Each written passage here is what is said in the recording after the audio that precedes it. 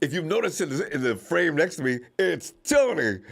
Because, as you know, I'm not one who has plenty of time. My day is spread really thin, and I can't really watch college prospects. I want to shout out to Big Show, both Tonys, both Tony and Oz, Tony from Atlanta, and I got Tony here. The Tonys, man, the Tonys. These guys, they get the Tony Awards. I said Tony, Tone. I got to change which one's going to be who. Tony, good to see you again. This. I can tell you that right now. Hey, Tony, here's the thing. Yesterday's draft, we had nothing to do with. It was boring. It was painful. You got to go through 32 picks. Everybody's anticipating, oh, man, are they going to do something with Deebo? Is Jimmy in the mix? And now today, as I look at Baker Mayfield, all analysts have said, Baker Mayfield belongs in Seattle. We could possibly see a trade with Baker Mayfield now going, because I think everybody knew Jimmy and Baker would be available in the second round, to be honest. And nobody's going to give up a first-round pick. But, Tony, the Deebo situation, I'm dying to know, where were you at as far as that situation goes? Did you come up with a great deal for Deebo, the trade? And okay, to be honest, I did see, Tony had me laughing my A off.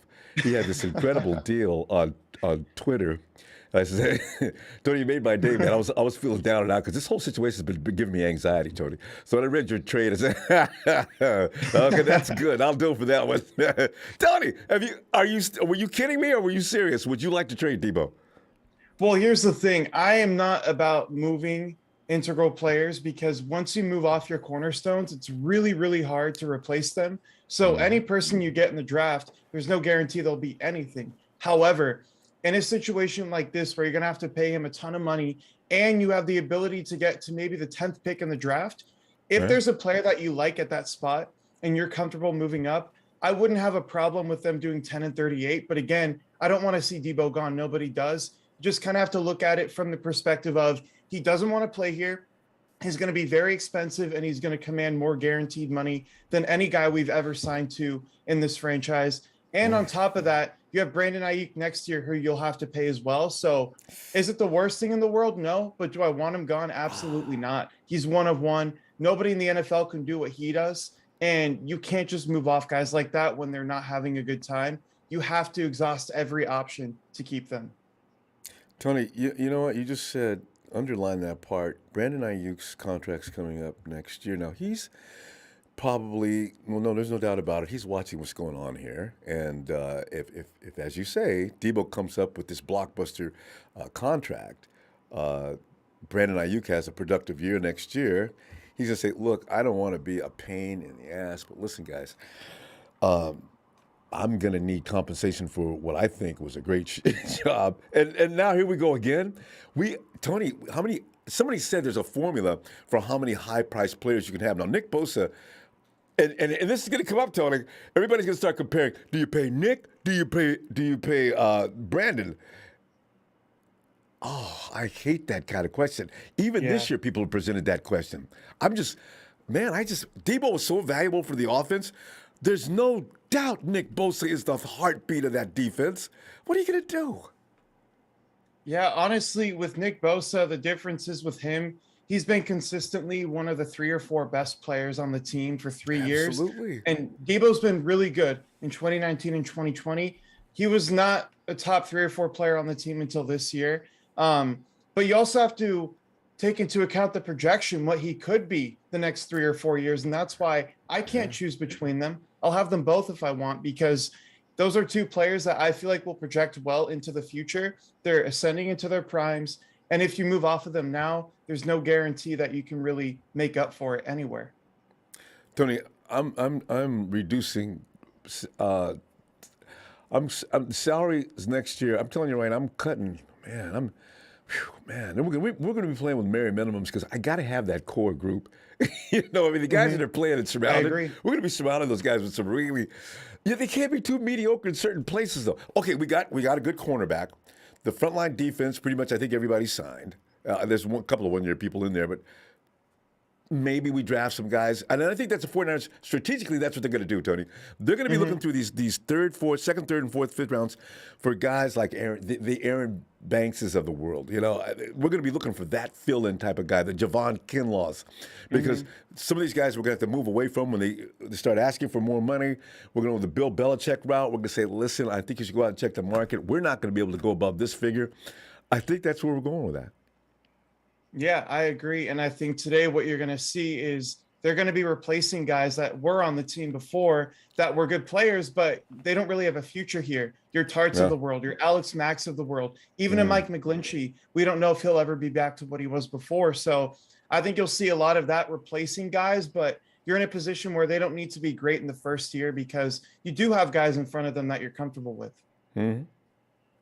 See, that's what we went through with Ambry Thomas. And Ambry Thomas came out, but those emergency situations, though, Tony, Ambry Thomas was pulled into duty before the 49ers really wanted him to because they banked on Verrett being okay. He comes, first day he comes up hurt. And the same with Elijah Mitchell. I don't know if the 49ers intended to play him last year either because Raheem Mostert is the king of that spot, right?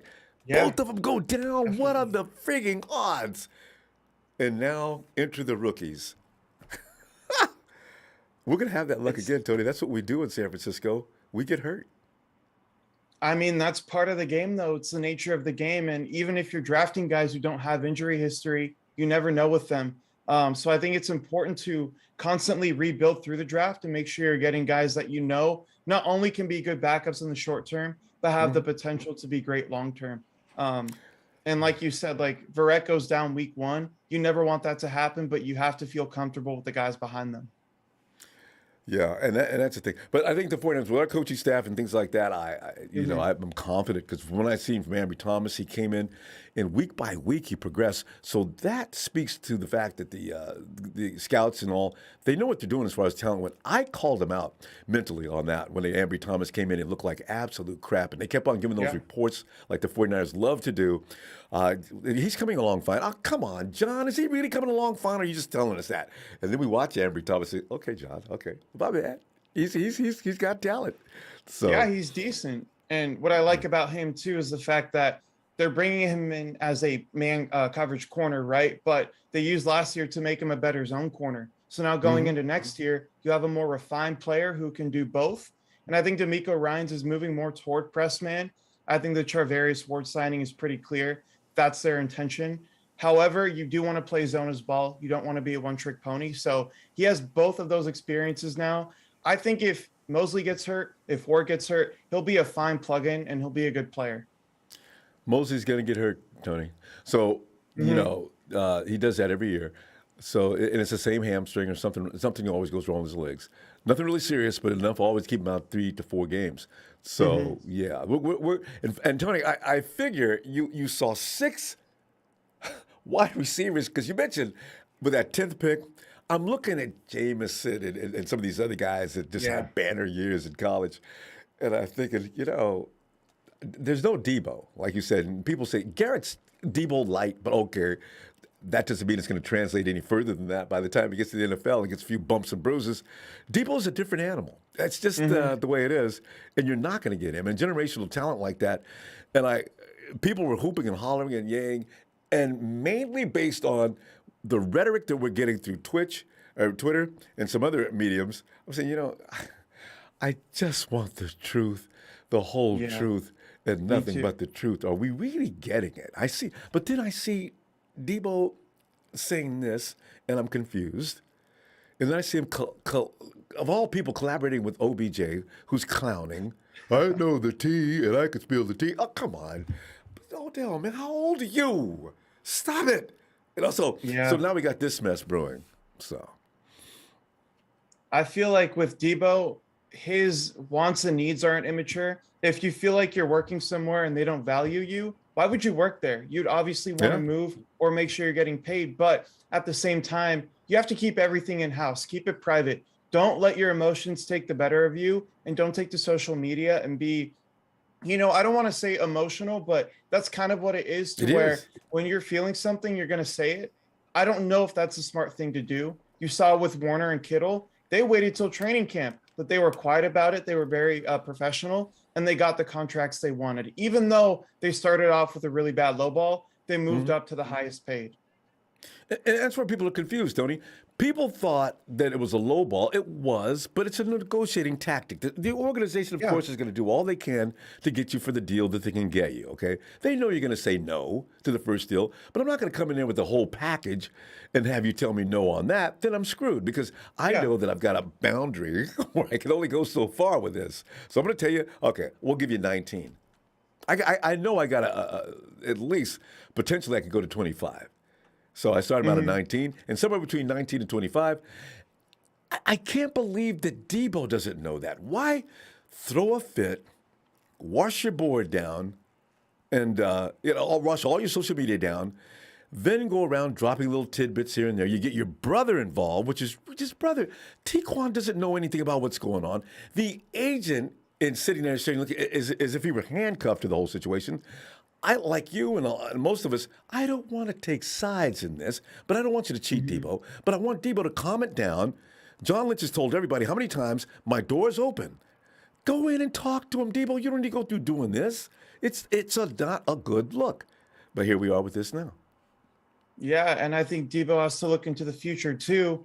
I don't think he's a scheme player. Like you need to scheme him up to be great. But I also don't think there's guys in the league like Kyle Shanahan that are so wise and so good at what they do that he can use you in any way he wants. You can't find that elsewhere. And that's ultimately going to affect your wallet as well in the future when you're looking for incentives. Or maybe it's your second contract and he's 31 years old. He wants to get one last contract before he goes out. If you're not producing up to that point, you won't get that. So I think he also has to look at the long-term play here. And that wouldn't be wise to move out of San Francisco, one of the only places where they can use you in a million ways and you'll still produce.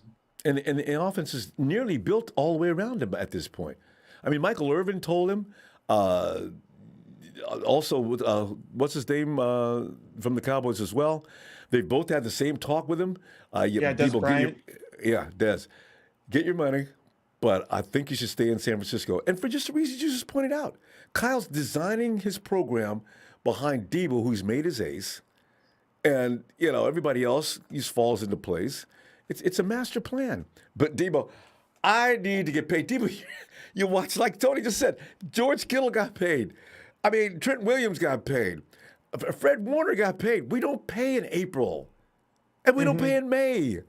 Why can't you calm it down? So, I don't understand think why. also Jimmy being on the roster still is kind of messing with what they can do because you have to structure it differently to make sure that less cap is allocated to this year. I think once they move off of him, whether that's tonight during a trade or maybe they cut him after he gets healthy, it'll be a lot easier to sign Deebo. But again, he needs to be a bit more, I guess, stayed back and just more patient because this thing takes time. And also, too, under the new CBA, if he holds out and he doesn't play, he loses an accrued season. So he's right back in his fourth year of his contract. And a lot of money. Yeah, because they're going to fine him each and every day. Yeah, definitely. And that's mandated by the league. So there's no saying, well, let's let it ride. No, they're not going to let it ride. I heard they're real serious about that. Yeah. And Deebo has to look at it too. Even if you do waste another year on the bench, you're a year older and you already came into the league as an older player. That wouldn't be smart on his part. So yeah, I honestly hope they figure this thing out. I don't want to get rid of Deebo Samuel. I'd rather keep him on the team with a young quarterback and build around Trey Lance because I think ultimately that's what they're going to do tonight. Whether it's a Cam Jurgens at 61 or Dylan Parham, those are both really good guys who can play center and guard. Maybe it's even a Christian Watson if he falls. I think he's going by 40. But again, if he falls, maybe you even consider that to where he's a really good receiver and he might be your best player available, even though it's not really a need. At 61, what do you think is a need? I mean, because you just mentioned a couple of centers. Alex Mack is acting as if he's not serious about coming back as he was, John mentioned a little while ago. Or as somebody said, could this be another Joe Staley situation where there's somebody the 49ers have lined up, but we're not going to find out until tonight? Yeah, maybe. I don't know if that's the case. I feel like we would have seen something yesterday if that were to happen, but you can never rule anything out. At 61, I feel like I'll give you a couple names. Zach Tom, to me, he can play tackle, he can play center out of Wake Forest. He's been rising up draft boards recently, and there's really not much you cannot like about him. He's a very good player, very versatile. That could be a guy where if McGlinchey doesn't play this year, put him at right tackle. If Mac retires, make him your center. He had experience at both in college. I would really like that. At safety, I feel like it's a big need. As we stand, we don't really have a starter, in my opinion. At least the way that we use our safeties. Hufanga is a really good box safety. You give him a 10 by 10 yard like patch of grass, he'll be amazing there. He has great instincts and he has a really quick trigger, but he's not your coverage guy. He got torched routinely last year. You need someone like Brian Cook from Cincinnati, who not only is one of the best run defenders in the draft, I think he's the best run fitter in the draft, but he also has the range and the ability because of his athleticism to play over top, play quarters coverage, play in a cover 3 single high. He can do all of that stuff. And to me, that's one of the bigger needs with the team as well. And this has been an ongoing search for a little while because Jimmy Ward is as fantastic as he is. He's not that guy that's going to be. We're not getting any INTs, and for a cover 3 defense, we should have way more than we do, right? So I'm thinking, it's time to get that guy that goes after that ball and has those kind of instincts to go and time these leaps and make some of these picks. So, I agree. Safety is there.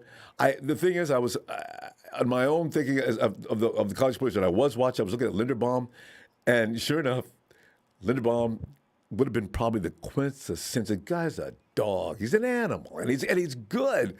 And I said, if Alex Mack is going to have a guy to train up, it's a dream. But Linderbaum would be the guy. In fact, I said if the 49ers do get a 10th pick. I know you're supposed to replace the player you lost. So maybe they should get Linderbaum at number 10 because, the offensive line, especially the center position, Tony, you know how important it is in Kyle Shanahan's offense, right?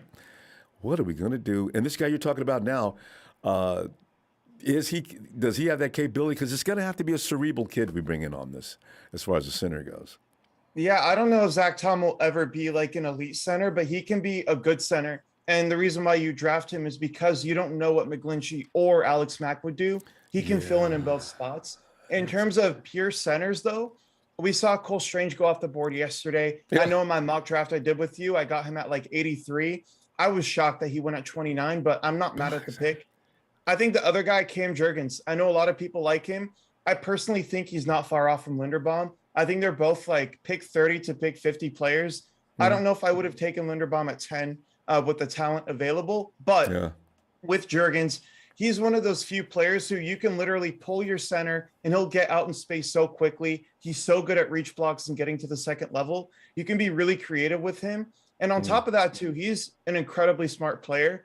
And those are the two main traits that you look for in your centers with Kyle Shanahan. So to me, I would not be surprised if Jurgens goes in the top 50 and he's not even there at 61, even though people have been mocking him to 93 and 105.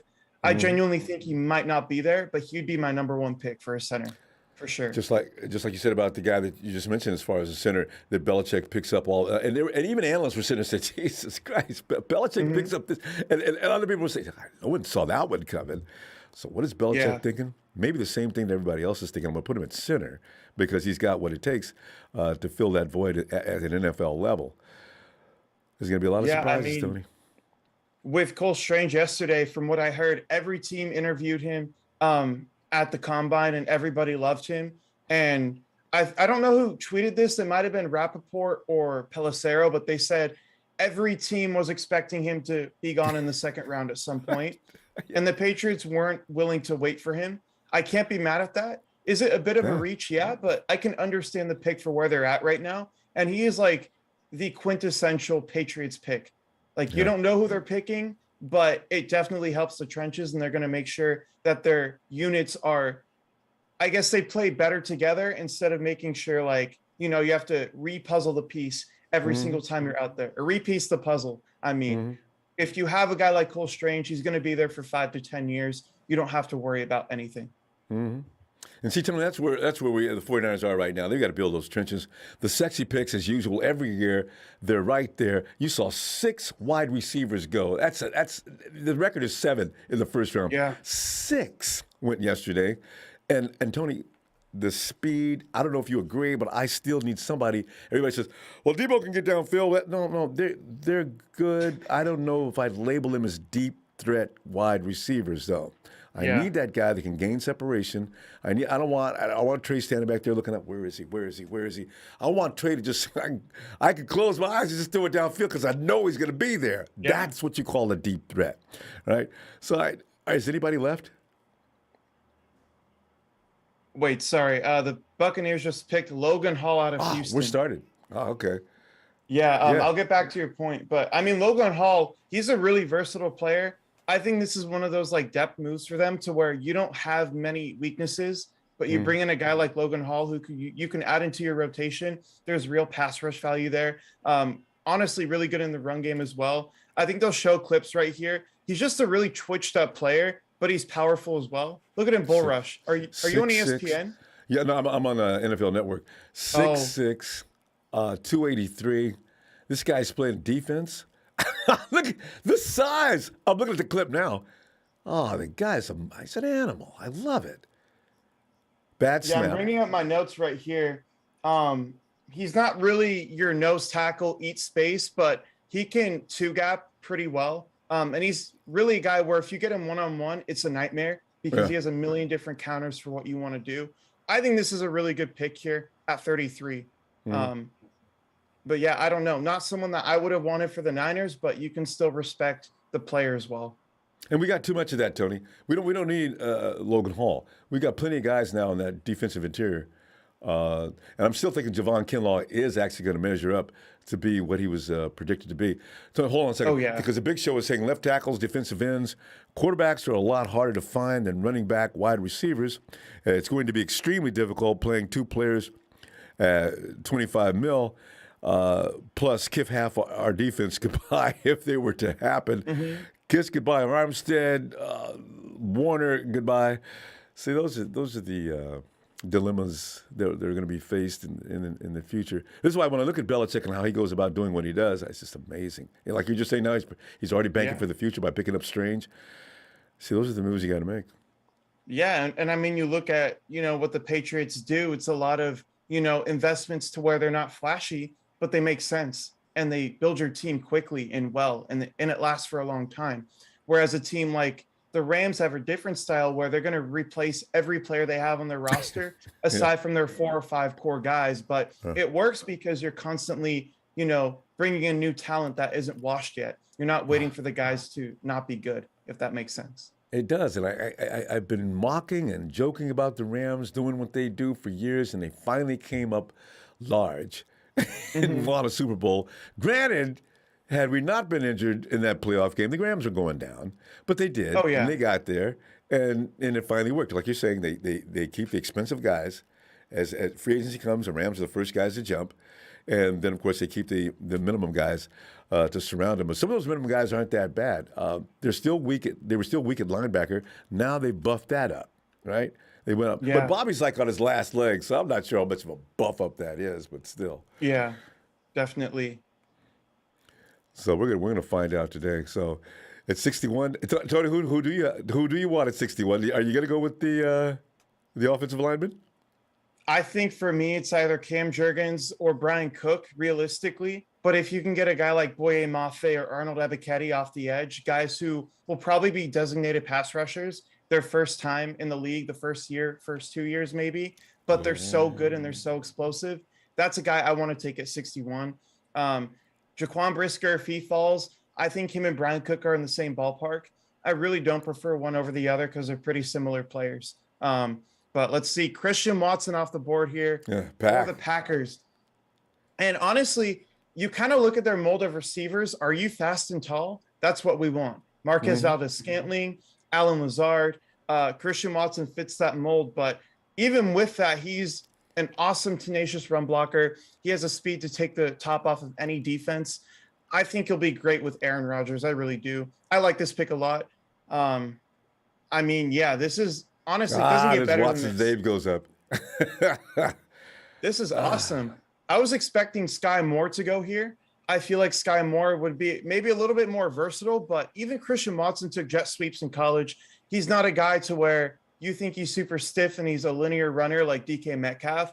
Yeah. For his size, he's freaky the way he moves laterally. But that's what I Tony, have to say about him. Really good player. and that makes sense. Why are we seeing Christian Watson on the screen? Who did they draft? Christian Watson. They did. Okay, saw somebody else Yeah. up there, and I said, "Oh my God, everybody's freaking out in San Francisco. The Empire's going nuts. Everybody wanted Christian." This is going to be interesting because Rodgers, of all people, gets him. Oh yeah, definitely. Wow. It's scary. But you Ooh. also have to look at this. He's really the only receiver on the roster that I trust to do anything right now. I would not be surprised at their next pick if they take another receiver, whether that's a Sky Moore, a George Pickens, a Jalen Tolbert. Those are the types of guys that I would expect them to do because they're a different receiver than Christian Watson is. But I mean, him going at 34, I don't think anybody's surprised. I really don't. I don't even think you're surprised, Rombo. I'm not. The thing is, I thought that the way he was getting, I mean, people were talking bad about him. I mean, everybody says Christian Watson is not a first-round pick, and people need to stop thinking that way, as he can be had in the second, or mid-round second, or high third. I said, third? Really? I said, well, I know there's a lot of receivers here, but God, really? And here he is at 34. No. He wasn't in the first round, but early in the second, really early. So Yeah. I mean, if you're the Packers anyway, they said they didn't have a first round grade on him, which I can understand. It's see, really what you yeah, like in a receiver. yeah, But the second he gets, into round two, you're going to take him. yeah. I think the picks they made yesterday were really good. Quay Walker and Devontae Wyatt. I love Mm, both of them. So I can't be mad that they didn't take him yesterday, but they get him today. So what does it really matter? And Christian supposedly has more drops than most Oh, yeah, in his class. a lot. Uh, that's But concerning. Deebo drops footballs too. If you're Yeah, no. dynamic and you can make plays, you can live with those drops, right? It's a different thing if you're like, I don't know, a Jeremy Curley and you're dropping everything as opposed to a Deebo. Wow. Roger McCreary this early? I am shocked. I think you can see a lot of shocks today. I thought a lot of wide receivers yesterday was kind of shocking. Tony Wright says we'll stand by NFL. Christian Watson is going to come to the NFL and light the league on. Hey, Tony, wouldn't that be funny? That if Christian Watson does come in and he is the toast of Green Bay for right off the top. Yeah, God, cornerback. that would be Right? crazy. No, isn't I, McCreary I supposedly good? No, he's good, but he's very physical, really good hand technician. I think the ball skills are good as well. But my thing with him, I don't think he's ever going to be a good number one corner. His role in the NFL is going to be a solid number two. That's the way I look at him. I'm going to go look at my notes right now just to make sure I can get the whole picture with him. But he's like your Emmanuel Mosley. That type Yeah, I of was role getting ready to where, say Emmanuel sounds like a Mosley. Yeah. so yeah, I mean, he can be that guy where you can put him in the slot, you can put him outside, and if you're in a pinch, he can be your number one for a couple games. But long term, he doesn't have the long speed. I don't think he has a ceiling necessarily to be that guy anyway. But I mean, the Titans took Caleb Farley last year, who was my best corner in the draft. Maybe they're looking at it like we just need a solid number two here. We don't need to go overboard and get somebody who could be boom or bust. I think McCreary has one of the bigger floors in the draft. So maybe that's why you get him. But again, I would have taken someone different at that spot. I really would have. Tony, do you think that the guy we just picked, what's his name? He's not Jimmy Ward, the other Ward we just picked up, Charvarius? Tarvarius, yeah. How do you rate him? I never talked to you about him. He'll be a good number one. I don't doubt He that. will be a good He had number one. the Okay. lowest pass rating when targeted in man coverage last year. He's an ascending player who's gotten better every single year. Still hasn't entered his prime. I think by year two of the contract, we'll see his peak. I think it'll be really good too. I think him and Mosley on the outside would be really good, but we still don't have a slot corner. There's two options you can go there. You either draft an outside corner and move Mosley inside because he's a very capable nickel, or you draft a nickel corner. And that guy could be Marcus Jones, which I know a lot of people like. To me, Damari Mathis would be the guy that I choose in the slot, and he would be there at 93, I think. But really, I think Ward, he'll be fine. He'll be good. Mosley in the slot. You know, because now that you've lost Kwan Williams, which I actually ranked as one of the best in the league, uh, Mhm. is Mosey going to be okay in the slot? Is there anybody in the college ranks that you think they could actually cover that job? Mosey's going to be it, Oh, isn't he? plenty, plenty. I think with K1 last year, he was still the high IQ, awesome run fitting defender, probably the best run fitting nickel in the league. That's what Mm-hmm. you had in him, but he was getting burnt vertically constantly. And from the slot, they're starting to put their best receivers in the slot now. You look at Cooper Cup, Devontae Adams, they're in the slot a lot more now. And when you Yeah. have that mismatch and guys can't, win vertically deep, it's a problem. And I think that's why they let go of him. But with a guy like Marcus Jones or Damari Mathis, you can replace him, you get younger, but you also don't have those same issues in terms of, can't stack the receivers vertically and you're getting burnt every play by slot fades. We can't have that. So Yeah. honestly, I'm not mad that they got rid of him, but they Yeah. need to replace him with a capable run fitting safety because I think that's ultimately the most underrated part of what he did. Or And I sorry, think, corner.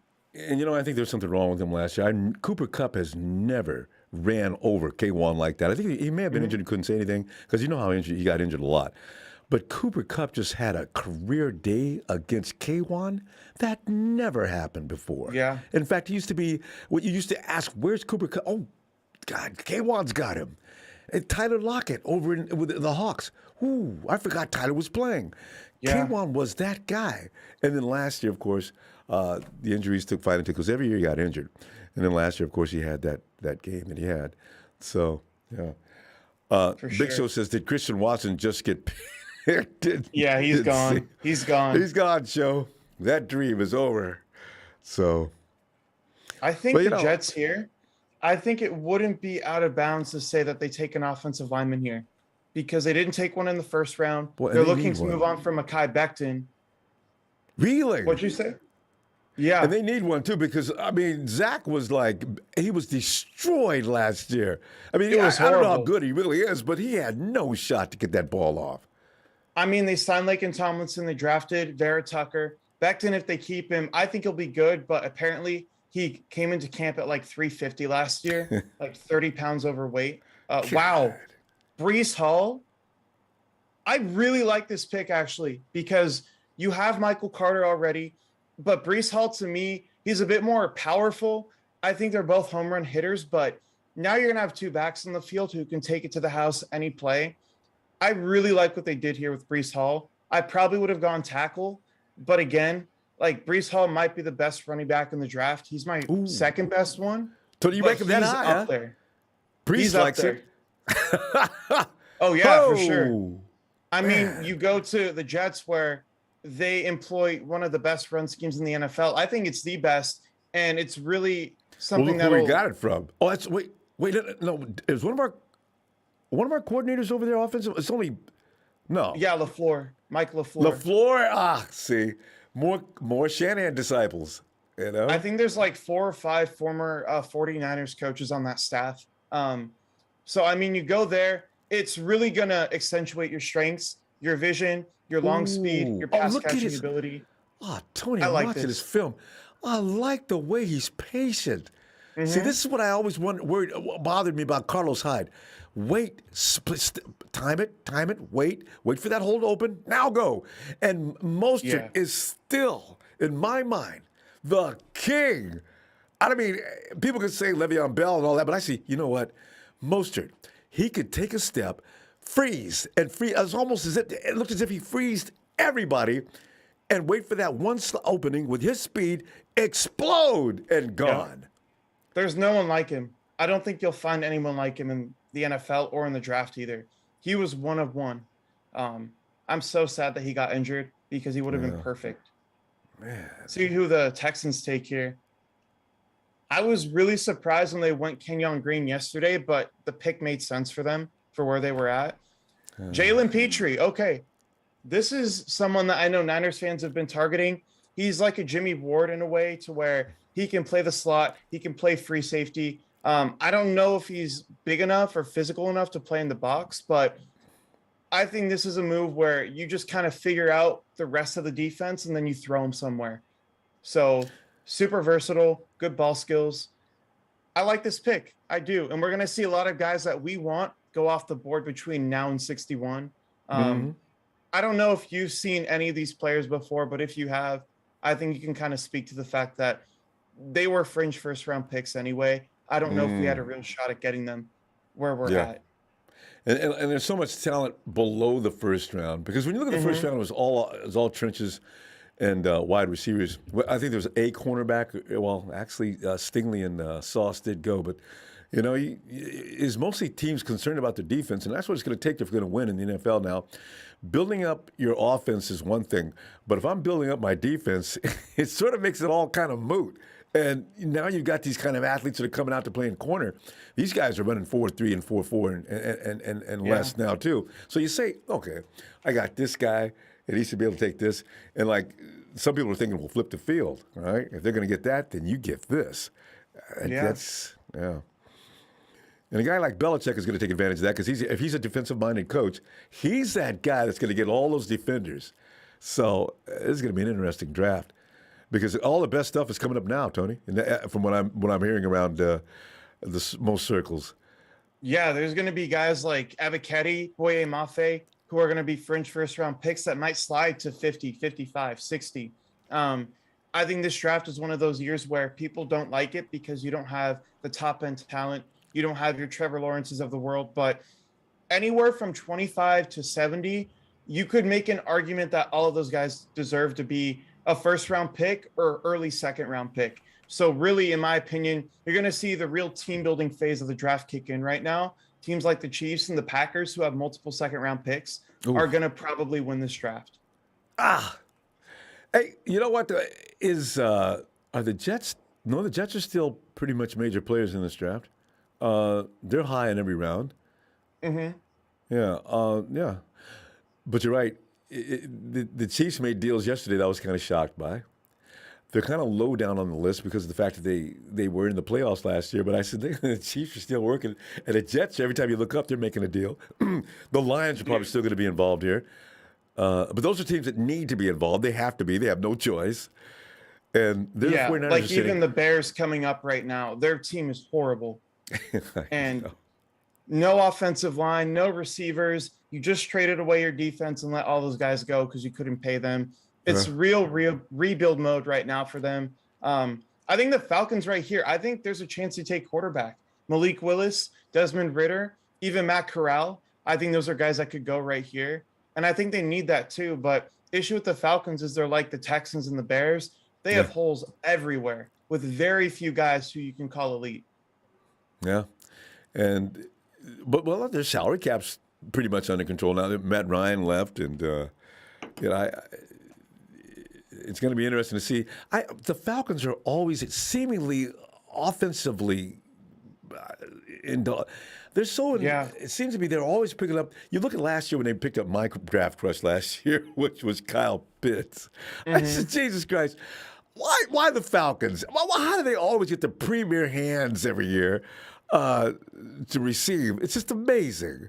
I mean, Ridley. Yeah. But Ridley's he's suspended, but still. God. Which I think that was kind of stupid anyway. You're going to let people walk in that have done like horrible crimes and they get a 6-game suspension. But he bet like a couple $100 on himself when he wasn't even playing. And you're going to make him sit out a year. I thought that was really stupid. Yeah, the rules are cut and dry, and also Ridley should have used a little better judgment in that situation too.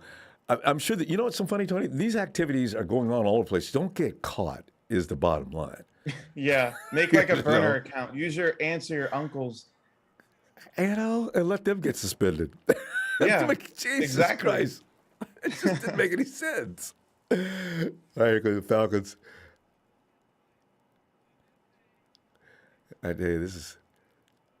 There are a lot of guys they could take here. I don't think they go corner because AJ Terrell's, in my opinion, a top 5 corner in football. I don't think that's more of a need than other spots. I think it's quarterback here. But they're about to announce a pick. Did you say quarterback or corner? Yeah. I mean, Marcus Mariota's their quarterback right now. If they like Malik Willis, pick him at 38. You let him fall to you.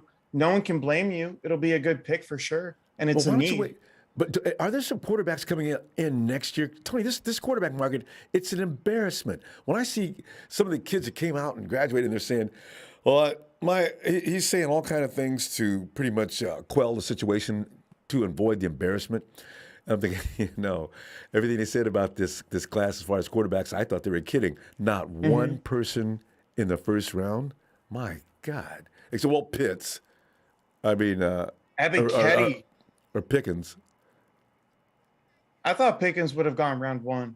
Wow. Ebiketie at 38.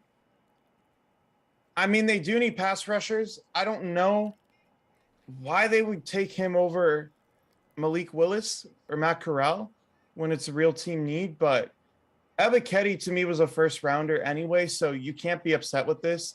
You're going to see a lot of guys that should have gone just fly off the board right now. I don't know who we'll see at 61. I really don't. Because from what we've seen so far, there's no trend, there's no pattern. Just people are doing weird things.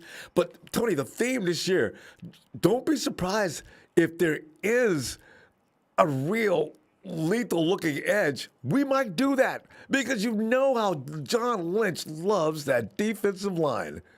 And we need that too. We need another edge rusher who can help Nick Bosa because it was really Nick Bosa and Armstead, and then anyone else who wanted to contribute just kind of had to, and they weren't doing very well until, week 13 and on. If you can get a guy like Boye Mafe, who's still on the board at 61, you immediately fill the pass rusher need, and you can set and forget your lineup for, until training camp. That's the way I look at this. Yeah. Because the name of the game now, if the league is going to be a passing league, this makes sense. Get quarterback killers. Definitely. You have to. So yeah, that's good. I if I had to flip a coin right now, Tony, I'd say heads or tails. Is it going to be offense or defensive line? I really don't know what I'd say. I know the 49ers, Don loves those the defense, but we need an offensive line. We, like you said, we don't know what McGlinchey's going to look like when he comes back, even if he's going to sustain enough time next year to be even beneficial to the team. What if all of a sudden the leg starts acting up? Then you've got Brunskill that they may move over to center, which means we're also dead meat. Tony, quite frankly, if you've got anything but a hardcore offensive line, and no matter what anybody says about Trey Lance, no, he needs protection. He does. Everybody says, Trey can escape pressure. Look, dude, let me tell you something. Russell Wilson's been in the league for how long? You know that he can escape pressure? Wilson was setting records every year for getting sacked. They need protection. So, yeah, we're I don't know, Tony. I think, honestly, it'll be best player available at that spot. I don't think they should reach for anyone. I don't expect them to, but really in the draft, it doesn't matter if you feel a need. If that guy doesn't pan out, the pick is horrible, right? That's at risk. So you have to go BPA.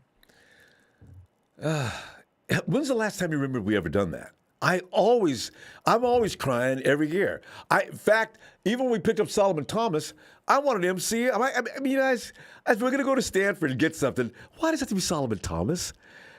I think Reuben Foster that year was BPA. Who? Reuben Foster, where he was. We traded up to get him, though.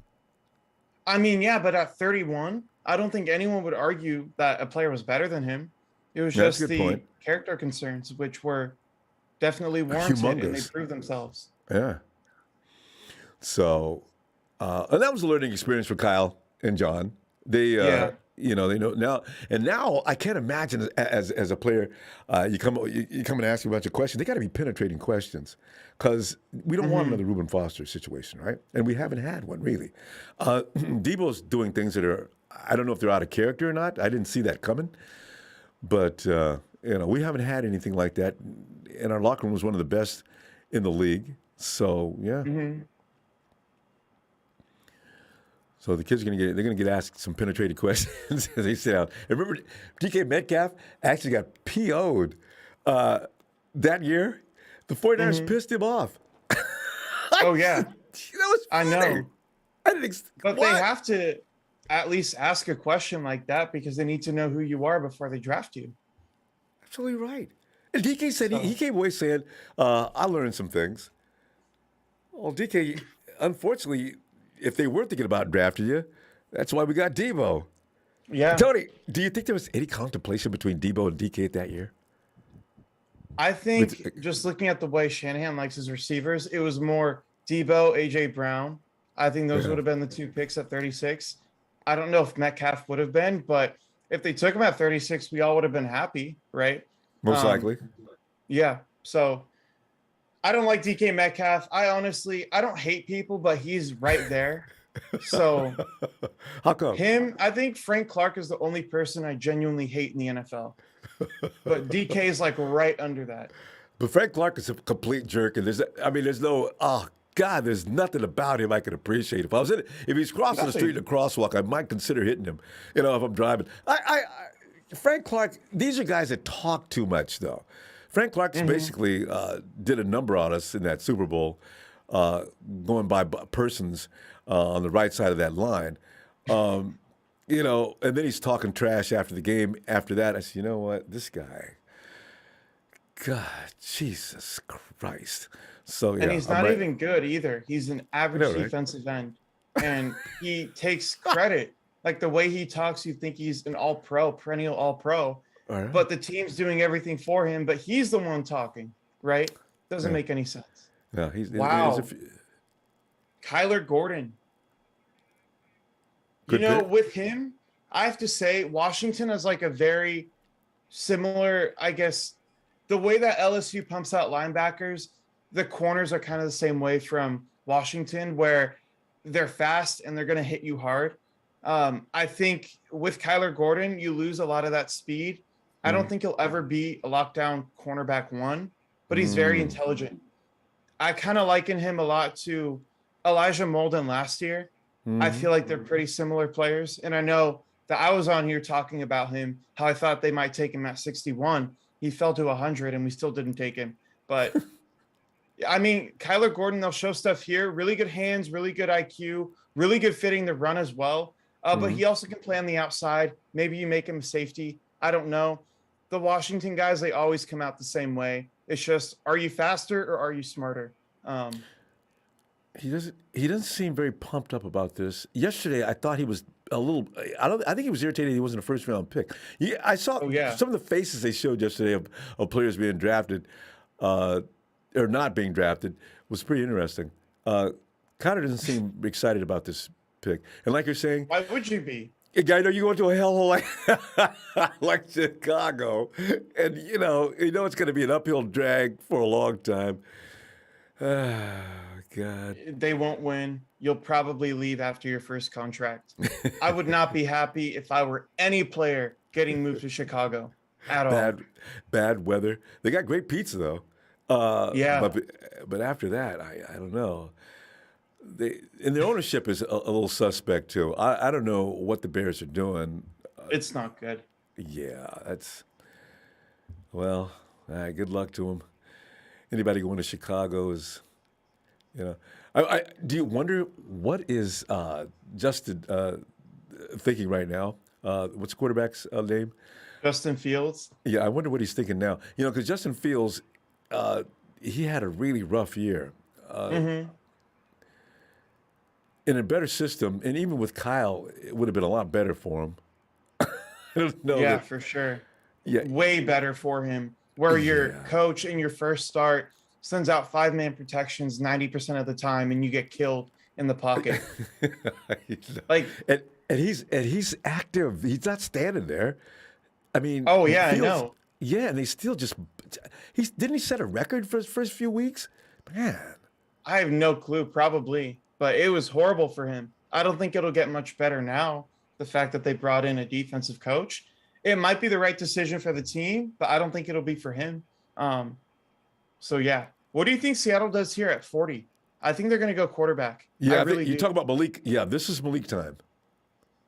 Or Desmond Ritter. I would not be surprised if they take him because there's been reports that most teams had a first round grade on him.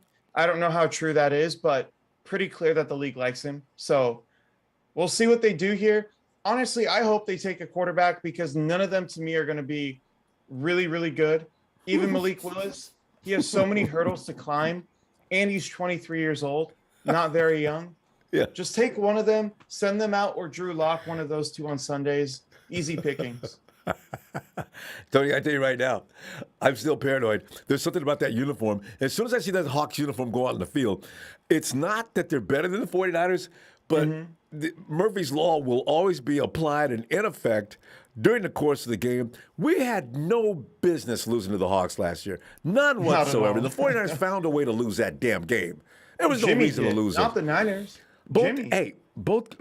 You had Trey in the second half. The second game. What happened in the second? Jimmy played the first game. Jimmy comes out in the first quarter, and he scores immediately. After that, turns the milk, and then they find out that he got hurt. Okay, well, you know what, Jimmy? Then go tell Kyle I don't feel it. I'm hurting. Last one thing about Garoppolo last year. What he tried to do was be tough. Now, at the second half of the season, I was proud of him. He played through the pain. He kept going. I don't know if it was helping the team any. My biggest concern on that whole situation was, Kyle, why are you making Jimmy play? Haven't you got Trey up to speed at any place that he can go out there and take over now? Because I got Jimmy Garoppolo at 60%. What is that? And that's why I've been concerned. And I keep telling people, you know what? I need to see Trey show me something before I start getting all excited. And everybody's, you just don't have any faith. I didn't say I have any faith. I said I'm waiting to see, to demonstrate, to show me. Because the game against the Texans, okay, he was not bad. He looked a lot better than he did against the Cardinals. Progression. I saw progression. I was okay. So this year, I suspect that he's matured enough that, yeah, he should be okay. But I still want to see it. So. Wow, I am heartbroken. What happened? Boye Mafe is a Seahawk. Oh, no, an edge. Tony, I don't know why you're surprised. The Hawks are still going to be defensive-minded. No, they are for sure, but of one of my draft crushes to go to Seattle, that really hurts. It really does. They talked about this guy a lot. I'm surprised he even waited till the second round. I even know him. But he, if you want to put him on the edge for his first year and be a designated pass rusher, he could have 10 sacks in his first year just doing that. But then you give him time to develop. I think he can be a 3-down player who can be a fine run defender, but an elite pass rusher. Comparisons to Quiddy Payne. I think that is a good comparison. It is heartbreaking for any of the players I like to go here to Seattle. And they pick at 41 too. Yeah. Who are they going to take? Is it going to be a quarterback? Maybe Carroll's serious about Drew Luck. Maybe he really does like him because everybody keeps wondering, are the Hawks really going to depend on Drew Luck to take them where they want to go? And, this is as late as you're going to go to get a quarterback. I mean, Russell Wilson got drafted in what round? Third round? Yeah, and Shanahan wanted him earlier. So, I don't know. They might still pick up a quarterback. But no matter who they pick up, in the third round, Tony, can it beat out Drew? Isn't there another guy? Oh, yeah. What's the other guy that's been in the league for a long time is supposedly in the mix over in Seattle? Geno Smith? Yeah. He is so bad. No way. Dude, this is such a Seattle pick right here. I love Kenneth Walker. He's the best running back in the draft. But of all things, you're prioritizing your running back? I understand you don't have many running backs that you can trust on the roster that can stay healthy. But to make that your pick at 41, to me, I'm happy about this. I love the player, but it makes zero sense for their team. And they did this, Tony, they did this year before. What was that year they picked up, what's his name, in the first round? Rashad Penny in the first round. Kenneth Walker is way better than Penny ever was. But you have to prioritize these positions. And they don't. You can find legit starters on day 3. Tony, what does Pete Carroll say? Run the ball, play defense. This is what Pete Carroll, that's all he thinks, run the ball and play defense. Even Russell Wilson was there. We want to run the ball and play defense. I'm not, Tony, actually, when you think about it, this is philosophy. This is what they do. Yeah, Charles Cross, Boye Mafe, Kenneth Walker. It makes sense for their team to, I guess, attack that area where, like you're saying, their philosophy is there. But even though these are good value picks, your team is so bad in so many other areas. The last 2 positions they took, I feel like they could have done a little bit better. Get yourself a quarterback. Get yourself another, offensive lineman because there's a lot of good ones. Tony, that's why Russell Wilson is They almost ended his career early. I mean, Russell Wilson was setting records every year for getting sacked. Russell's in the 40s and 50s every year of getting Yeah. sacked. You know, and the Seahawks. Well, we spend most of our money on the defensive side of the ball. And if I'm Wilson, I'm listening to horror. Like, guys, I don't know if that's a good idea. And he's sitting up in the booth at the Super Bowl 2 years ago, and he's thinking about I need to get out of because he's watching Tom Brady. I'm thinking I need to get out of Seattle. They're not concerned with my health. They're not trying to get any offensive linemen. They seem to go out and Not find at all. cartoons trying to protect Russell Wilson. He was getting killed. I think the way they looked at it was Russ will be fine. We can address other areas, and the offensive line will be okay. But now that you have Drew Lock, you have to draft a Charles Cross because you're screwed if you don't. I I can't wait think to see honestly, this sets up well for us because if Baker Mayfield somehow goes to Seattle, they trade him there because they didn't take a quarterback. Now the Panthers, really, it's Jimmy Garoppolo or Sam Darnold, and Yeah. that's crazy. There's a flip. There's a coin flip. Sam Darnold's already proven now that change of scenery is not his problem, right? So Yeah. Tony, see the problem is I don't know that anybody wants Jimmy at $27 million and not being able to throw in through July. If Jimmy would have been healthy, he would have been gone by now. Because some of the quarterbacks that already sure. been picked up, they're not that good. I So don't think Jimmy would have been like the first round pick people were thinking, but teams No. would have interest. But the Niners did this to themselves. You could have traded him 2 off seasons in a row. You didn't. And ultimately, you played him into an injury. He was injured, but you kept playing him. You made it worse. And then you were surprised when he pulls the, surgery a week before free agency on you. If I were him, I would do that 100 times out of 100 because the team is not going to want you anymore. Get every dollar you can out of them. Yeah. And if you're lucky, they do cut you because Jimmy an interview I heard from Jimmy, he no longer wants to be in San Francisco anyway. He says, I wouldn't wish that situation on anybody with having to go in and compete with Trey Lance anymore. And I think he wants to be released. I do too, actually. And it's Jimmy, because, Tony, the thing is, everybody thinks Jimmy's a bad quarterback, but I still think when he first came to San Francisco, that was the real Jimmy Garoppolo. And then after he tried to run Kyle Shanahan's offense, it changed him in a way where he had to fall into line with what Kyle wants to do. I still think if that Garoppolo that we saw in 2017 goes to another team, that team will be, and they will be dynamic. I don't As long think as he's got he good will pass ever be protection. 2017 Jimmy again. I Well, don't. Because just he don't was want- confident and he was mobile back then. And the thing is, and he lost that's- both of those things. Well, true. The thing is, but also, he was also trying to stay into a confined situation. Kyle Shanahan at that time wants a quarterback to stay in the pocket, scan the field, get rid of the ball. We're going to throw the ball sometimes. We're mostly going to run. It's like Belichick said the same thing. I wouldn't have used him that way. It's not him, but he did what he could do. And he got ridiculed, and people hate him for it. But I still think that had a lot to do with the system.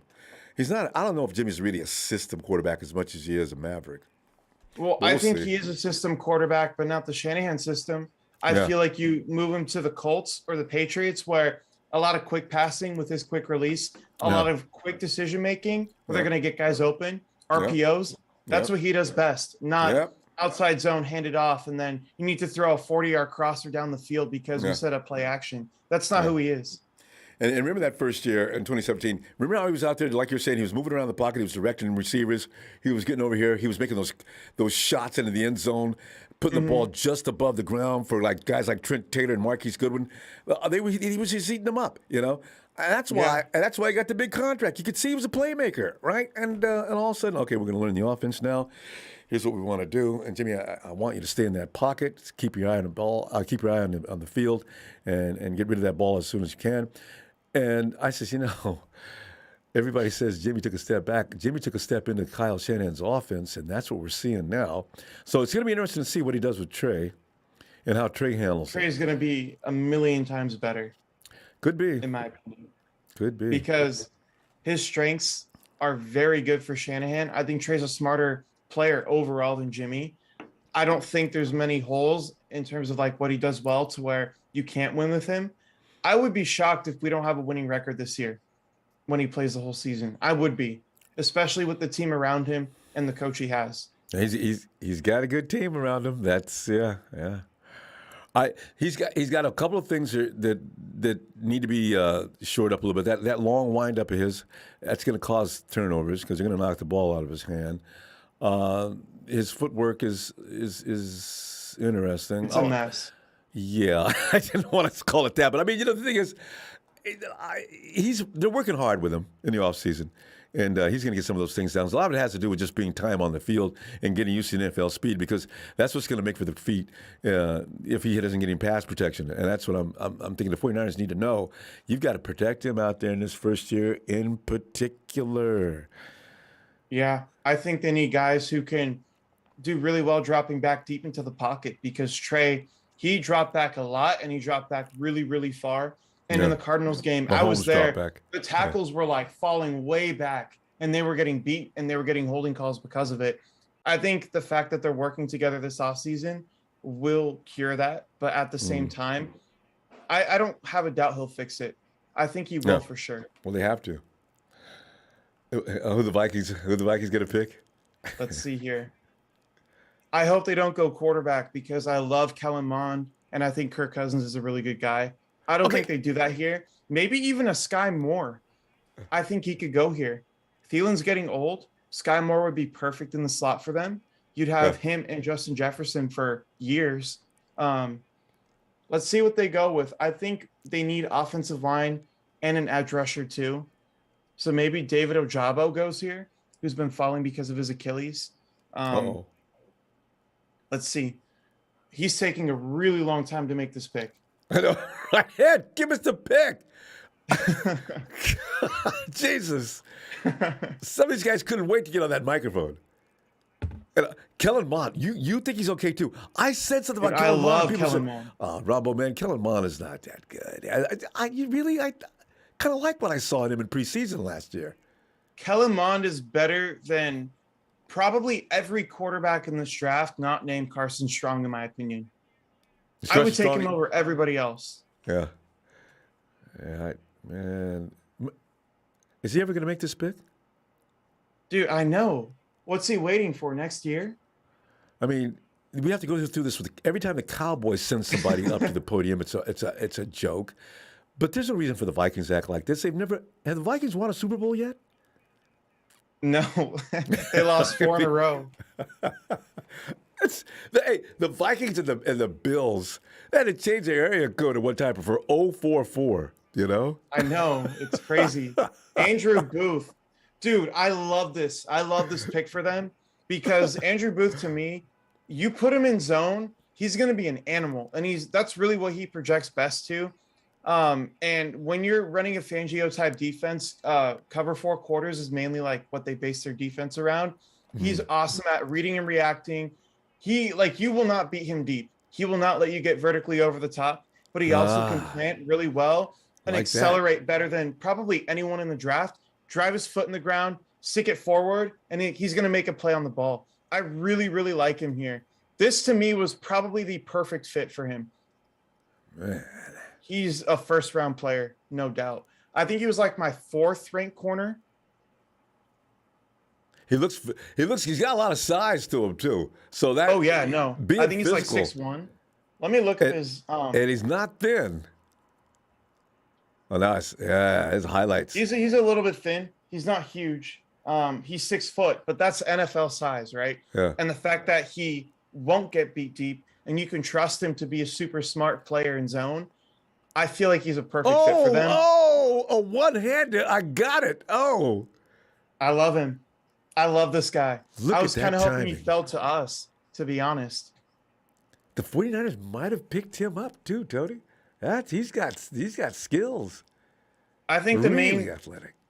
The issue with him is he didn't play any man coverage at Clemson. And when he pressed players, he didn't really get his hands on them. It was more like press fail where we're going to show you that we're impressed, but I'm going to backpedal immediately. So, wow. No way. Did you just pick up your guy? No. Do you see the Giants who they picked? Not yet. I'm about 30 seconds behind you. This is a massive Wan'Dale Robinson, reach. Wide receiver. Massive reach. Hey, is Wan'Dale, but is he a speed merchant? He is a gadget. He's fast. He's 5'8". To me, if you're going to take that guy, it's Calvin Austin, because 4-4-4? Calvin Austin is a better route runner and he's a legit deep threat. Wan'Dale Robinson, he'll be a good deep threat, but you have to keep him in the slot. And really, I don't know if you pick him anywhere near 43. This is a guy that I'd maybe consider at 105. I don't like him. Quick. At I can see 43. now what the value is on him. He's quick. What's He's the quick. He's a gadget. He makes Yeah. people miss. He's shifty, but He's he doesn't Richie have the top end speed yeah, that he's Richie Jameson Williams James. has. Yeah. Yeah, I kind of see that with him, but he's a bit faster, a bit more shifty. This is not a guy you Look touch at at the 43. baby pictures. Yeah, James, he's got the same style. How do you have that kind of? It's what is he? You know like what I 9 think years here? old. Brian Dabble, the coach of the Giants, he wants his Isaiah McKenzie, and that's what he's looking for here. He's going to be really good returner, but if you're going to take a 5'8" receiver here, it has to be Calvin Austin. How do you take Wan'Dale Robinson at 43? Wow. Hey, Tony, what's the name of the speedster that the Arizona Cardinals picked out a few years back who never gets used? Andy Isabella. who they're I trying still to like trade Isabella, right and I now. wanted him. I had him in my mock draft that year. There's a guy that's both shifty, quick, and Andy Isabella gets a step on you. Forget it. He's out of here. I think But- the issue with him was he didn't really offer you value in the slot like you'd want to with a guy that Yeah. fast. 'Cause he's But got at this- 61, where they took him, you take that every day of the week. You draft the traits and you coach everything else. And they've drafted how many guys since then that are on the Isabella category? You look at Christian Kirk, who's now gone. It's interesting what the Cardinals do. Tony, you know what? Looking around the league, what are some of the stupidest? Chicago, the Hawks, some of the teams that routinely, annually make dumb picks. I think the Seahawks are up there for sure. I Yeah. don't know if I'd say the Bears, because they've generally had good picks. Like Kyler Gordon, I think in terms of his value, he's worth that pick. But you need to go elsewhere. You need to build for your team on offense because your quarterback is nothing, right? I think, I don't know. There aren't many teams that routinely have poor drafts. It's really just those two. And then you have your off years. Yeah. There's no consistency with bad picks. Maybe the Hawks, Jacksonville. though. Oh, yeah. Well, you Because know like what, Jack- Caleb on Chason, CJ Henderson in the same draft. But last year, even with Balky, I thought they had a phenomenal draft. So I can't really point anywhere. It's really hard. This year, yesterday you watched Balky, right? I was saying, Trent, why? These are good picks. Why couldn't you do this with us? Balky would go and come back with like 30 guys, right? He was the draft ninja. Trent Balky could somehow accumulate picks every year, just in the double digits almost, right? And he'd come back with things that the cat drug in, guys that would sit on the bench and you pray they don't have to be engaged in the game. I say, Tony Trent, Gerard Eddy. See that? There's a couple of more. Gerard Eddy was getting paid $1 million a year one time, and I said, you know what? That's just donation money because you don't want T in the game. I said, this is really strange. Trent, why did you pick him? I don't get it. Hey, but for every pick like that, you have your Trent Browns of the world. I think this year his philosophy is going to be awesome, and he's going to have a top 5 draft. And I'll tell you why. Because of COVID, the 2020 season was played this year, and everybody was granted another year of eligibility. So now you have all these guys that are going to be redshirt seniors who are declaring this year. Jermaine Johnson, Malik Willis, Kenny Pickett, those types of guys. And there's like 1,600 players in the draft pool this year, larger than any draft we've ever seen. There's going to be guys that slip through the cracks. So the people who have all the day 3 picks, to me, probably win this draft because you're going to get a couple starters out of that. That's the way I look at this. Yeah. And the 49ers always have that name. Did you know who Elijah Mitchell was last year? No, but I was happy with the pick when I looked into him. See, when he came out there and did what he did, I said, he did it again. Hey, who is this? That's why I kept saying, who is this? Wow. Yeah. Is this just because JaMychal Hasty came in and impressed me like that the first few times I saw him run the ball. But then this guy, I'm looking at Elijah. I'm thinking, Jesus, no, this is what he does. Oh, and it's like it's just these moments, one after another, and then they'd put him in the refrigerator because he'd get banged up during the week, and he wouldn't work out all week long. He'd come out next Friday. Hey, look at that, But see, this year, you seen him at the press conference how he's beefing up. He gotten stronger. I hope it Yeah. helps. I think with No. Mitchell, the main thing is he's really good between the tackles, but I don't trust him running outside zone, and the team didn't either, and that's why Deebo had to move to running back. But John Mechie here at 45 or 44, Yeah. they are preparing for Jimmy Garoppolo. That's what they're doing. You think so? I can feel it in my veins. Now, But what makes it? What is Mechie? What about Mechie? Oh, I see. he's going to be an elite slot receiver, one of the best route runners in the draft. Yeah, you're right. Jimmy, in that short, quick pass, get open. I'll get it to you. But the thing with him, he can go deep too. Like he does have good speed to where he's such a good technician. He can put a double move on you, and now you're 5 yards away from him. Yeah. Let me see the notes I had on him. Can separate from anybody, twitched up hips, good head and arm fakes, versatile release package, great yards after catch. Has a feel for finding the openings in zone. God, he took a hit that time. Hey, look at this. Marlon Mack, Brandon Cooks, Nico Collins, John Mechie. This is perfect for what they want to do. Nico Collins is going to be on the outside as an X. Brandon Cooks is going to be your deep threat. Mitch is going to be your slot receiver. Good team building. I like the pick. They like Davis Mills, they claim. David, I don't know. Tony, what did you think about Davis Mills coming down? I was watching Davis Mills that last few games until he played the 49ers. He was looking pretty sharp. Of course, with the 49ers defense, you can be made to look bad if they're on their P's and Q's. So, yeah. I think the Ravens here, they had a phenomenal draft yesterday, in my opinion. Like being able to trade Hollywood Brown for a first-round pick. He's a good player, not worth pick 23. And then on top of that, you get the best players available. Kyle Hamilton, Tyler Linderbaum. It was great. I'm still mad about that. Because in the first place, Lamar Thomas, I don't know that you need a guy like Hollywood Brown if you're Lamar Thomas. Lamar Jackson, because he's not that guy that's going to be blasting the ball downfield all the time. Lamar's going to get rid of the ball. Actually. How many times did you see him go deep? Well, what receivers can he throw to? Well, he could have threw to Hollywood. That's been the issue. And Greg Roman, of all people, him, he'll do everything he can not to throw deep. Cap used to drop that ball on Vernon Davis kind of often, deep. It's different, though, when you have a tight end who can run like that. And they use Mark Andrews kind of like that this year. But in terms of receivers, they have to work. He loved Mark Andrews. Yeah. If they can just get him a couple receivers, 2 receivers who can win consistently, I think people have a much different perspective on him.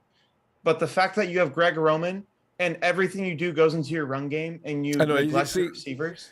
And his career is going to be cut short because Lamar. I got to tell you though, Tony, Lamar Jackson's running ability scares me way more than his passing because Lamar Jackson, what he does to a defender is just ridiculous. As far as I'm concerned, Lamar Jackson's the best running back in the league. He is. The moves he puts on people, those spin moves, run right up to your face and spin away. There's not that many running backs that can do that. And he is gone. I said, Jesus Christ. He can do that? No wonder he gets pissed off when people trying to make him into a wide receiver with something else. Lamar Jackson is on. Bill Polian, that dude's a moron. God. But to me, if you put Lamar on any team that has any type of weapons and a good play caller, he's regarded as a top 5 quarterback in football. He has a really good arm, touch, power, accuracy. What else do you want on top of his freakish athleticism? But here we go. Ravens at 45. I think they go Sky Moore here. I think it's going to be Sky Moore. I really do. Hey, Tony's got his pick. David Ojabo. This is a textbook Ravens defensive end. Twitched up as hell, super fast, can run by you, but he has a good pass rush arsenal. He was a first-round pick before he got hurt. I love this pick. The Ravens might have the best draft after the Jets so far. You think so?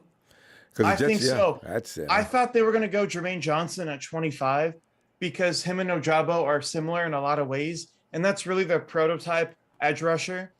But getting him at 45 might not play this year, but I mean, in the future, it's going to be a problem. It really will be. Tony, you're not thinking highly of the Jacksonville draft so far? Because I'm I don't. looking at Tyler. What's that edge guy's name? I'm looking at him next to Josh Trayvon Allen. Walker. Yeah, I said that's kind of scary. No, what is the I'm team going not to do? like it's the prototypical bulky first round pick. I'm going to draft you because you have all these different physical traits and we can take care of the rest.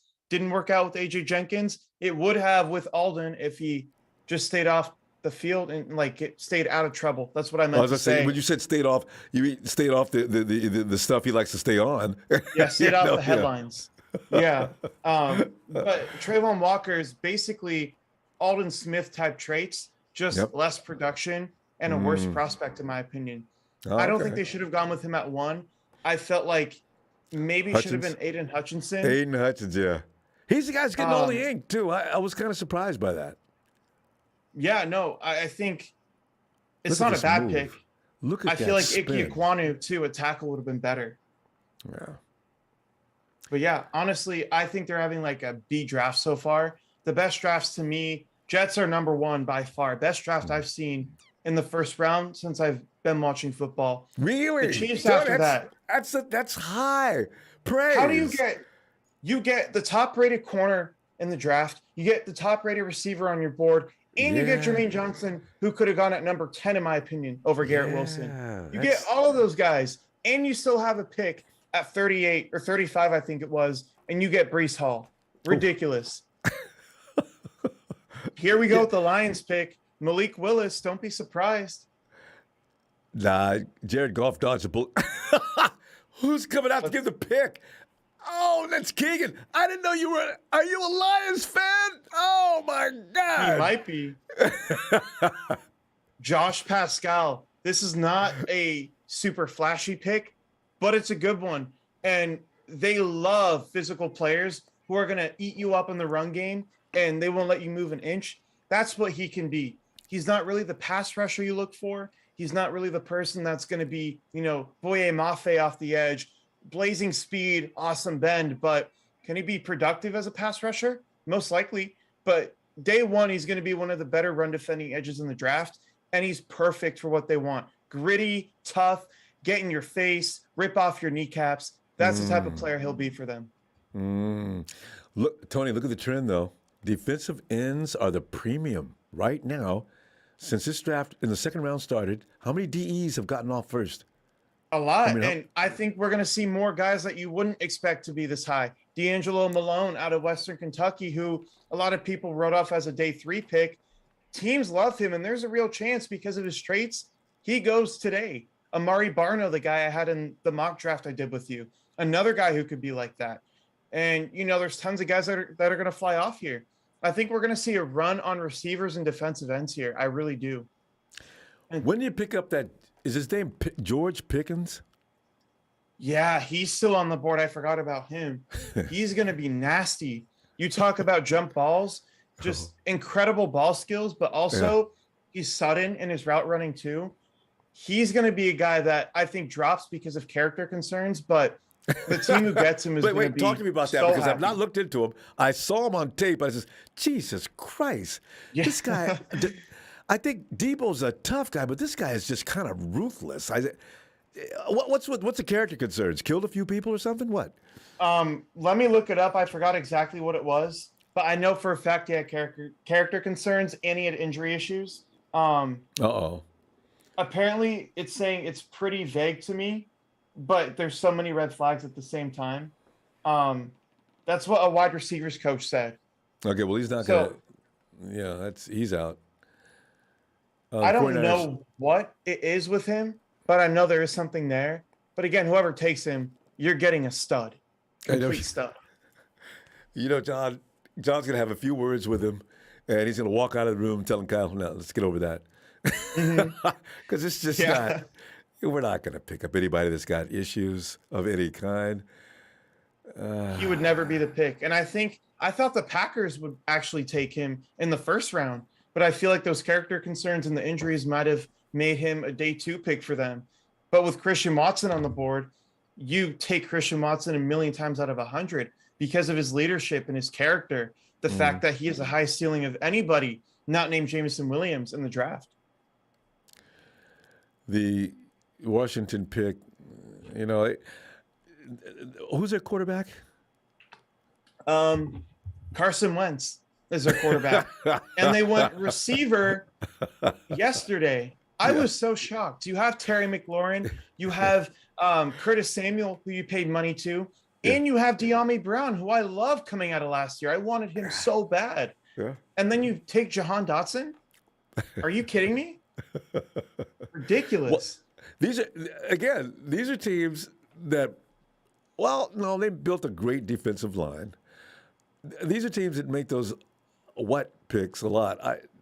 Washington, though, they did a great job. All first-round picks, defensive line, and they were seriously ferocious year before last.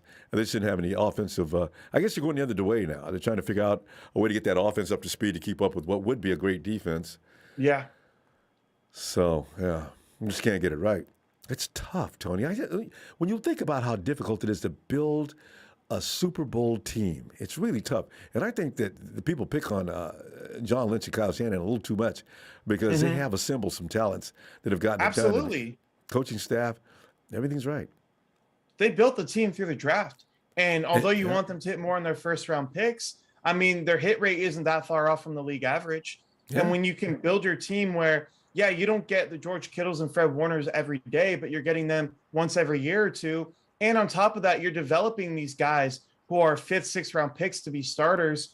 What more can you ask for? The draft isn't get the best player you can. It's build a team. Yeah. Obviously, getting great players is part of that, but I'd rather get 4 mid-tier guys in the draft and, only miss 3 picks than have one standout guy who's really good that's going to be the highest paid player and you miss everywhere else. So, yeah, I get into that argument all the time. I say, I don't know about the 49ers being that bad. They don't want to spend any money in free agency. Jed York is tight. I said, listen, you know what? It's not an argument that I can have with you. You don't understand. There's a financial. You can't just go running out and signing every free agent in the league. It's the Rams are getting away with it to a degree. But sorry, go ahead. I'll say that was where I'm ready to stop there. I'm just bothered by the complaints about the 49ers management.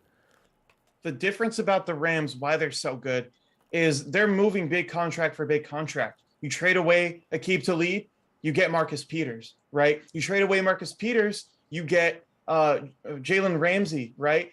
And the thing about them, they trade for their stars and they let their other stars walk in free agency. So now they get tons of compensatory picks because that only factors in free agency, right?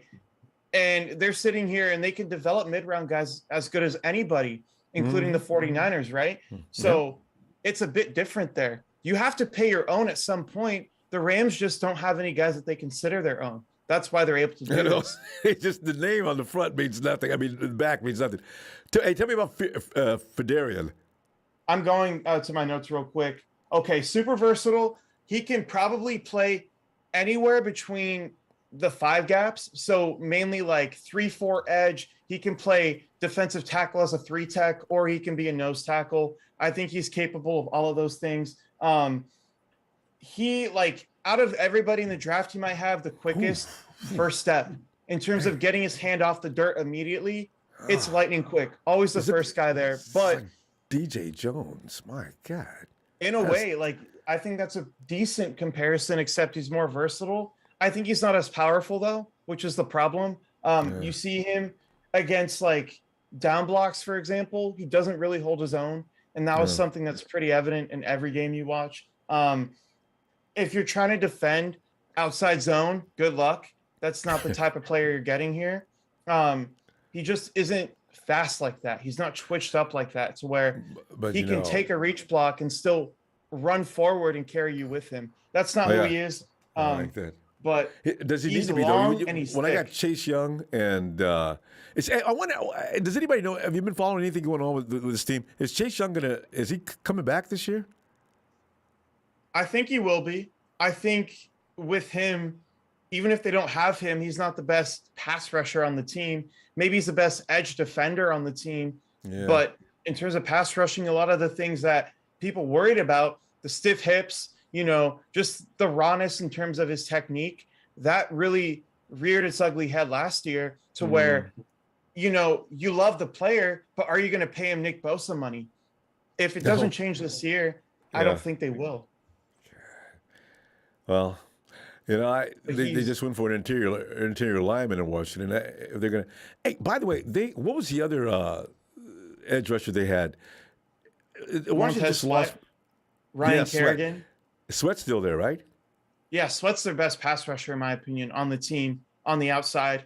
They lost Ryan Kerrigan last year to the Eagles, I think. Oh, okay. But I mean, inside, you have Matthew Ioannidis, you have Daron Payne. They are nasty up front. You don't want to play them. And Young is a really good run defender. But again, the pass rush value isn't there. And those are the guys who get the contracts. Yeah. Here we go with the Bears. Yeah. That's it. Sorry, make your point real quick before they. No. I was done. I'm watching myself now because I've said bad things about the Bears. Let's see if they make me look bad now. Yeah, I think here you have to go Sky Moore or Abe Lucas. They go Jaquan Brisker. Interesting. I mean, you look at Matt Eberflus from the Colts when he got hired by the Bears. It's defense all day of the week. Are you a high IQ player? And that's what he's looking for. That's what Gordon and Brisker are. But you're neglecting your receivers and your offensive line. I don't get this, dude. I love Brisker. To me, he's a top 30 player, but your quarterback needs help, and you're not giving that to him. At least give him some offensive linemen. This is strange. Give him something. Abraham Lucas at 48 would be a great pick. And we'll talk more about him when he gets drafted. Wow. Justin, who's his wide receiver core right now? I mean, group. Darnell Mooney and everybody else. That's the way I think of it. Justin Fields at some point is probably good. By next year, he's probably because as a rookie you got to be quiet. And second year, as you're picking yourself up with the dirt, and something leaks out to the media, always does when you're not happy. Yeah. And then that's when things are going to get a little nasty. But he's a better quarterback than we saw last year, and even I knew that. Yeah, So, absolutely. Yeah. When he led the league in the beginning, I think he got sacked 14 or 15 times by the time Game 4 came around. I said, Jesus, that's ridiculous. What in the world is going on? And then, of course, the media was saying, well, the Bears are not going to sit him this week, but when what's his name? And then they bring Andy Dalton back in, I guess. I don't know. It was just really strange. Yeah, he was my QB6 last year, but I can still appreciate his talent and the fact that the Bears did nothing for him. Yeah. He has a ceiling to be like a top 10 quarterback, and they're not doing much for him. Even now with a new regime, you'd expect them to, help him a little bit more.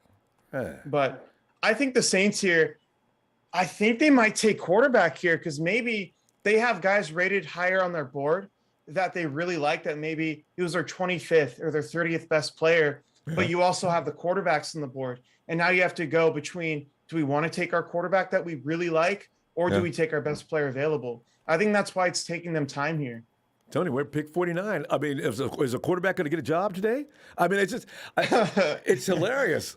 49. Dude, One quarterback is not off the draft. My God. This has to be a new record. At any time in history, I got to Google this one up. Has there been only one quarterback going into pick 49, almost 50 picks with one quarterback so far? I think so. Possibly. Probably. Because nobody's making a big deal out of this.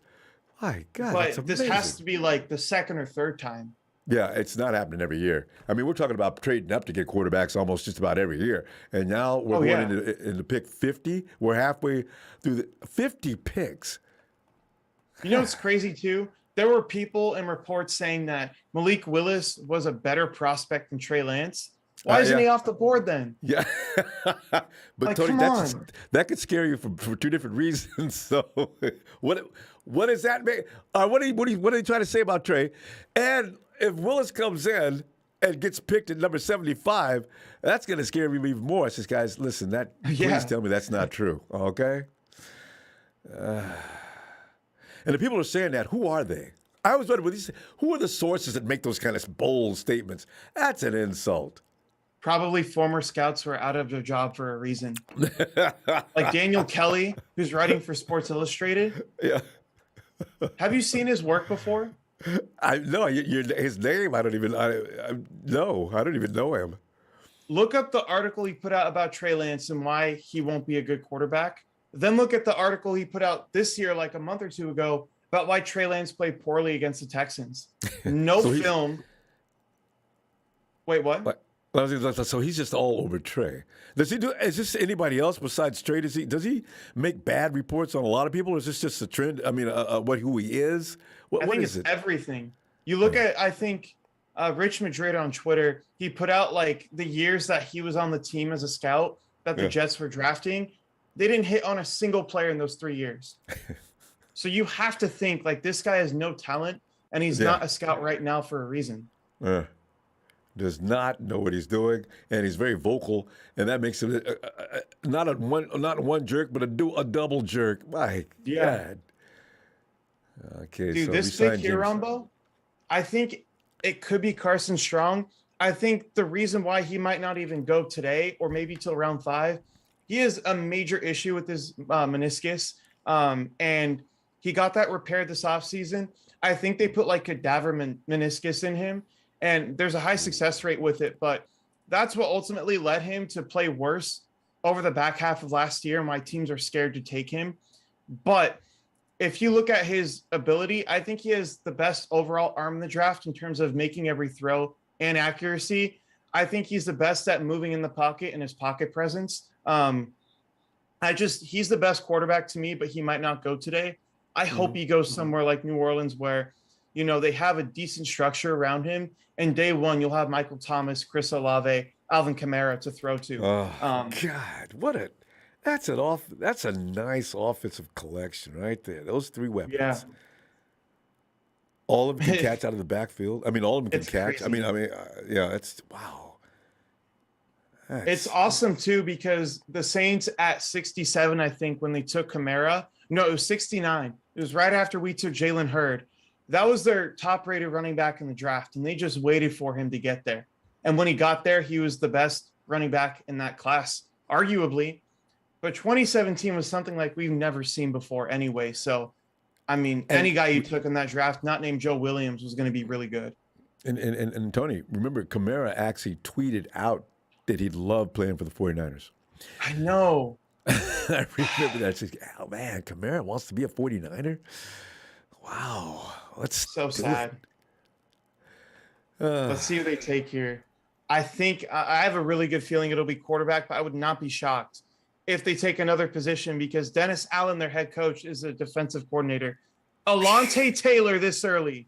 What are we doing? Oh, my God. They did a really good job a few years ago with C.J. Gardner-Johnson being a second-round pick, but they take him in the 4th. This guy's the 4th-round pick being taken in the 2nd. I like the player. So you pretty much got him diagnosed as a 4th-round pick. I like him. The thing is, I don't know if you want him at safety.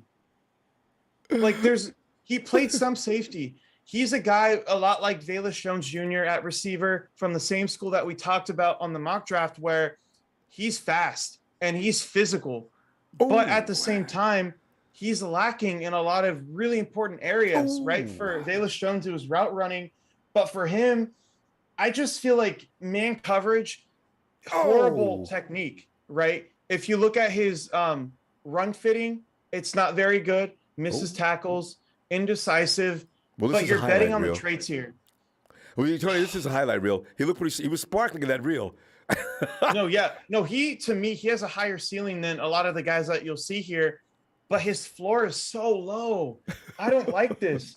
He's good in press, like press bail almost, where you're playing zone and you have to read and react after the snap, but you're long and you're big so you can make it happen. But what do they see in him at safety? I feel like he is a more zone-oriented player, so maybe that's what they're seeing, but he was indecisive. I think you have to play him at free safety because there's no way you play him in the box. He is very tardy to trigger.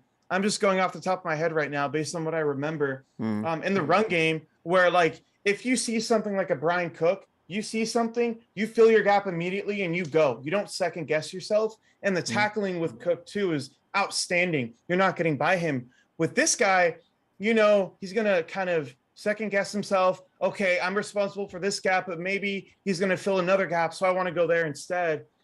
You don't want this at a safety. I don't understand that pick. And Tony, remember, it's always about a guy that's going to fit my program. And I think most coaches look at that and they'll say, whatever player, you know, the weaknesses you're seeing. I'd like to have an overall skilled player. I mean, I don't want to see any weaknesses at all. And I want to just bring him in because I know he fits my program and he can do this, this, and this, and that's what I need from him. That's a risky move to make. But I think a lot of times, from what you assessed him, I think that's probably what they're doing there in New Orleans. I don't know who the DC is. He's a traits player, and that's okay to draft in round 3. But when you're at pick 50 and there's still some guys that teams consider taking in the first round, there's no way that's the pick there. Now, the Patriots are on the board now. I am scared that they might take Brian Cook here. Is that that's who you want at 61? I want him at 61 because people think he's a day 3 pick. What is there not to like about him? He's high IQ, best run fitting safety in the draft. He's not like your over the top athlete, like, I don't know, a Lewis Seen, for example, where you're tall, you're fast, and you can hit hard. But he still is like an above average athlete, like a Jaquaski Tart, maybe even a Jaquan Brisker. I feel like they're similar players in a lot of ways. There's nothing not to like with him. And with the Patriots, you're looking for guys who are very sound in their technique, and you can put them anywhere, and they're going to do well against the run and the pass. Brian Cook would be great there. Maybe they go corner here, given that they lost J.C. Jackson and Stephon Gilmore. Let me see who my top-rated corners are that are left on the board. I don't know. There's not a lot of players that I think would be great there. Maybe a Martin Emerson, but I don't think he's a great man corner. Well, you know what? Losing to the Bills by 47 points, Belichick is definitely going to go defense. I think they have to here. The fact that they traded up makes you think it's someone that's been on the board. Nakobe Dean, that could be a real player for them. But he's a very versatile player, not great against the run, in my opinion, but they can move him everywhere. I feel like that's a guy the Patriots might be looking at. Or maybe they want a receiver and they see Sky Moore's on the board. You feel like, you know, maybe Pittsburgh, maybe the Chiefs are a real threat for him. Yeah. And maybe you get him now. Did you just mention Dean? Nakobe Dean, yeah, he's still on the board. I think maybe they go tight end here. Because Mika Parsons says he's shocked that Dean hasn't been brought in yet. I'm not shocked at all, to be honest. I think Dean was the 3rd best linebacker in the class. I think Quay Walker's teammate was better. They asked him to do more, and he showed more on film to me to where I'm comfortable taking him. Dean is just undersized. I feel like in the run game, he gets lost a lot, and he's not a great tackler. What you're really getting from him is the coverage aspect, to where he has, you know, good sideline to sideline speed. He can cover over tight ends. Maybe you trust him to go into the slot as well, but I don't know. I feel like 50 is a good home for him. You know, as I said, you know, you've got that front line has got to be, the quarterback's got to be under siege the whole time, the best you can, and the guys that are covering, they've got to make it really difficult for them to see where to throw that ball. That's how you destroy a quarterback in an offense. Yeah. So it looks like that's the way teams they're doing that a lot, and we're seeing one cornerback, defensive tackles, defensive linemen are going like crazy. I'm trying to remember, Tony, the last time I've seen this many linemen going in succession. It's a really good class, Ronbo. Like, there's guys like Cole Strange who you thought were going to be 3rd round picks because of the sheer depth at the position. Patriots take him at 29. Honestly, this is how I expected the draft to go. Build in the trenches and then get your receivers. Yeah. The good thing here, though, I think they might take a tight end. They love tight ends in their offense. I don't expect them to. Yeah, has a tight end went off the board yet? No. But it's not really a strong class either. It's a lot of, 70 to 100 guys. There's probably 6 guys in that category, but none of them to where I feel comfortable taking them in the first round. Not even close. Let's see what they do here.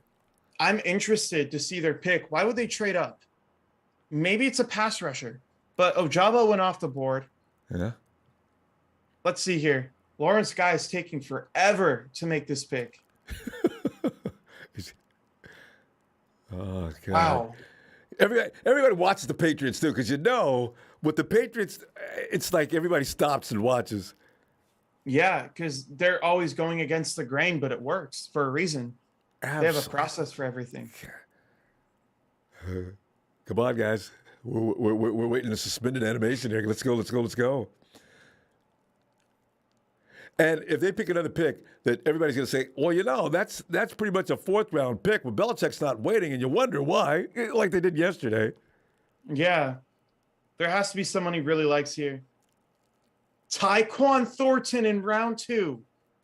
What are we doing, New England? What's wrong with You have Tyquan, a Tony? horrible track record of receivers, and you take him over Sky Moore? Are you kidding me? Over Calvin Austin. Okay, I'm going to get my draft notes. And you know what, Tony? The thing is, Belichick can't be trusted anymore because after what he did with N'Keal Harry, that turned out to be the ultimate crash, boom, bust. But hey, you know what, though? 6'2", 40-yard dash. Oh, wow! Jesus, Tony, this guy can move. I like him. I don't like him at 50, though. The thing with him that I've written down here, not a precise route runner, and that's really common with the Baylor guys. He doesn't have the ability to just be fearless like Deebo Samuel does, where you throw him over the middle, he doesn't care. Yeah. I wish he would pluck the though? ball more out of the air too, but and just be fearless that way. But Tony, if I got Deebo, I'm not running him across the middle anyway. I mean, I'm running. He's all day long. He didn't have to come to practice. You're just going to be running a fade. I mean, all I want you to do is streak. Yeah, so but that ball snapped, Ronbo, don't even send it. You're downfield, and that secondary is scattering like crazy. 4.28 means it's going to take some reinforcements to stop that kid. He's got that deep drop back like we're talking about with Trey. Trey, drop back and let that thing fly. We're going to have to wait and see what happens during the course of the game because if we got a couple of fishes out there and you know that they cannot do a damn thing with this kid, you let that thing fly, he's going to be under it with no problem. And I imagine from what you're saying, that's what they're thinking. That has to be it, but it doesn't make sense to me because, for one, better receivers on the board. Yeah, maybe you want a deep threat, but your offense isn't built around that. You need to be focusing on other things to where I feel like the defense plays hand in hand with the way they play offense. Very run heavy, and we pass when we need to. Tyquan Thornton, to me, unless you feel like your offensive line is going to be insanely good, which it could be. You have Trent Brown. They drafted Cole Strange yesterday. I feel like, what's his name? Isaiah Wynn. I feel like he's good. But at the same time, this receiver at 50 who can't run routes, who's fearless over the middle, where you want to be a quick passing team, he's not going to do that for you. The good thing, though, he's a willing blocker. And I feel like if you work him vertically, he'll be a really good receiver. But again, this isn't the guy you take at 50. There's other guys that you can take here. That's a good point. You get, because the thing is, they don't have the offensive arsenal as the 49ers do. So it does not behoove them to do this unless you got all kind of receivers already, and you just need that guy that's going to take the top off by running that go route all day. But they had that in Nelson Aguilar. Yeah. Because when we had Marquise Goodwin, the reason George Kittle had that incredible year had a lot to do with Goodwin. I mean, I watched play after play. First, Goodwin and George on the same side of the line of scrimmage. They blast off that. You see, it's like clockwork. You can see as Marquise is going down the field, George just cuts off his tail, cuts toward the middle, or cuts toward the sideline. Here comes the ball. It's an easy reception. The defense was just totally destroyed with Goodwin flying down the field. I love that. So I know you missed that, but I don't think you still reach for Thornton here, and I think you'd agree with that. Yeah. And they don't have that kind of group in New England right now as far as receiver. Well, you know what? They had a lot of tight ends. What happened to all the tight ends? Remember they had that dual, that combination last year?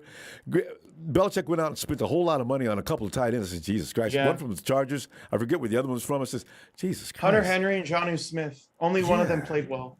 Yeah. Neither to their contracts either, which is why I thought they might go Trey McBride here at 50.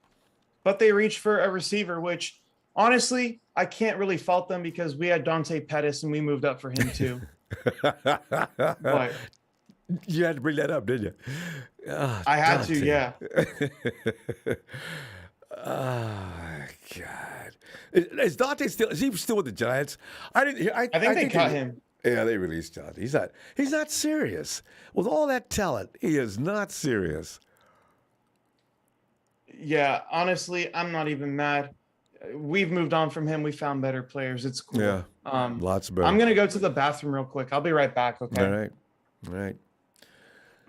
So yeah, fam, we're Tony Wright, ready to. Is he in here already? My God, ready to go. You need to go, man. Anyway, Boo Woo says someone is about to get the steal of the draft in George Pickens. I don't. Hey, oh, Tony said that Pickens has got some problems, off-field problems. I really wish. I wonder what they are. Because if he's already got a record with the police, that's going to be a problem. Domestic violence of any kind, going to be a problem. I don't know. What could it be? Oh, God. Tony, you didn't like that pick by Belichick? The Eagles are back on the clock with an entourage. Where's my earpiece? I gotta hear this. Oh, God, my equipment's going out on me. I can't hear. Cam Jurgens. Hey, that's Tony's guy. Wait till Tony comes back from the bath. Hey, Tony, you're here. Tony. Tony. Tony, can you hear me? I think we lost his connection. Tony, we've lost connection. I don't know what happened. You went to the bathroom, but I can't hear you. But I do remember you saying something about Cam Jurgens a little while ago. Oh, God. Look at this horse. Oh, man. State champion. Track and field, so that means he's a great athlete. Tony, look, we got sound issues. I can't hear you.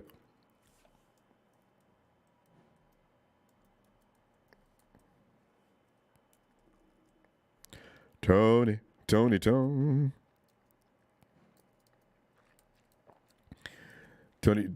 we Tony? Okay, we're good. Okay, good. Didn't you want Cam Jurgens? No, I loved him. And I said yesterday I thought he would go in the top 50, and he went 51. But why would they do that when they have Landon Dickerson? Oh, man. Of all teams, why would Pickens to the Steelers? Oh, Jesus Christ. He's going to be a monster. Wow. They're getting real fit. Last year they got my running back. And this year you got Chase Claypool and Pickens getting together on the same field. And Deontay Johnson. Don't forget about him. Oh, God. Look at the size. Now they have their quarterback, Kenny Pickett. They'll be good. Yeah, you knew the Steelers wouldn't stay uninvolved too long. Strong. Not at all. And they're really good at drafting receivers here. The difference between them and the Steelers is they'll sit back and wait for Pickens while the other teams move up for Wan'Dale Robinson and Tyquan Thornton. I can't even believe that's coming out of my mouth. You took those guys over Pickens and Sky Moore. Hey, you know what? You're right. Those were bad picks when Pickens is available. Like you said, Tony, I don't know what his off-field issues are, but they may have played a larger role. And the Steelers, Coach Thomason must have said, listen, I'm going to tell you right now, I got zero tolerance for some of the things I heard about you. But listen, if you want to be a good citizen and come and play football and be serious about it, I'll support you like you would not believe. They must believe in him. Oh, Alec Pierce. I love this pick. I love this kid. I really do, Ronbo. He, to me, he can flat out fly. I'll just say that right off the bat. He's 6'3", but he Yeah. can run by anybody. But See, my dream. I love this This comparison. is the Big Jordy Show's Nelson. guy from yesterday too. Big Show wanted this guy. Dude, I Big love Show was Alec looking at him at Pierce. 39, I think, or 63. What? Yeah. Alec Pierce is a really good route runner. Probably, like, I don't want to say the best in the class, but he's up there. And a lot like Jordy Nelson to me, he's big, he's fast, and he is a great route runner. His hands and ball skills are outstanding. He will dunk on you 3 times a game if he has to.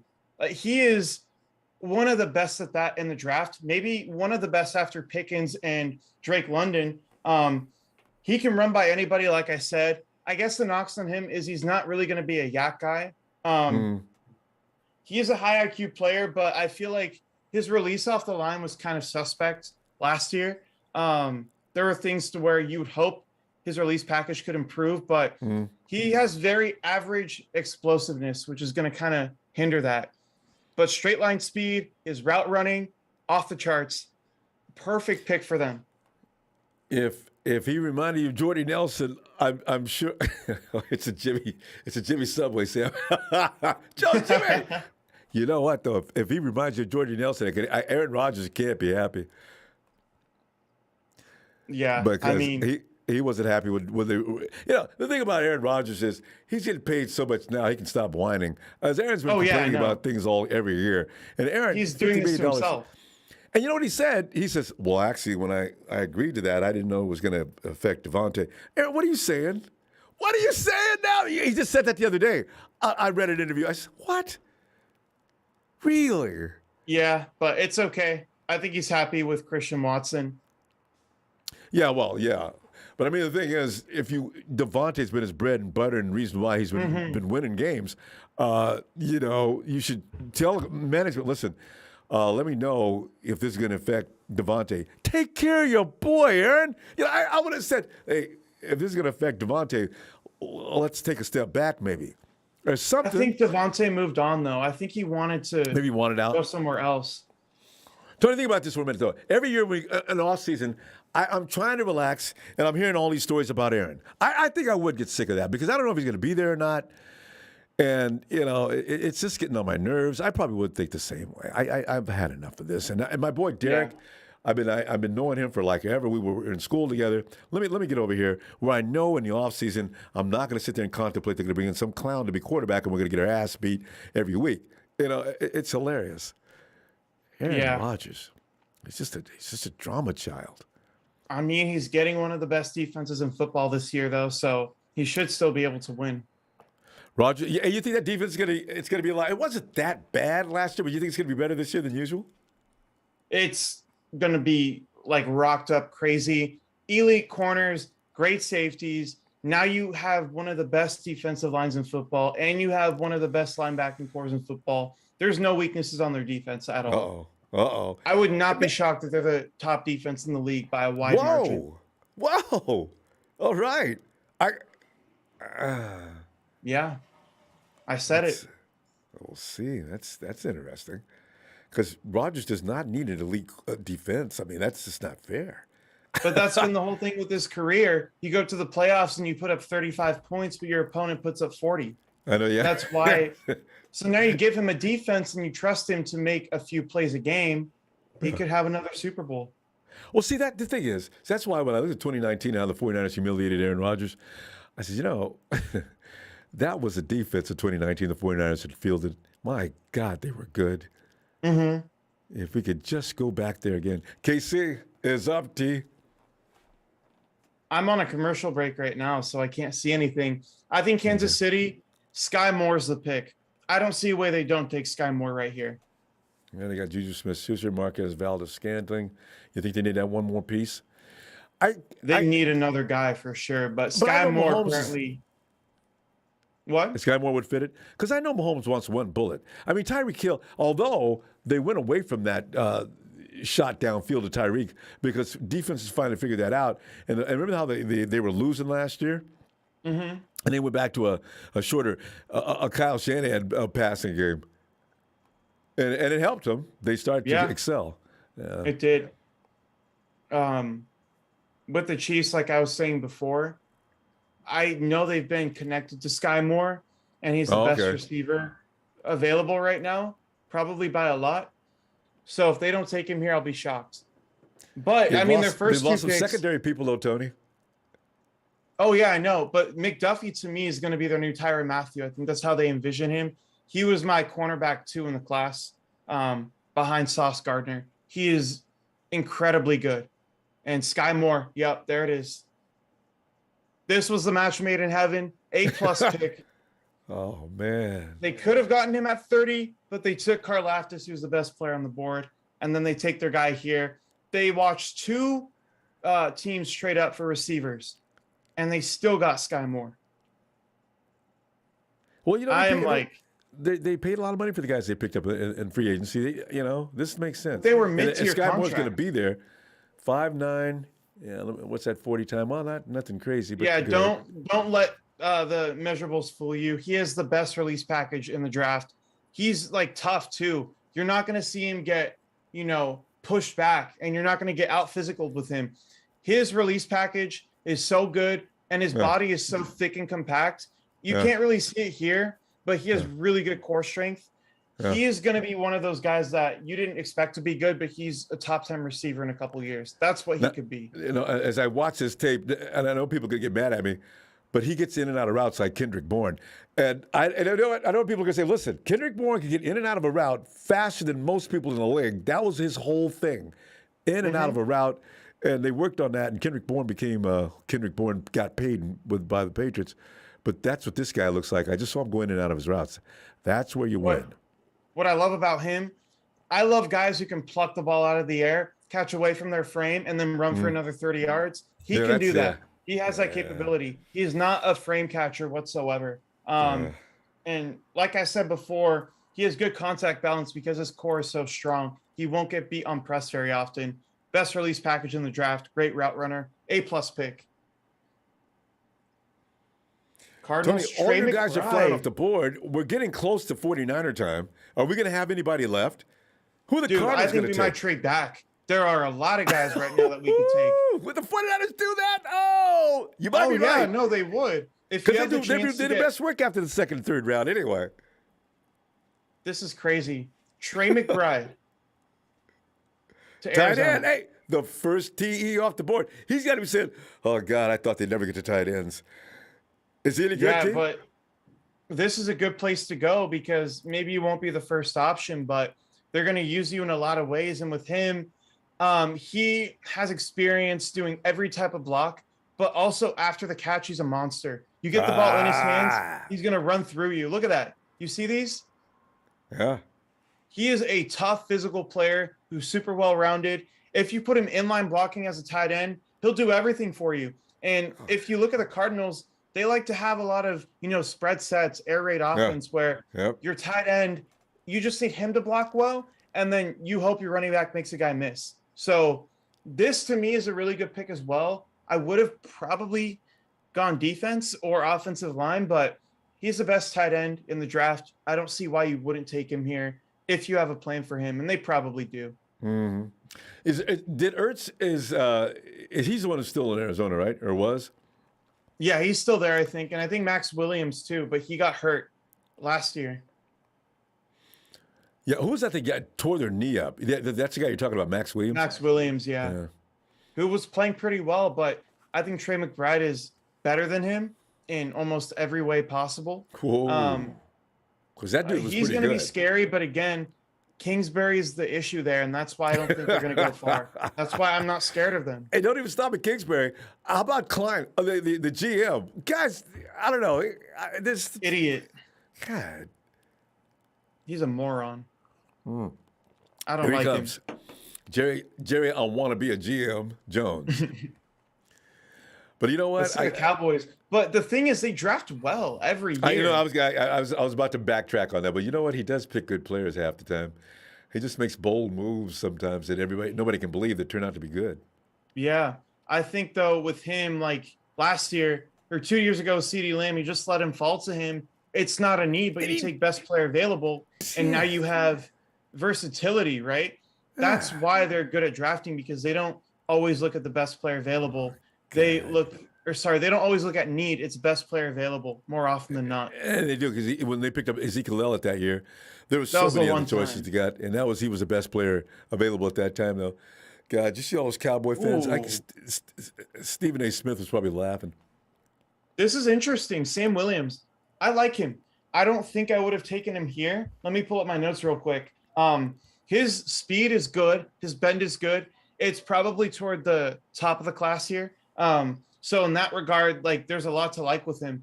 And I feel like he's more of a trade space prospect. He also has a little more power than maybe Mm-hmm. Ebiketie or Mafe has. Yeah. But Whoa. short area Really? burst is good.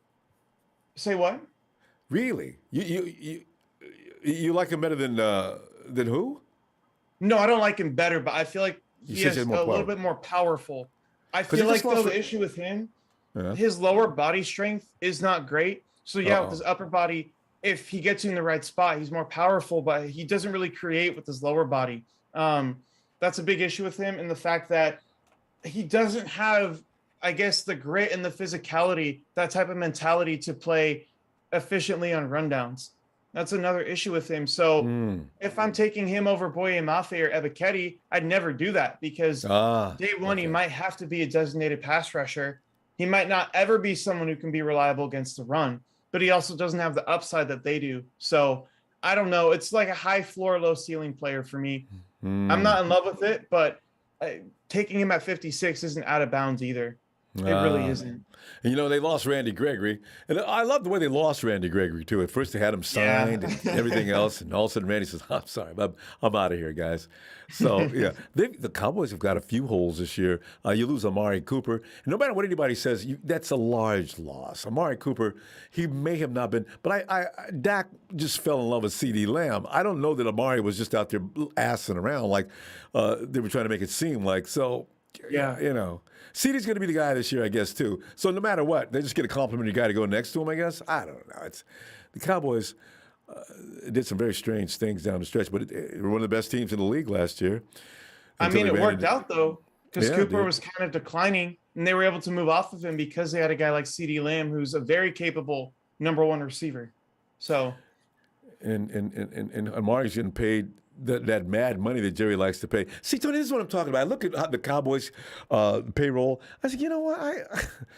The Cowboys, the Rams, the Chiefs, how in the hell do they afford those large rosters? I mean, there's personnel all over the field. But like you're saying, they have a core of guys they pay, and the rest of the guys are just complimentary players. and they replace And every they year. replace them every year. Yeah. Is OBJ coming back to LA? Or did he already? Dude, he might be in play for San Francisco.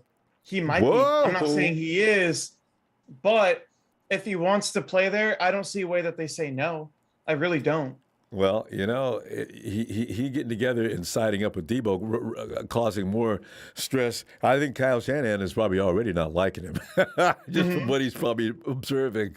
But No doubt. aside from that, you look at OBJ's potential as a player. You got to get over that, I guess. Yeah, you have to, because he came in last year. Everybody thought he was washed, but in a good offense that knows how to use their players, he tore everybody up as a second receiver, and he could have been the first receiver on that team. He has a lot Yeah. left to give. Yeah, he finally got on track, and right around the right time too. Playoffs, yeah. So, and you knew he would. I just didn't know who, when, and where. But yeah, he helped destroy us before he hurt himself in that game. Yeah. So, oh no, that was the Super Bowl. He didn't hurt himself at our game. He hurt himself in the Super Bowl, but they still pulled it off. And that was our Super Bowl, Tony. That was the one. We would have beaten the Browns. Damn it. The Bengals, we beat them early in the year, and they probably should have won that game. I mean, the but we Bengals, were yeah. the better team overall. But let's see what the Bucks do here. I honestly don't know where they'll go. I think they'll take best player available here. Maybe you think may as in well. Abraham Lucas, possibly. The Bucks don't have any holes, Tony. Do they have any holes? I think their offensive line, but the fact that Brady came back, so many people came back, right? They lost both their guards and their center, I believe. But with that said, I think if they get a guy like Zach Tom here, he could play tackle, he could play center, and he might have the ability to play guard as well. That could be in play for them. Maybe they take a Wait, tight end here. Tony, did Buffalo switch picks here with Tampa? No. No, Tampa had 57. Here's a think. question. Vixen says, what are your thoughts on Malik Willis? You know what? I don't have any thoughts on Malik Willis. Tony, what should we be thinking about Malik Willis at 57, and he's still waiting in the dark somewhere? I'm not surprised he's still here. We'll talk about this pick in a minute. I think it's decent, but Malik Willis overall, he has the most talented arm in the draft. It's not the best arm. I think that's Carson Strong, but in terms of talent, you can throw 80 yards. You can throw any route you want to, 45, 50, 55 yards down the field. He can do that. That's what you're drafting. But to me, for a redshirt senior who's 23 years old, to still be a one-read quarterback, still not go through his progressions, to me, that's a red flag, a major red flag. You got a lot of work to do. Yeah. It's different with Trey Lance where you can see, yeah, he's very raw in those areas, but he still processes information well. He's only 20 years old when we're drafting him, and he's improved every time he's gone on the field. You can draft that. Malik Willis, you're like, your ceiling is way up here, but it's like, can you ever get up there? Yeah, and you've been in college for so long. Right, already peaked, and that's scary. So, and like with him too, accuracy is not there. One-read quarterback to me who doesn't go through his progressions. Trey Lance did that in college, and people didn't give him credit for that. Malik Willis isn't doing that. So I would not be surprised if he goes deep into round 3. But again, with teams that need quarterbacks, I feel like the beginning of round 3 is where you'll really see them, because if they don't work out, it's okay, right? But if they do work out, you can be credited with valuing them. You know what I mean? Like a Russell Wilson. Nobody would have cared if he didn't pan out. Yeah, especially when maybe, and that's what's going to happen. All these quarterbacks, it's going to be all third round. Because we're running out of round 2. But we're really running close to out. I mean, we have 8 picks or 7 picks left in the second round, I think. There's no way a quarterback, or multiple quarterbacks, I should say, go here. I think you're right. It'll be round 3. That's got and forever, Tony. Down through the years, if any of them pan out, I was in that 22 draft and nobody wanted a quarterback, and now they're looking at me and talking Hall of Fame. It's going to be pretty funny if that does happen. Because, I mean, look at Joe Montana. You know, Tom Brady, the absolute definition of oops, somebody missed. I mean, I feel like that was a very unique situation because he would have been a day 2 pick in that draft if they didn't bench him for Drew Henson for no reason. But the Bucks, what they just picked right now, Luke, I think you say Gedicke or something like that. It's a German name, but former tight end. He's quick, he's fast, he's agile. He can play tackle, but probably is best as a guard. He has good strength and very good quickness. Only thing with him, he's raw still. Lack of length hurts him too when you're raw, where you don't have the technique or the length to really make things happen. Opens his hips too far, and he's really susceptible to inside counter moves. But overall, decent pick. I would have taken Abraham Lucas, but maybe they look at him as a guard, and that's why they took him. You know, and they must think they've got something there. They look at him as a big piece of clay that they could probably – he's got all the raw talent they want, and they're going to form him. The Falcons, I mean – it's got to be – what would this be? Well, they just took Troy Anderson, linebacker. This, to me, he has 2 rockets up his ass. He is fast, and he can wreak havoc. He's all gas, no brakes, and that's kind of what I put down with him. He has the tools to me. Jesus. What? I saw him bring that was him bringing the ball back? Yeah, like he is fast. He tries to be physical. I think with him more than anything, he has the tools to be an elite coverage piece. He has the tools to be a great run defender. I'm not saying he's there right now in terms of run defense. We'll talk about that. But just in terms of his skill set, he could be the best linebacker not named Devin Lloyd in the class easily. I really like him. He's a traits-based prospect. But, you know, you talk about his motor. He just flies. That's what he does. That's the name of the game here. Fast linebacker who's physical. He's just very new to the position. He's raw. He doesn't really understand the nuances of the game yet. And with him too, he's indecisive as a result of that. So with the Falcons, do I want him going there? Do I trust them? Maybe not. But the talent is there, and he's worth the 58th pick. Hey, and Tony, right? Is that make you smile? Tony's been trying to get defense in Atlanta for a long time Dude. because, hey, everybody knows they got offense. They've always had it. Mhm. Matt Ryan and company, they've always had incredible offenses, but they can't stop anybody.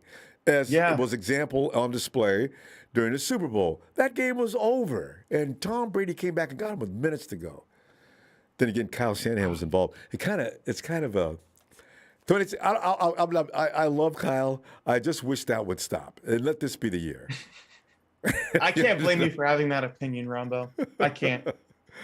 Looks like the Vikings took Ed Ingram here, keeping him in the purple and gold.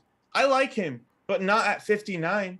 Like, there are a lot of reaches today, which is my problem, which is good for us, obviously, because now you have guys like Brian Cook on the board, Abraham Lucas, and I mean, even Calvin Austin as a receiver, if you want to take him. But there's so many guys who I love that are falling for one reason or another. Let me pull up Ed Ingram. I know he moves very well, good lateral quickness, really good 6'3", instinct. 307 too. That's a thick, perfectly He's sized. thick. He's imagine DJ Jones as a guard. That's really what he So I'm is. thinking, here. 6'3", 307. That's a big dude, heavy. He has good lateral mobility, especially for his size, which I like a lot. The thing with him, hips are tight, which is a problem because it makes him, gonna get beat. below average reacting to what the defender does. That's Well, really there the were 2 thing sacks with him. allowed in 2021 in the SEC. I gotta like that. You like it, but LSU is loaded as it is, and they have other great offensive linemen. Not a bad player. Again, he's worth to me a 3rd-round pick. But the fact that his upper and lower body too, you kind of feel like they're in different spots, and that's something that I think can be coached out of him, which is a good thing. But it's worrisome. I think they're drafting him because he can move so well. And with the Vikings, with Kevin O'Connell, where they're going to run the Shanahan, McVay, outside zone, wide zone, whatever you want to call it. He's a big guy who can move. Tony, Simple as that. Aaron Banks. Look how close we're getting, Tony. Buffalo's about to make their pick. I would not be surprised if we trade back here, Ronbo. There are so many players. And it's like Ellis was saying on the chat. It's like we don't even have a draft this year.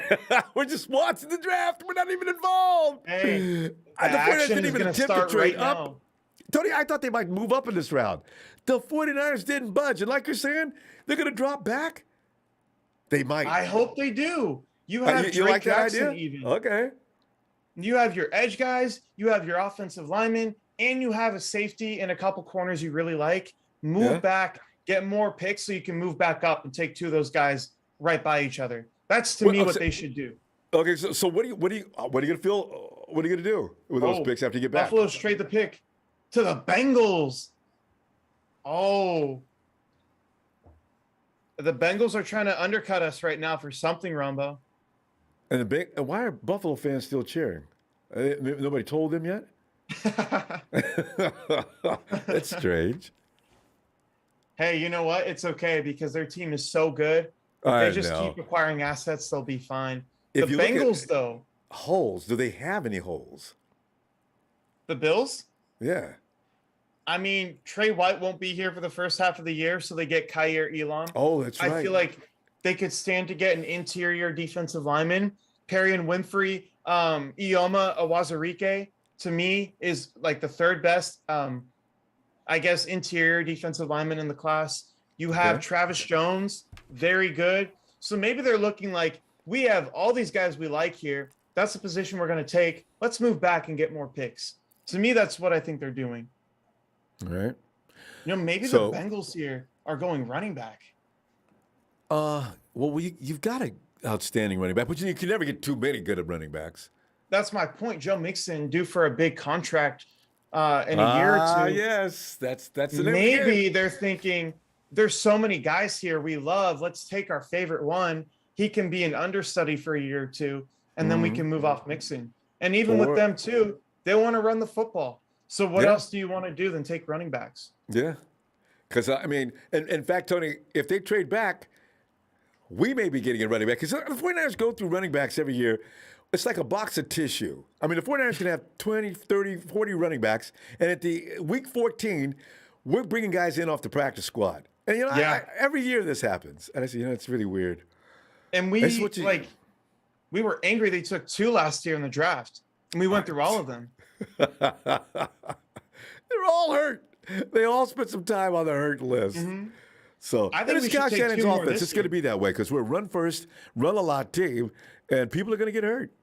Yeah, and that's why you don't go after, the super top end running backs, because if they get injured, you just wasted all that money that you could be putting into so many other people. I think maybe the Bengals here, Marcus Jones, Jalen Armour Davis, Damari Mathis, maybe they thought the Niners were going to go corner at this Mm-hmm. spot. Mm-hmm. Honestly, I feel like Daxton Hill can fill that nickel spot that they so want, but I feel like he's more of a replacement for Jesse Bates. That's what I think. Bates on the franchise tag. They don't know if they're going to keep him for a long time. Hill can do everything Bates can do. So maybe that's the replacement, and they still want a corner. Wow, Tony, what is going to be this? We talked about this earlier. The 61st pick is going to be what position? I have no clue, Rombo. I If I had to be a betting man, God, offensive line, maybe, but we don't we know. both agree, and that's why it's not going to happen. I'm thinking offensive line. I want it to be safety. I want them to take Brian Cook at 61. That's what I want. But Abraham Lucas, Zach Tom, hell of consolation prizes, in my opinion. I would not mind that at all. Tony, if they pick a linebacker, though, I'm going to really get pissed off because the 49ers are subjected to do those kind of things. And they'll say, well, we saw a lot in this kid. Well, Kyle. Nakobe Dean? You've got to cut linebackers right now. Well, maybe that's what he's thinking. I don't want Flanagan Foles to be that guy that I got to go depend on. But Flanagan Foles isn't that bad. Go! You guys could have got something more important. But then again, like you said, don't pick out of need. Pick the best player available, and that could be the case. Yeah, but it within reason, too. Yeah. I feel like it's within reason. But let's see what the Bengals take here, because what they're taking now is what they don't want us to take. It's a good thing it's not in our conference. It'd definitely be a strategic pick. Oh, yeah, for sure. Let's see what they do here. I'm curious. I really am. Why would they want to trade up? They got Daxton Hill at like they're targeting 31. something. You're right, though. They were thinking we were going to take a pick away from them. You're absolutely right. That's the only reason you step in front of the 49ers by only one place. I can see why they took Cam Taylor-Britt and why they might want to jump cut us for him. Not a top 60 player, in my opinion. I'm lower on him than a lot of people. Let me find his notes that I have in here. Okay. Let me read off what I wrote with him. Good footwork, few wasted steps, which is a major plus. Not wasting any steps, making sure everything has a purpose. Excellent ball skills and play strength. And he has like the rare second gear to where he's going to run down receivers that might be faster than him even. And he has that pursuit trait about him. I love it. And Tony, look at this. You see Cam Taylor, right? Yeah. Is that what we're talking about? Because you know what? That was Big Show's pick yesterday, too. He had Cam Taylor coming out of the Cam Taylor-Britt. Isn't this hilarious? Tony, you're absolutely right. They knew the Niners were going for Cam Taylor-Britt. That tells okay, you know what, Tony? They were going for corner. The 49ers were. What are they going to do? You've already had a contingency plan. What are they going to do now? Hey, I hope it's Brian Cook here. The thing with Cam Taylor-Britt, why I don't think they would take him, is he takes poor pursuit angles and he doesn't tackle very well. On top of that, too, he gets cooked like crazy by double moves. His route anticipation is not very good. Why'd the Bengals do this then? Wait, what? Why would the Bengals pick him up? I mean, there's better corners available than Cam, right? Maybe they want him to play safety with his ball skills and the fact that, he does have good footwork. That could be what they're doing. On the screen here, they had him listed as a safety. But do I take him at 60 over Brian Cook? Hell no. Not in a million years. Tony, you know what you mentioned, though? The 49ers love to pick up people, and you're a great cornerback, but we're going to make you a safety. That hurts my feelings every year. You drafted him, and guys, you're going to ask him to do things that he's not naturally. He's going to be trained at this level. It's too damn late in his ball career. Yeah. Oh, I'm so nervous, Ronbo. They're going to somehow mess this up. Get ready. Oh, not fam. Here we go. We're back in it all of a sudden for the first time in a long time. Bro, I am scared. Oh, God. Niners draft room. Okay. Everybody's kind of just sitting there. You can see D'Amico smiling. They definitely took a defender. Most definitely. How are they saying defensive tackle is a need on ESPN? What are they talking about? We've been crying about having somebody to compliment Nick, but we got an army on that other side by committee. I got Kerry Hyder. I got Jared. Jordan Willis. So I got Jordan Willis. I got Ibukum over there. No, he's not. That's not priority one. Is there anything, Tony? Is there anybody worth the damn left as far as defensive tackles go or edge rushers? Yeah, Travis Jones for sure. Tony. Let's see who they take. I saw D'Amico smiling. This is definitely a defensive pick. I would be shocked if it's not. I hope it's a safety. I forgot about Kimiko too. What? I forgot about Kimiko too. You know. Oh, I said D'Amico. No, it's Kimiko. Yeah, it's KEM. I'm talking about our D coordinator. I don't know if you were referring to. Oh, I'm sorry. I'm talking about edge rushers. Yeah. Kimoko Toure, that's his name. But yeah, Kimoko. I'm sorry. I was saying D'Amico was smiling in the draft room. I know, right? D'Amico's turned into a hell of a coach. Tony, enjoy him. I think this is our last year to have him. If he has another great defensive effort next year, he's gone. And who do we go to after that? We can talk about that later, but my God. What's with all the commercials and everything else? The 49ers are getting a little extra time, aren't they? Maybe. They know the suspense is big right here. Or they're trading down. No, the pick is finished. It would have been in. Imagine they take a running back here. I tell you, Tony, I'm braced. I'm not going to be surprised by what they do. I'm not going to be happy probably, but I won't be surprised. Mm-hmm. Maybe they take a receiver here. They're making Tony crazy. Let's go get that pick in, guys. Come on, let's go. Eric Armstead, don't take forever. Come on, man. Oh man, Brian Cook, prayer circle. Oh, he's smiling. He likes it. Let's see who it is. I'm gonna wait. Hold on a second. I'm gonna remove you for a second here. I want to get hit first because I know you're gonna react, and I won't know. I like these kind of surprises. I'll be right back. I'm listening.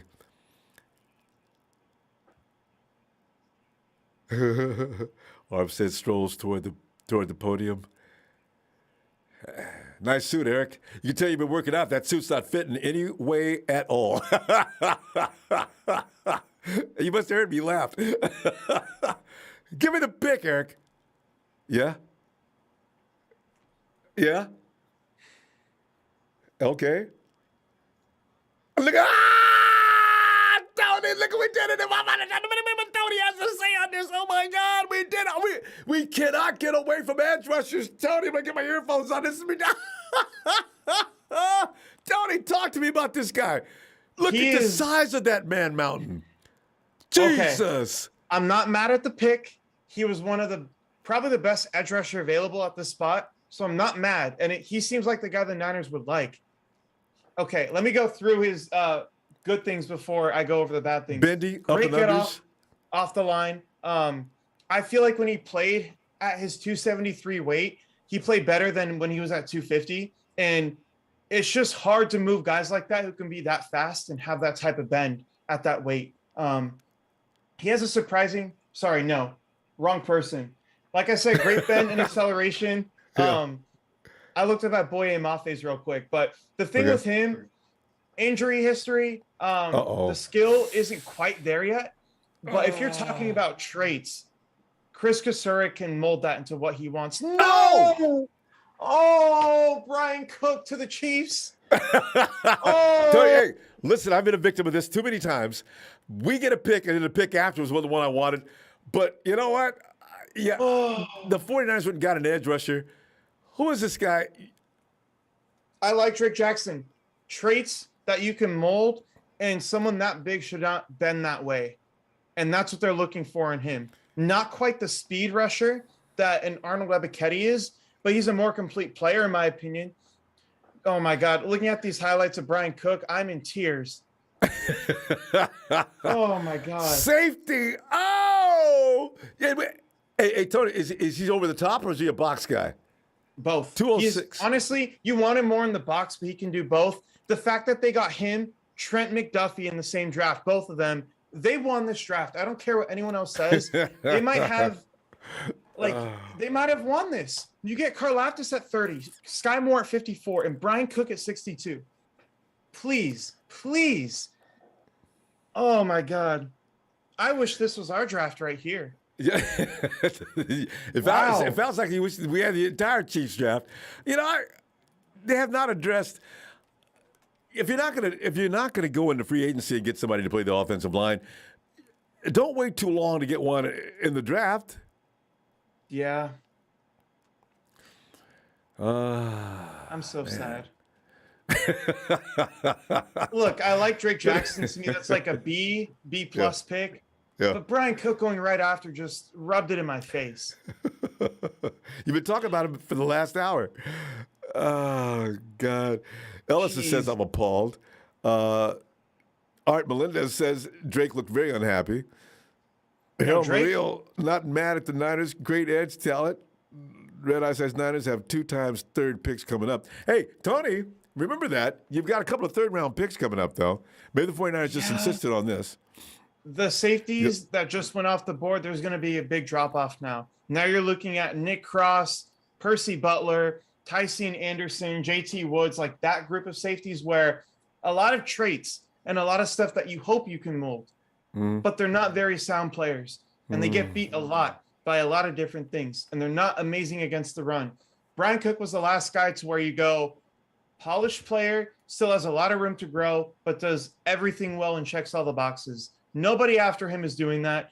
That's my issue with that. Oh, my God. But Drake Jackson, he's a freak. Like I said, a guy his big should not bend like that off the edge. 273 should not be bending like you're 230. So... You know, his weight probably going to fluctuate. He's going to lose some of that weight. The dude's been working out, though. From sitting on that sofa, the dude's arms are taking up 2 pads. You know what? Hey, Chad Garrison says, couldn't be more happy with the Niner pick. Eddie Sanchez, wow, O-line is overrated. I mean, our depleted O-line continues. That's a good comment there. I think we'll be okay, though, because Kellen Diesch is on the board, Zach Tom, Abraham Lucas. Those are all guys I trust to be a right tackle from day one. So we'll see. Drake Jackson at that pick, I feel like if you have to take him there because he's probably their BPA and he's at a position of need, cool.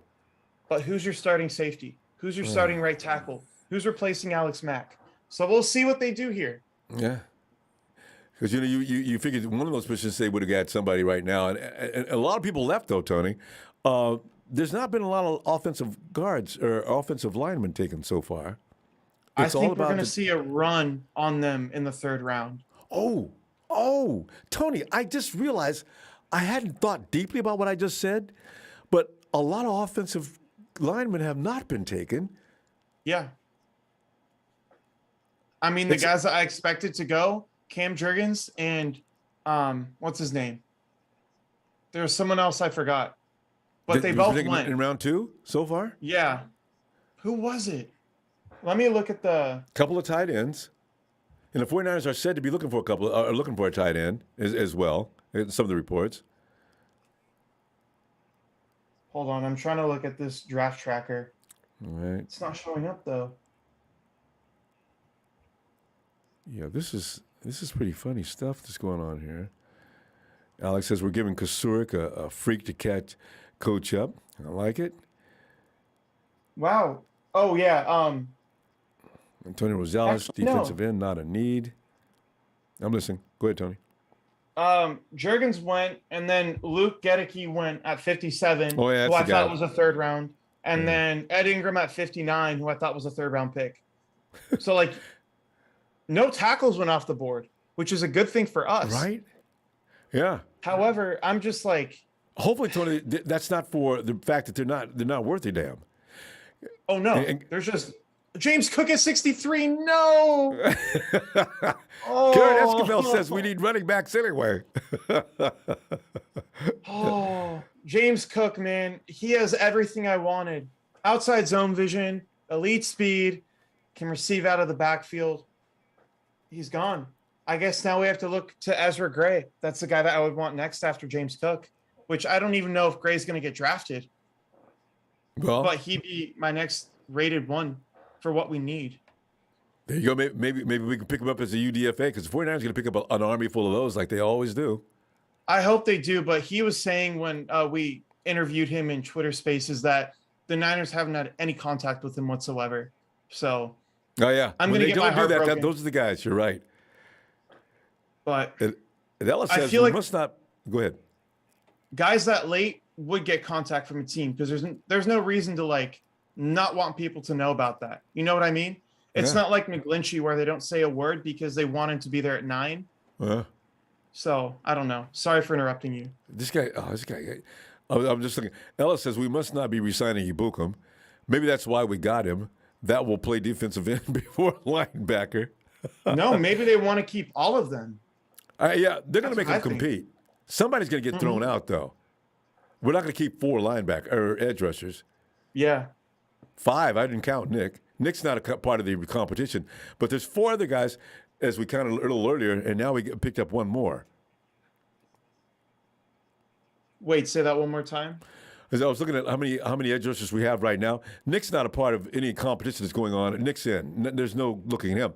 But the rest of those guys, you look at Hyder, you look at Willis, Yeah. you look at Ibukum, how do you pronounce his name? You know what? Kimo? What is Kimoko? Kimoko's an interior guy, though, isn't he? No, he's like a designated pass rusher. Oh, that's right. That's right. He mixed Yeah. him up. Dude, Nick Bonito at 64. I love this pick for the Broncos. Nick Bonito, imagine like a ball of lightning, and then you put him into an NFL football player. That's what Nick Bonito is.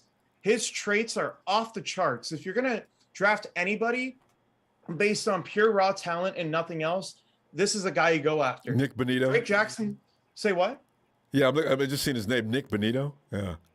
Yeah, I mean, with him, the difference between him and Drake Jackson is he's just a lot faster and he has more bend than maybe anyone in the class, but he's way more raw. You see him flying to the backfield and he just runs right by the play. That's the issue with him. But again, like you're drafting the traits, and if you think he's going to be that good, which I think he can be, you take him at 64 every day of the week. The 49ers had a reason for grabbing Drake, though. I wonder what that was. So you're talking about traits. Well, I think, honestly, there's less question marks with him. I feel like when he plays to his best, he's really like freakishly good. Issue is, again, the fact that I feel like there's a lot to look for in terms of technique and how he plays certain runs, certain pass plays. Also, the fact that he has injury history. But with that said, we have Chris Kasurik. I don't have, any doubts that they'll fix that. So it's a good pick, a B+ pick to me.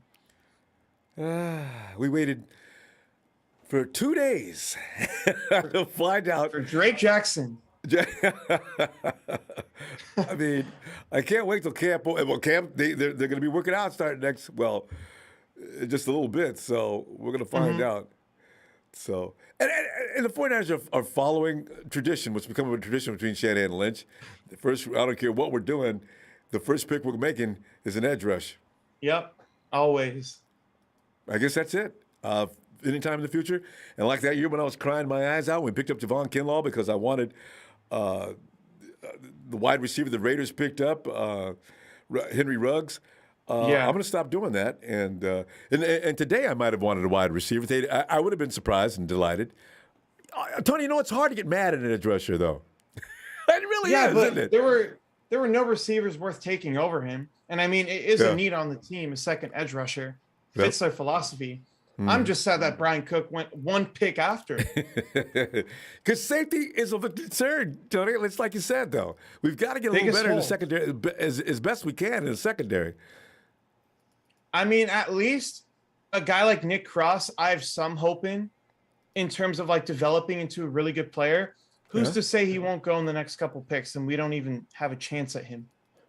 Um, that's like, I just don't think there's any quality safeties after this. Whereas there were a lot of edge rushers that I would feel comfortable taking and I felt like would do really well. D'Angelo Malone, Amari Barno, guys like that who are still on the board, I feel like could have done really well. But hey, it's okay. We got a good player. I'm not complaining. Just really sad that Brian Cook is gone. And when he went, next. You know what? It's fine though, because I think they have a plan here. I hope they do. And they've proven in the past where, like Fred Warner, for example, I didn't like the pick, but they had a plan with him. Now he's the best linebacker in football. So And Fred Warner's the guy I was complaining. Big Show said he wanted something because Big Show's always wanted offense because he says, you guys have seen this team win championships. I just want to see us fortify this offense to the point we can do that too. And I said, Show, but we need this, this, and this. You're not going to do this. No, well, and I said something, we need a linebacker. Well, there's Fred Warner. You can pick him up, and I forget what round. Show nailed that one to right on the. Geez, that was amazing. I said, who? Fred Warner. What is a Fred Warner? Bring him, y'all. I mean, whoa. Now look, one of the best linebackers in the NFL. Unbelievable. probably the best in my opinion. I know. When you get right down to it, I just want to. God. So Let's see what that's the way it Trent goes, Baalke Tony. does here. Great players can be found anywhere in the draft, not necessarily the first round. Absolutely. Oh, And it happens so often. Wow. Luke Fortner at 65. This is one of those center prospects that the Niners were probably looking at. To me, no. I didn't feel like he was worth a pick before 134 that we had. But there are some good traits with him. First of all, I feel like he's a pretty fluid mover. And he isn't really a mauler, but he can move well. And he's the type of guy to where I feel like the ceiling is really low, but the floor is really high. That's kind of what I look for in him. Thing is, I feel like teams love him because his IQ really good, leadership and character is off the charts. Every team loved him that met with him, and that probably plays into this. His hand placement is good, but the main concern I have for him, the fact that he's not running through people and he doesn't really have good balance. He's on the ground a lot, and that's really concerning to me. Oh, that's same here. So 65 is a pick okay for a team like Jacksonville who needs someone that they can just plug in right now? Sure. Yeah. That a pick I would ever consider for us? Hell no. Tony, it's so funny. The guy that got hurt, we got from the Giants? Yeah, Richburg. Yeah, Richburg spent too much time on the ground for me, too. Some guys, I guess, their ability to reach block like that, maybe that was a problem. But Richburg did do a good job in 2019 until he got hurt. So, I don't know. Centers, I don't know how to judge a center. I really can't. All I know is Alex Mack. I think it's IQ and lateral movement. Yeah. And that's why when I looked at Lindenberg yesterday, I said, well, look at this guy. I mean, he's just like really athletic, that big at center. Wow. And he can move in space. The guy is running down the field. I mean, I've seen tackles running down the field, but Lindenberg's running, and he's running hard. I says, Jesus Christ. See, he's a wrestler, so his conditioning's great. He can handle his size. Yeah, that's the kind of, those guys are far. There's not that, there's a few of those. Not many. Same with Cam Jurgens, too. And they both went. Yeah. This pick right here, Brian Asamoah, I really like him. I feel like his ceiling is a really elite coverage defender. He has the sideline to sideline top end speed that you look for. He has the coverage skills, in my opinion, but he's still really raw. And there's a lot to look for in the run game that he just doesn't have. But you're drafting traits at this point, and you hope you can teach him how to fill the run correctly, maybe tackle correctly. You can't teach his talent. So I feel like that's a good pick for them at 66. I really do. You know what? And here's Big Show. Matt Miyoko just reported we were going to take Cam Taylor, Britt, cornerback out of Nebraska, who the Bengals took, jumping ahead of us. Thank God. Tony. You believe that? But you were right. You said whatever they're doing, it's to get ahead of the 49ers. Well, you said thank God. Maybe the 49ers set the Bengals up because maybe they were worried about what the Bengals were going to do. Yeah. And Paul III says Jackson wanted to be a Ram, not happy to be Too the bad. Niners. Suck it up. You're going to play for the best defensive line coach in football. How can you be unhappy with that? He's Paul, where'd you either get a that moron information or from? uneducated to even think that he's going to a bad spot. Come on, Drake Jackson. I mean, everybody wants to work with Kasurik. Anybody knows anything about the 49ers, working with Kasurik can make you a star. Kerry Hyder went out and got paid. You look at last year's guy, Arden Key. He went out and got paid. Why? Because he worked with Chris Kasurik. So, Drake better not have said that. I must be kidding. He didn't look happy, though, sitting on that sofa, I must say. Too I must bad. agree. Like, you're going to play for the best D-line coach in football next to Nick Bosa and Eric Armstead. Suck it up, dude. But the pick the Giants just made, that's a guy I didn't even touch in my pre-draft process. I didn't think he'd be available, or I don't think teams would take him at this spot. I thought he'd be like round 5, round 6. I didn't feel a need to look over him. So I know nothing about him. Well, Tony, if you don't know anything about him, that means you probably didn't have any interest in him in the first place. You can't be. How good's he going to be? Not at all. The Giants. Okay, But Tony, remember honestly, we were talking it's earlier fine. about teams That's that make just- boneheaded moves? I mean, Jones was a bad move, especially when they picked him up. Jones wasn't on anybody's radar, and they picked him, and now they're trying to get rid of him. Yeah, you're right. So, But you have to take a quarterback if you see one. yeah. Man, I'm actually kind of happy that these teams are making these moves. We had a good pick. These teams are not having good picks, which just means we'll have more guys fall to us. Yeah, and the third round's going to be our round, Tony. Somebody's going to make you happy. Last year we went through this, Tony. You were watching some of your picks were just flying off the chart, going other places, and Paulson and Deebo. Cleveland. Wait, what? No, you just mentioned a name. Oh no, that was the guy that I really wanted last year, Paulson and Deebo, and they talked about him in the press conference after drafting Trey Sermon. But he was one of the best rookie corners last year, and he was taken at 75. And Trey Sermon is still a work in progress. So there you go. I think has Travis Jones gone off the board yet? I don't think he has. I haven't heard that name. He'd be perfect for Cleveland. Acquired Amari Cooper in exchange for 2022 50. Oh, okay. Wait a minute. Where's Amari Cooper right now? Cleveland. That's right, huh? Yeah. I think I can't wait more to see than what Cleveland looks anything- like this year, actually. they look good, actually. I mean, they probably have the best running back room in football. They have good receivers. It's really just their quarterback that's the issue. Deshaun Watson? Oh my gosh, I'm so sorry. I was thinking Baker Mayfield. You forgot about Bake. Yeah. And that's what's the problem. Baker's upset because everybody's forgotten about him. And if he doesn't go to the Hawks, Baker Mayfield could be in Cleveland, standing on the sideline. It's embarrassing for Baker. All those commercials are coming off the air as well. Oh no, all of them. I haven't seen him on TV in months. Let's see, where he goes. I'm interested to see where Baker goes. Yeah. I hope it's within the division. Well, some people think he's a Hawk. He's just born to be the Hawks. Maybe he's a Panther.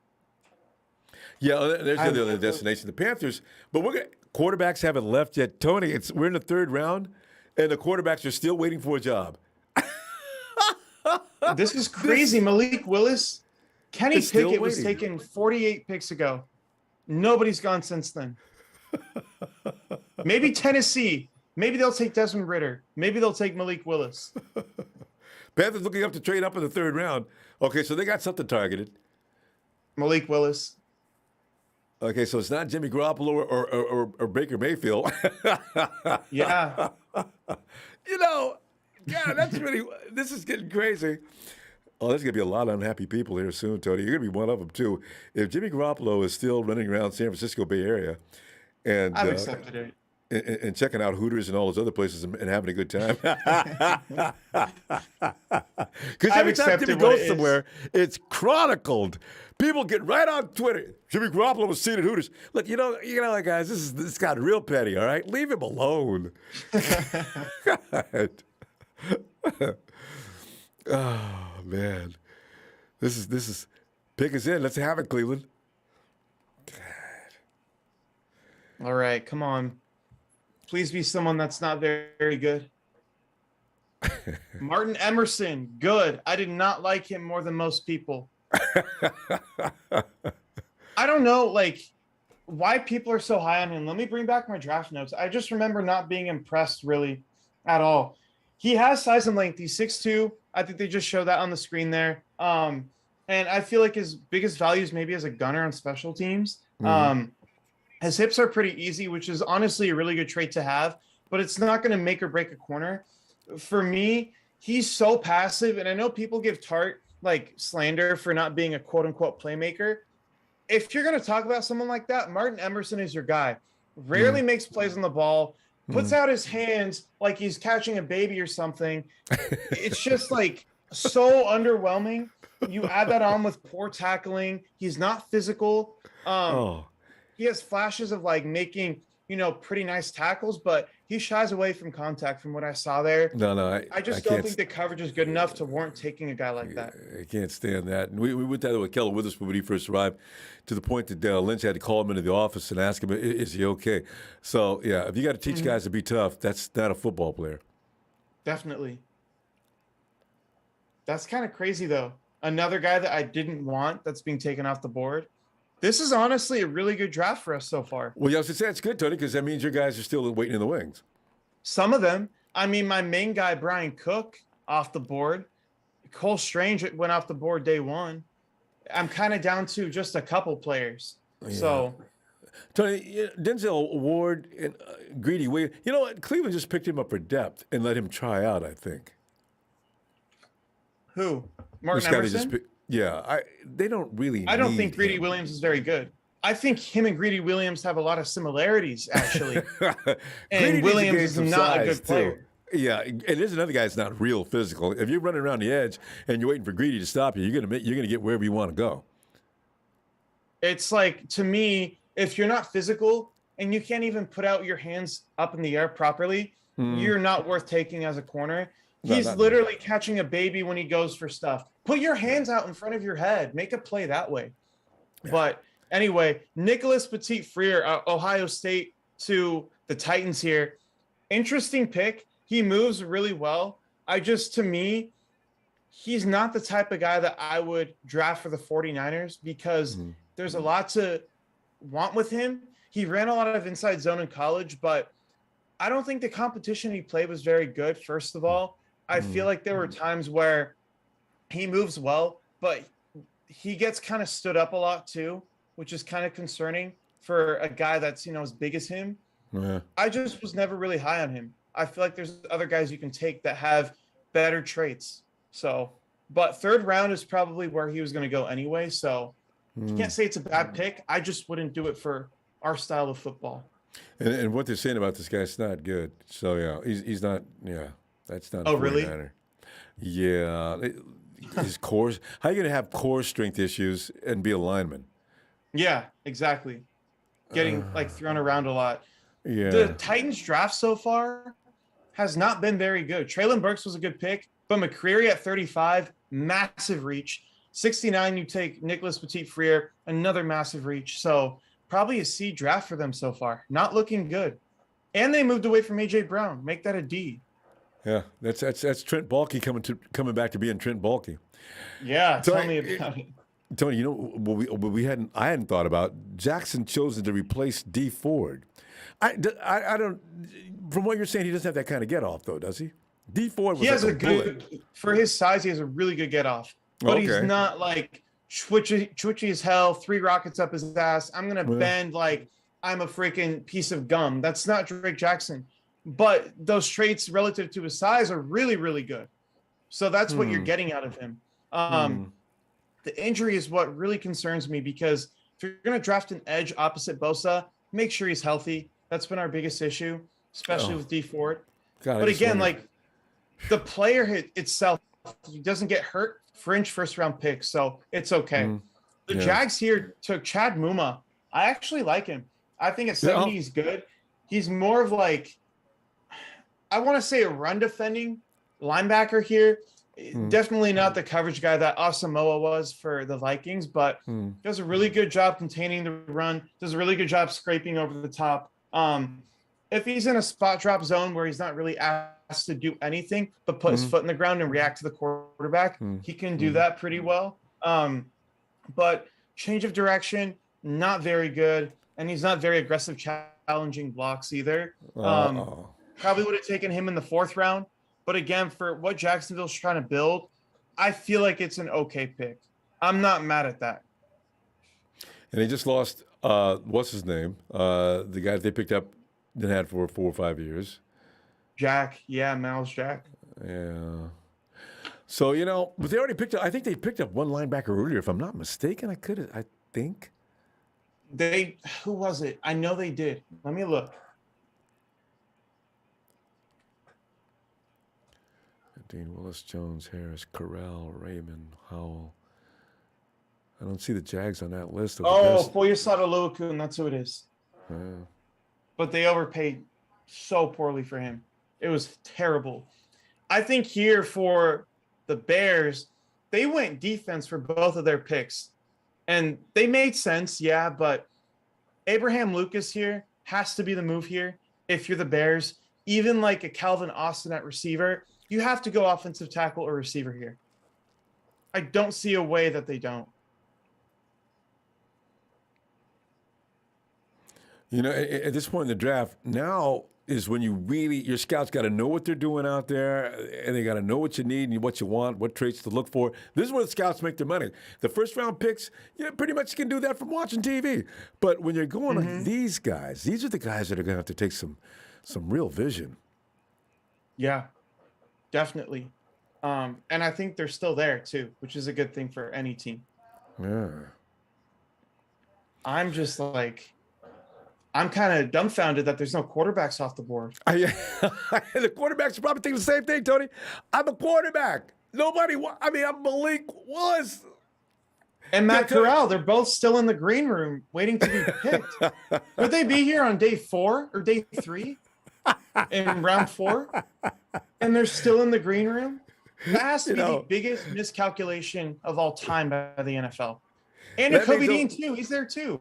You know what happens, Tony, on day 3? They'll be at home waiting for that phone call. No, they're in Vegas. They'll be in the green room. Oh, this is one of my guys, Ronbo. This is one of my guys. He is the closest thing I think we have to Deebo Samuel in the draft here in a lot of different ways. A running Davis back. Jones Jr. Because you're going to get a running back next, I got a feeling, since we don't like offensive linemen in this draft. I mean, yeah. I mean, they're just not doing a very good job at prioritizing that. But 71 here, bit of a reach for Velus Jones Jr., even though I love him as a player. He has a million rockets up his ass. He is so fast. He's a legit deep threat, but he's built like a running back. He can be the wide back that you want him to be, the ultimate gadget player. The big thing with him, he's a terrible route runner. Horrible. And that's why, you don't want to take him super, super high. That's why 71's a bit too high for my liking. But the player you're going to get, absolutely off the charts good. I feel like he's going to be loved by Justin Fields, and they're going to be best friends. My issue, too, nice. 5th-year senior, 25 years old. Is he going to get much better? Say what? Yeah. What's his speed? 4.31. Oh. But he's thick and compact like Deebo is. And he breaks tackles. He's a big yak guy, too. Didn't you mention Velus earlier? Yeah. No, we did the mock draft with him. I took him at like 172, I think. But with him, the thing he's missing that makes Deebo so special is the short area quickness at the line of scrimmage, making guys go one way and then you go another way. Yeah. And in 2 steps, you have a slant and you're gone for a touchdown. He doesn't have that ability. But what he does have is everything else in terms of being a wide back. So And speaking of that move you just mentioned, Brandon Ayuk, what he did to the Dallas Cowboys, and of all people, we're talking Diggs. My God, that was impressive. I they Yeah. hadn't isolated on him like that until that Cowboys game. I've really never been aware of what he's doing downfield. Everybody always says he's always open, but I says, they finally put the spotlight on him. That was vicious. It was Diggs nasty. had He was going no for idea. 200. Tony, what did you say? He would have gone for 200 if Jimmy made a couple throws. Yeah. He was open the whole game. And maybe, what? And also, hopefully Kyle will realize, we don't have to just throw the ball to Deebo. Because that's, I think both Kyle and Jimmy love Deebo to the point where no matter what, when it really became clear to me? When Jimmy forced that ball in against the Colts to Deebo, who was fully covered, I said, I like ass Deebo. open. And I like Deebo too, but come on, guys. Let's into triple coverage, short of the sticks. What are you doing, Jimmy? Just throw it away. Where's Kittle? I mean, that. Okay.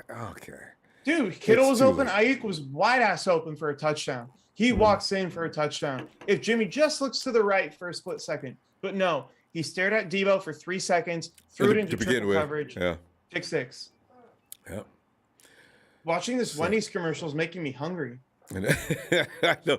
And they keep showing it over and over and over. See that commercial about 15 times in the last hour. Woo! God, the sauce, the cheese, pulling away from that big side. Anyway. Wait, Devin just said there's a video with Deebo just now. A video? Let me see. And what is he saying things? I don't know. Let me look. Okay, I'm not seeing anything right now. Let me look up Deebo. Yeah, because Well, Harold, they showed Jimmy's commercial about an hour and a half ago now. I can't find anything. Well, you know what? I don't really want to hear any more from Deebo. I hope he just goes silent for a little bit here until the 49ers can get back into the office. Can we please stop?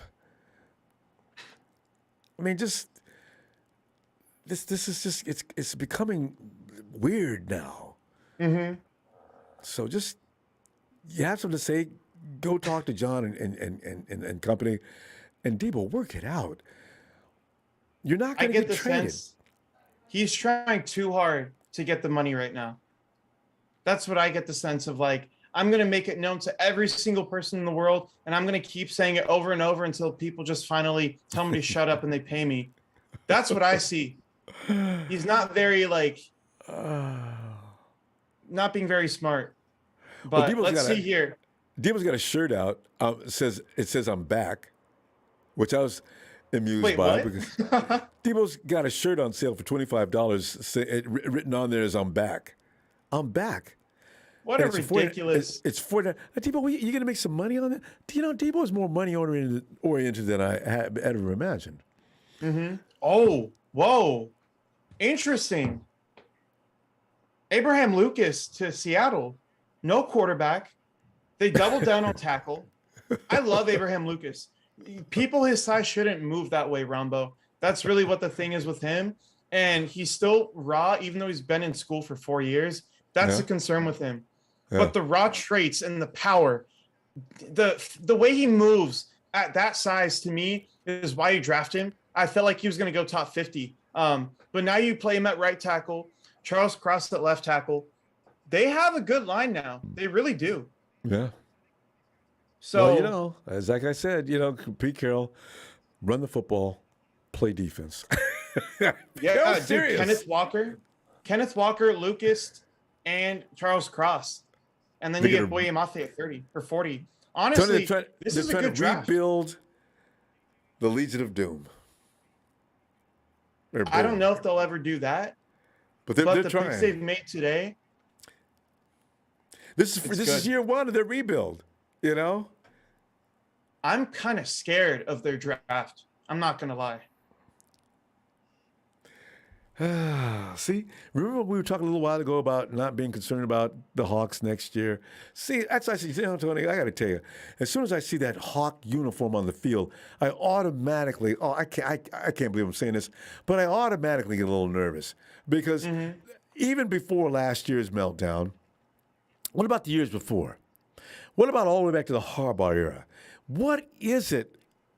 The Hawks have our number like we have the Rams number up until this last game, you know?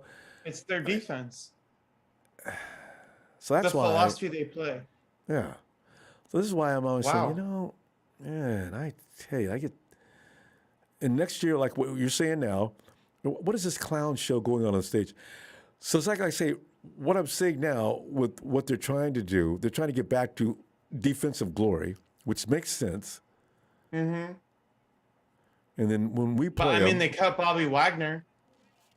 but look for them to get a they'll well They don't have a guy who's going to be as good as him. Jordan No. Brooks is not that guy who they drafted in the first round yeah, that's last year or 2 years ago. Wagner's a Wow, that's, hold on. that's one of those generational Jelani players. Woods. Say what? That's one of those generational. Bobby Wagner's one of those generational players. You only Oh, get yeah. those every now and then. So, you know, they'll get First somebody in ballot another Hall of position Famer. maybe. But yeah, Jelani Left-handed Woods at QB. 73. I have to say, like, he's just like Mo Alley Cox, who's on the Colts. That's my comp for him. 6'7". He doesn't really offer much as a blocker, Jesus. not a great 6', route runner. But he 6'7".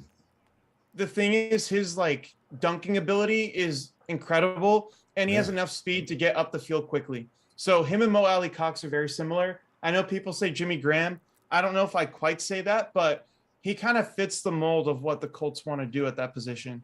Jonathan Taylor. Michael Oh, Falcons. They took Desmond Ridder at 74. Pickett. Was that one of your guys? No, I hate Desmond Ridder, but a quarterback went off the board. Oh, Ritter's a really nice dude. Great leadership qualities. is he a QB? Yeah, he is. You know what turned me off to him, though? The fact that he had Alec Pierce wide open against Alabama every other play, and he never looked his way. That's all I needed to see. If you can't read your receiver's leverage, if you can't read that he's getting open every damn play, and you're struggling to move the ball, no thank you. I feel like with him, he's all over the place in terms of his accuracy. That's the biggest thing. He's mobile. He has a decent arm, but it's not like a wow arm. To me, I don't think he's better than a backup in this league. But at 74, you have nothing to lose here. Yeah, especially if you already got a quarterback in place. So, hey, well, they don't have a quarterback in place. I mean, Willis, he's not going to take he's not going to take Mariota's job, then, is he? he might. You never know. But this is making me think maybe we take Malik Willis in round 6. Maybe he's our backup this year. Tony, I'm gonna lose my. I'm gonna have to laugh. We picked up Malik Willis. Okay, because I think with how do you feel about the backup? Sutcliffe. I mean, God, to have Trey backed up by the guy we've got backing him up, I keep thinking, if Trey goes down, game over. Yeah. Yeah. I think Because Nate Sudfeld, he's tall. Okay, that's it, though. he's also cheap. The thing with quarterbacks as your backups, you want them to be good enough to win you games when you're in a pinch, but you don't want them to be good enough to where they challenge your starting quarterback for a job. And also, the thing is, you're caught between a rock and a hard place because what if your quarterback goes down for extended periods? Mm-hmm. Well, we'll see. Hopefully, Trey got hurt twice last year before the season really got started. I just hope that his durability is better than Jimmy. It will be. I don't have a doubt in that. You can't get worse than Jimmy Garoppolo in terms of durability. You really can't. I don't know. What's his name? Washington. Carson Wentz spent a lot of time hurt, and maybe more than Jimmy actually. Yeah. Who else? That's about it, actually. I think Carson Wentz is just about the worst. Jimmy comes in a close second. Yeah, I probably agree with that. You know what I just realized too, Rombo? Bernard Mm. Raymond, tackle from Central Michigan, is still on the board. Ooh. That's a guy I think the Niners would target if he fell to 93. He is, again, a former tight end like his teammate Luke. I felt like he was better than Luke. And he just moves so well for his size. I feel Hmm. like that could be a guy the Niners target to play right tackle. Desmond Ritter just made a great pass. He looks nervous as hell. He's sitting there That's blank. trust me, that's not who he is at all. He's my sixth best quarterback in the class. All right. So yeah, Falcon fans, you should be very upset about that pick. Well, you know, Man, this is going to be the quarterback situation, and these quarterbacks are probably pissed off because it took so long to get picked up. I know. Yeah. Oh man, Castro 07. I want to see Niners versus Raiders at Super Bowl. Hey Tony, the Raiders have done a lot, and I disrespect the Raiders probably worse than most people because I run into them all the time. I know them; they're Mhm. my family. Uh, what do you think about the Raiders' chance this year in the AFC West? Are they going to come out of there smoking, or are they going to get beat up like they normally should? I honestly, Rombo, I'm going to be honest with you. Yeah. I think they might be the best team in that division when the year's done with. As of right now, I think the Chargers are one, Chiefs are a close second, Yeah. and then Raiders at three. But if they finish first place, don't be surprised. No, I won't They have because a good team. yeah, and they got good defense. And what's his name? What's that edge rusher? I like Max Crosby. I like Yeah. him a lot. And you got Devontae's over there now, and he and Derek Carr have history. So Mhm. linebacker Christian Harris for the Houston team. This is the ultimate traits guy that you draft, and then you hope that your team can develop him. I think with a team like the Texans, where Casario is a former New England Patriot, you kind of want to take guys that you think could be scheme versatile when you're running a multiple defensive front like they do. And he's probably the guy that would fit that mold better than a lot of people. I think in terms of like raw coverage ability, he has the ability to be really good, but he's not going to be as good day one as a Nakobe Dean or Brian Asamoah. But you're drafting the traits here. So I'm not Mm-hmm. mad at this pick. I think he's worth 75. Quick, blew up that hole. Yeah, Yes, he's indeed. fast. Yeah. Faster than Nakobe Dean, I'll say that much.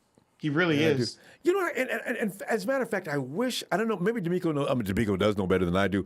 I would have liked to see Fred's fast, but if I'm going to go and blitz, I'm going to use either Alshar or Dre. I think they've got that kind of size and quickness, and like you've been mentioning earlier, a lot of quick twitch to get to that quarterback. We don't blitz from that position very much, and probably because of the wide nine situation we're in a Yeah, lot. But still, I think those guys have that capability. definitely. I would agree with you there. So We're gonna find out yeah. because there's some things we could add to what we've done, so people can't figure it out. And also, when even man, K1 was so good at coming out of nowhere and dropping that quarterback. Do we? Who did? I don't know that Emmanuel Mosley's he's a good tackler though. I would have liked to seen Jimmy Ward use more to get the quarterback too, because Ward's got that kind of quickness. He's too good in coverage to Yeah, blitz him you like can't that. sacrifice it. Kwaski T, they used him every now and then. Remember, Kwaski T used to be the guy that come running in, and even if he didn't get the quarterback, Kwaski had some kind of a vertical leap. He'd go up about 50 feet in the air, and the quarterback threw the ball and bounced off of Because he was the Kwaski. only guy who could do that. I said, Jesus Christ, look at that. Kwaski climbed the ladder. Remember that? Well, I mean, who else were you gonna do that with? That's true. Kwaski was the guy. People didn't know, but Kwaski T was also one of the fastest guys on the team. Because he was clocked at some Easily. crazy mile an hour, too. Ooh, and that play against Cam Newton that year, Kwaski goes up. He couldn't make Yeah. that catch in the NFC CG, but he goes up against Cam Newton, one-handed catch to take that ball out of a touchdown situation. I said, Jesus Christ. Kwaski's got I vertical love him. man. I'm gonna miss him. But like you were saying, I think Damari Mathis would be the perfect guy to take there if you want to run slot blitzes and you want someone who can be a really good slot run fitter. That to me is the guy that you target there. But He's coming Cam up to the Taylor draft. He's Britt, not off the board yet, huh? no, he's not. We dodged a bullet with Tam Taylor Britt, in my opinion. I All right. don't think he would have been anything had we picked him there. I'm not high on him at all. I know the team was, but Drake Jackson to me is way better as a prospect. Maybe he's at least number 2 on the list, and the 49ers got to be on the board. How far away do you got to go before the 49ers pick? He's got to be soon. Third round? So we have 17 picks here. Wouldn't be surprised if they move up for someone. But the way the board's looking, maybe you just want to sit and you wait for Nick Cross to get there at 93. But I think Cross could go really soon here. That's the only guy that I feel comfortable with. Now, let's say Percy Butler's the only guy that maybe, okay, he's a true free safety, and you don't want to play him anywhere near the box. So maybe you move Jimmy Ward to full-time strong safety. But that doesn't really mix with the philosophy that we have, that our safeties are going to be interchangeable. They're going to play in the box or single high. They need to be good against the run, and they need to be able to cover. Percy Jackson is not, or Percy Butler, sorry, is not the guy who can do that for you. So I think right now it has to be Nick Cross, who I'm not very high on either. So we'll see. Tony, most of us have forgotten about Tavarius Moore. Is he going to be figured into the plans this year? He was horrible in every which way. Yeah, Richard Sherman says I need some back on why Malik Willis has continued to slide. Yeah, dude. We're going to get him at 187 at this rate. May as well. But back to Tavarius. Tony, did I hear you say he was horrible? Tavarius has had some picks and some pretty high-pressure games, though. He's routinely misses assignments, gets toasted routinely. He does take bad angles sometimes. It's cool if you're fast and you're tall, but if you're a poor tackler and you're terrible in zone coverage, you can't cover in man, what good are you for? But when him and Jimmy did work together, they did have a chemistry out there. Ward was actually, like you're saying, though, Ward was covering up some of his deficiencies, but still, he managed to hurt what it people. was. Yeah. Because I don't know if we'll see what happens to him. I wonder if he's coming back this year and he's going to make the team. I don't know how bad that Achilles is or was. I think he's going to be out, and if he does come back, I don't see a place on the roster for him. Wait, Travis Jones at 76, massive steal. The Ravens are having an incredible draft, too. Dang.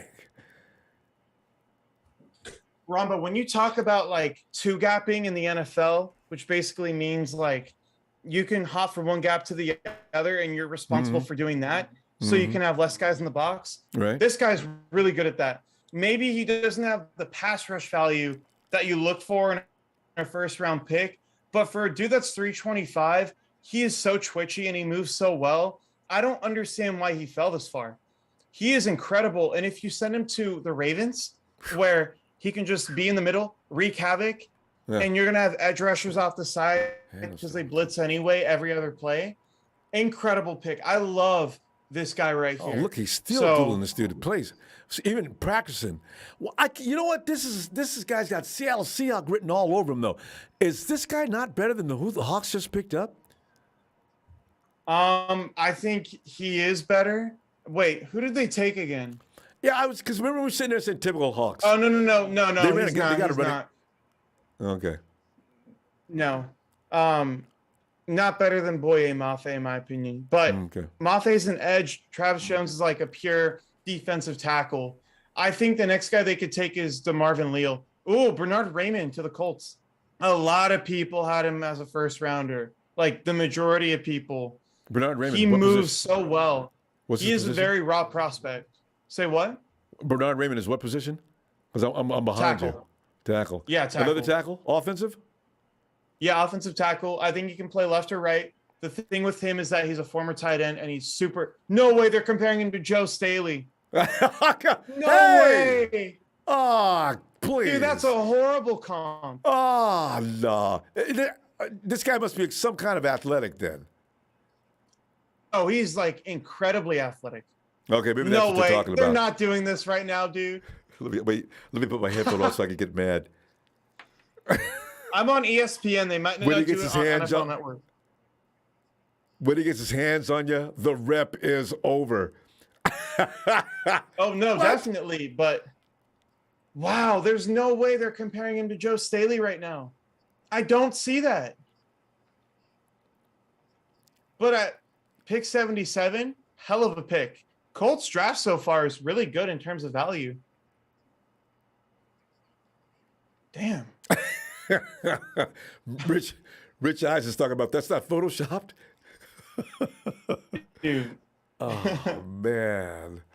Okay, you know what? And people better know, Joe Staley running down the field for all the way down the field, leading the way ahead of everybody on the field.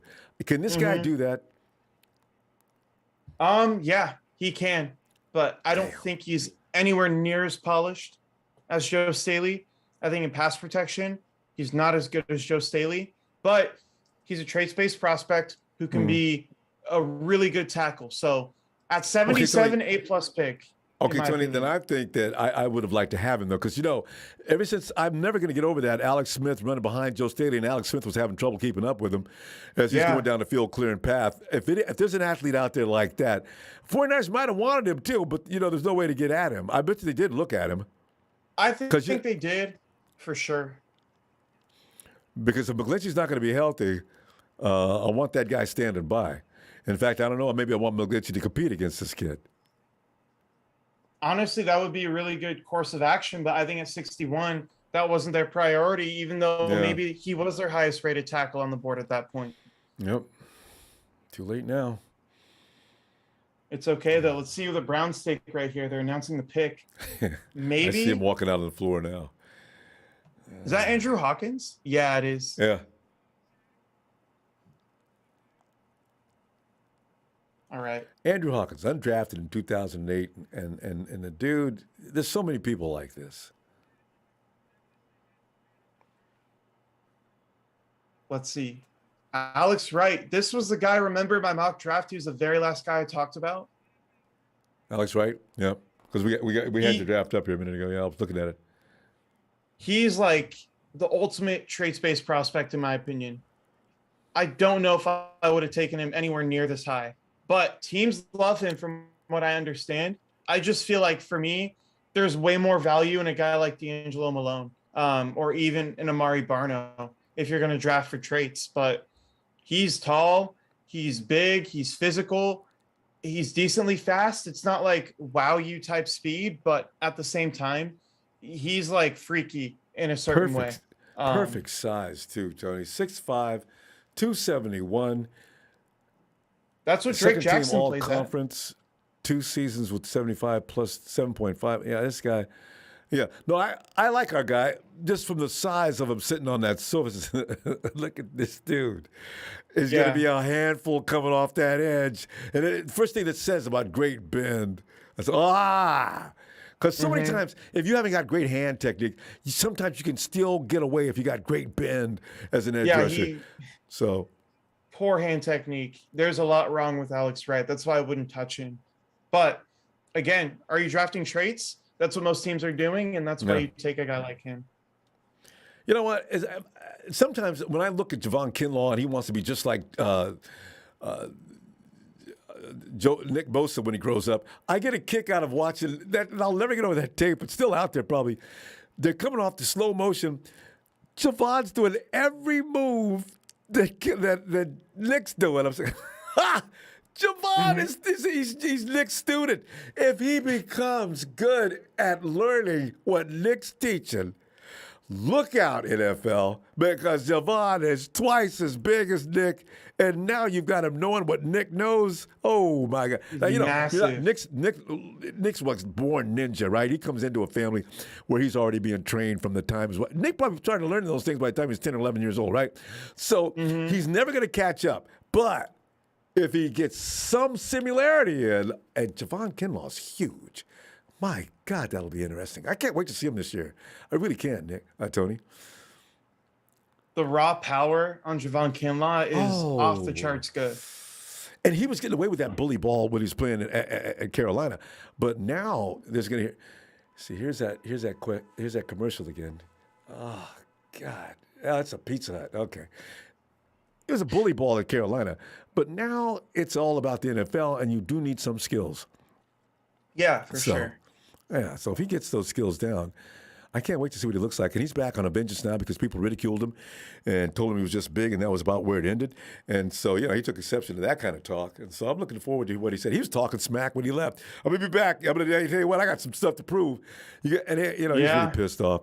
It's good to get people pissed off. Some guys, it's a good idea. Yeah, it is when they're not playing to what you drafted them at, for sure. Yeah. And But he yeah, found I out. can't wait. Yeah. And I want to see what Kerry Hyder looks, because Kerry Hyder, he's a year older.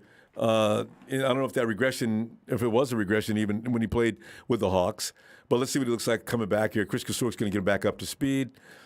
That Komoko dude, I got just watching it was very exciting. Oh, remember the guy we picked up for the Texas, Omanahu? I don't know how to pronounce. I think that's his name. Oh man, that was the guy. That's the kind of ball player I like. Yeah. Long, ranging, just kind of mean.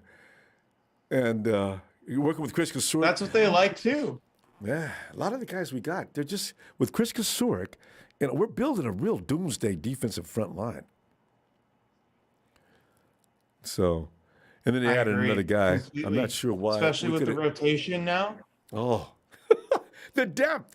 Tony, we've got the depth that we always wanted when Balky was there. There's no weak link. You can go fast and furious for 4 quarters with everybody fully rested, because the next guy's just as bad as the guy that just left. That's what every team wants if you can get that.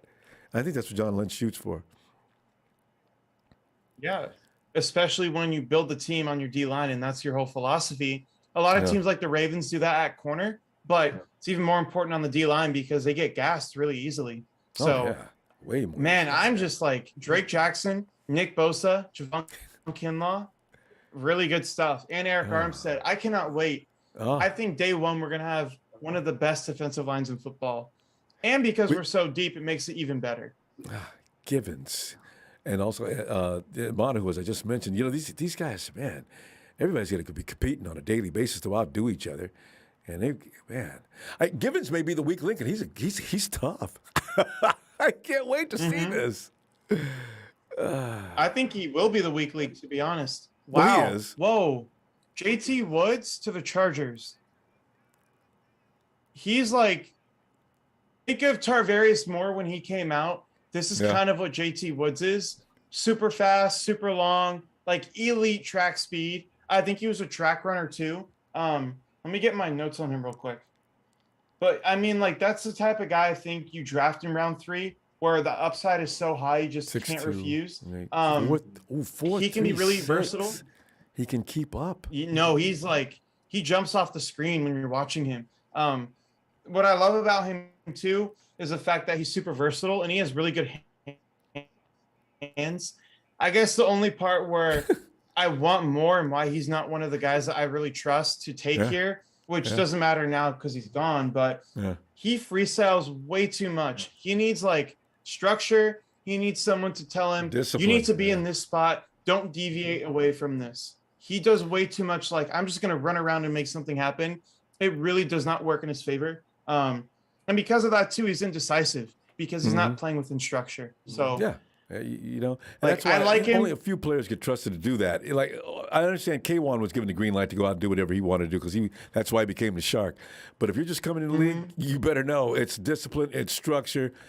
We're going to learn this first, and then after you get efficient, then you go and solo. God, that would piss me off, especially if he loses a play.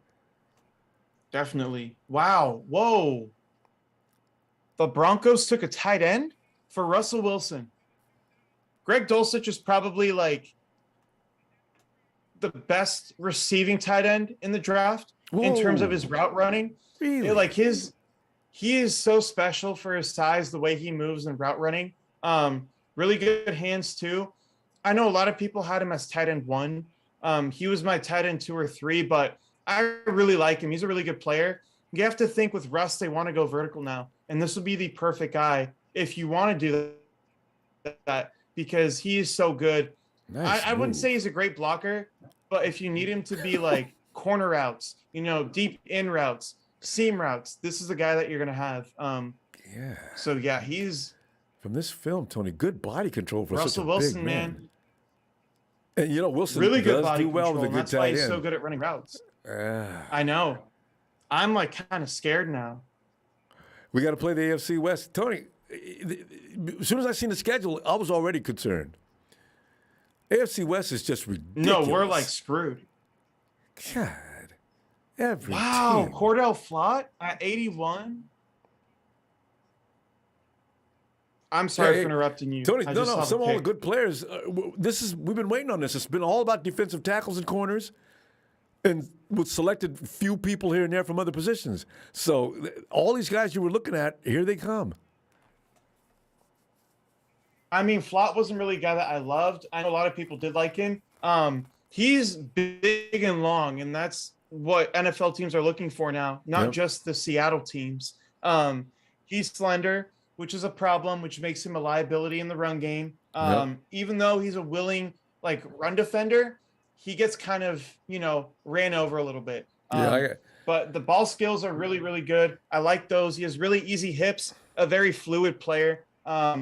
The thing that I really like, what maybe not like him more than a lot of other guys, his route anticipation is not very good. And if you get a double move on him, he's going to bite down to the next level. And you're just going to get a huge amount of separation on him. But he's a guy that has really good traits in terms of being a ball hawk. So why not take him? And what you just at mentioned, training can get that in order at some point. If he gets like maybe 15 more pounds on him and just pure muscle, I think he'll be fine. But again, he's a longer corner anyway, so it's not really the biggest deal. If you plan to play him in like a Seattle 3 where you're just playing press bail anyway, and the corners aren't responsible for the run fits, he'll be fine. And Tony, Richard Sherman's a lot bigger now than he was a few years ago. These guys can put on size. They got to be conscious about their diet and lifting. So, No doubt. Too thin, I can live with that for now. If I edge D'Angelo Malone. Hey, how about D'Angelo Malone? This guy, every team that met with him loved him. He has elite bend, elite speed. He's just like a rocket. That's what he is. And I feel like he's a lot more polished than a Nick Benito is coming out. He's really a guy where he's perfect for the wide line when you play him outside as a designated pass rusher. That's what he is right now. But he's super fast, super quick. I love D'Angelo Malone. I thought maybe, 61, he was in play. Not that I would have taken him over a lot of guys, but if you were taken there, I wouldn't be shocked. But going at 82, that's probably his value. Really solid player. And they're going to love him. They really will. Well, as long as he's not. Because now, when's the last time the Cardinals made a pick? Those teams that have traded up to get people or traded away picks, nobody in our division. I don't think they have made a pick. The Rams are absent every year. But the Cardinals aren't involved this year. We're barely involved. So, Well, I mean, they traded for Marquise Brown. Yeah. Let me see here. See what the Cardinals did. Oh, they got Trey McBride. That's what they did. I forgot. In the first round, right? Or second round? Yeah. No, second. Yeah. Oh, my God. Second round. First round, they used that pick on Marquise Brown to trade for him. But we don't pick it till it's not loading for me. Yeah. We don't pick it till 93.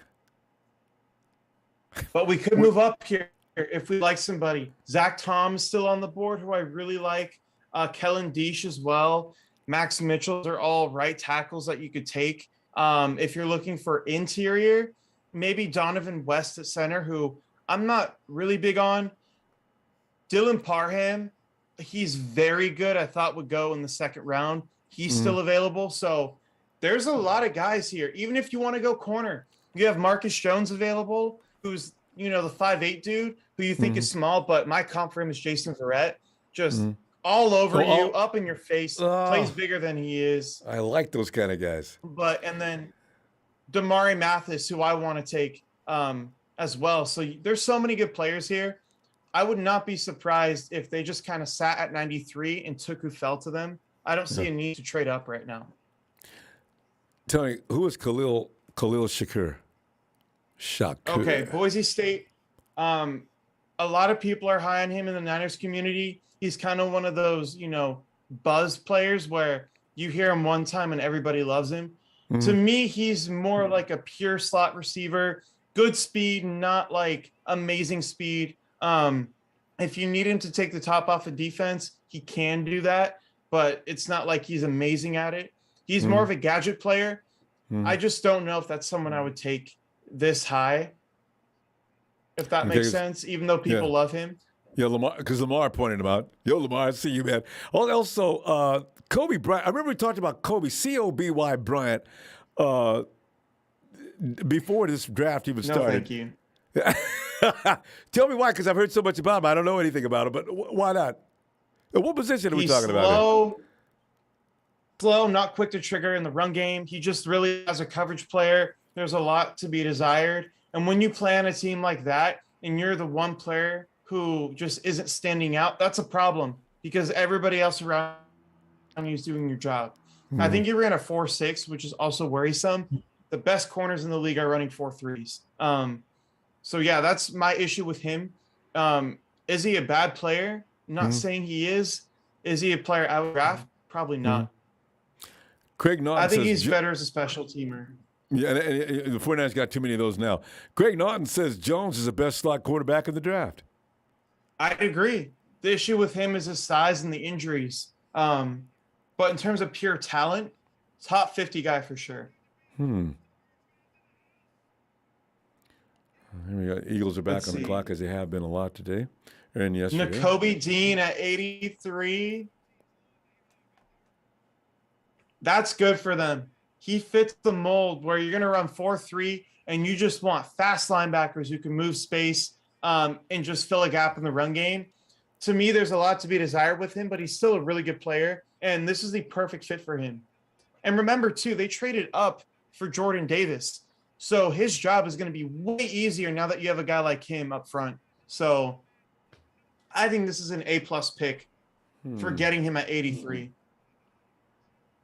Again, like the sideline to sideline for me isn't Fred Warner-esque, but it's still very good.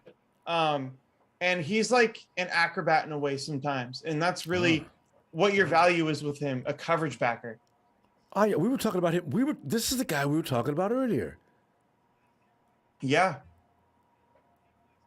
But he's undersized. He's 5'11". Doesn't really bring the power that you want from a linebacker. But in terms of like his coverage, that's really what you're drafting him for.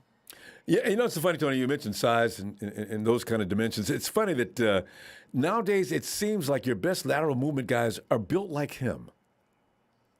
In a way, yeah, but it also comes at a cost when you play a team like the 49ers are going to run down your throat every play. Yeah. So you're not going to be able to handle Deebo or George. That's why the Fred Warners are so, sought after. And Fred is so good at coverage as well. So, those are tough to find. He's Fred Warner, high IQ, great run defender, but the best coverage backer in the league. You don't find that at 6'3". It just doesn't happen. Yeah. And wait a minute. You know what's so funny? When I think about Willis was actually a generation ahead of what he was.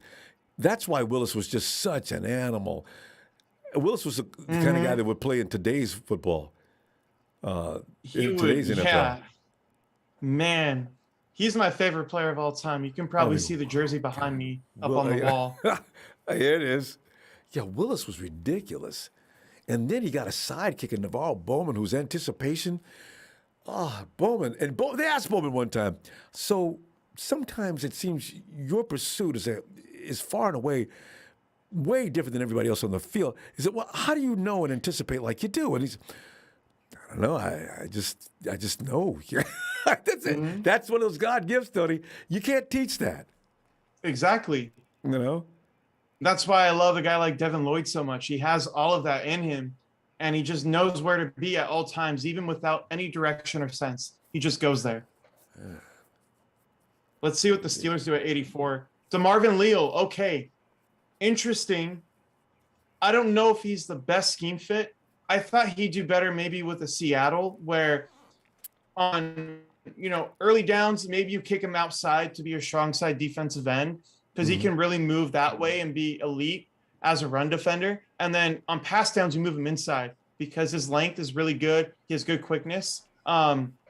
Maybe the Steelers want to play him in a Cameron Hayward type role to where, you're going to play your 3-4 defensive end. Maybe we slide you to defensive tackle. I don't know if he can be a nose tackle, but he's quick, for his size, and that could be a really good fit. 40-yard, 5 flat, 6'3", damn near 300 pounds. I want to see what that looks like moving from a distance. I don't want to be on the field with that dude, but man, that's crazy. That's quickness. Yeah, I like him a lot, and he's a good athlete. That's really what you're drafting there, but he's also pretty sound in the way that he attacks gaps. He's not a two-gapper like we talked about earlier, but when you give him a gap, he'll stay with his assignment pretty well. So I like him at 84. I think it's a pretty good value pick. And the Steelers, if you look at them, they're loading up on defense like crazy in the offseason, and it's their first pick today on defense, but it's a damn good one at that. What do you think the Patriots do here? See, the Patriots are so confusing. I can't imagine. I'm just like, you trade up for Tyquan Thornton in the middle of the second round with Sky Moore and George Pickens on the board. I don't get it. Oh, they took Marcus Jones. Man. Yeah. Hey, I love Marcus Jones. This is an A+ pick. And for what they want to do, he's perfect because you can run man, you can run zone. He's a good blitzer, high IQ, knows exactly where to be. And even though he's smaller, he plays like he's a lot bigger. Plus, too, if you're looking here, real punt return value and kick return value. He's real special that way as well. So A+ pick. I love Marcus Jones. He's 5'8", but he can be an outside corner if you want him to. Oh, man. And Craig Naughton, no. He says, watch, the Cards going to take Marcus Jones. No, Marcus is gone. Dude. The Cards secondary, were they? I can't remember if they were good or not. Were they good last year?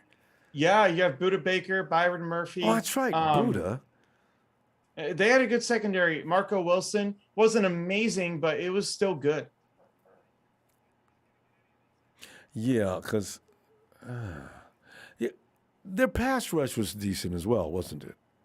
With J.J. Watt and Chandler Jones before they got hurt, it was incredible. Yeah, it ended up being mostly just did Chandler get hurt last year as well? No, just J.J.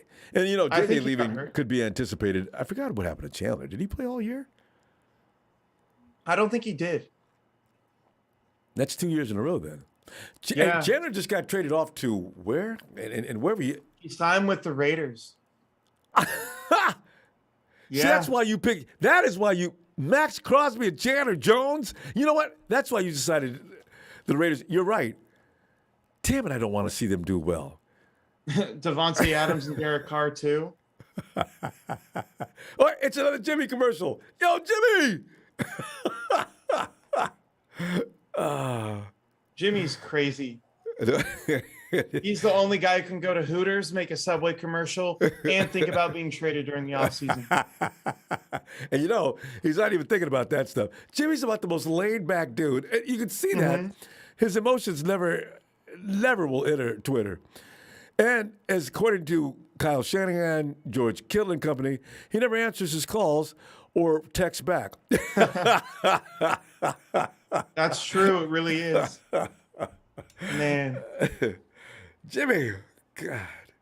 And no matter what anybody says, when he gets through playing football, his winning record versus his losing record, it will not tell the whole story maybe, but, it is what it is.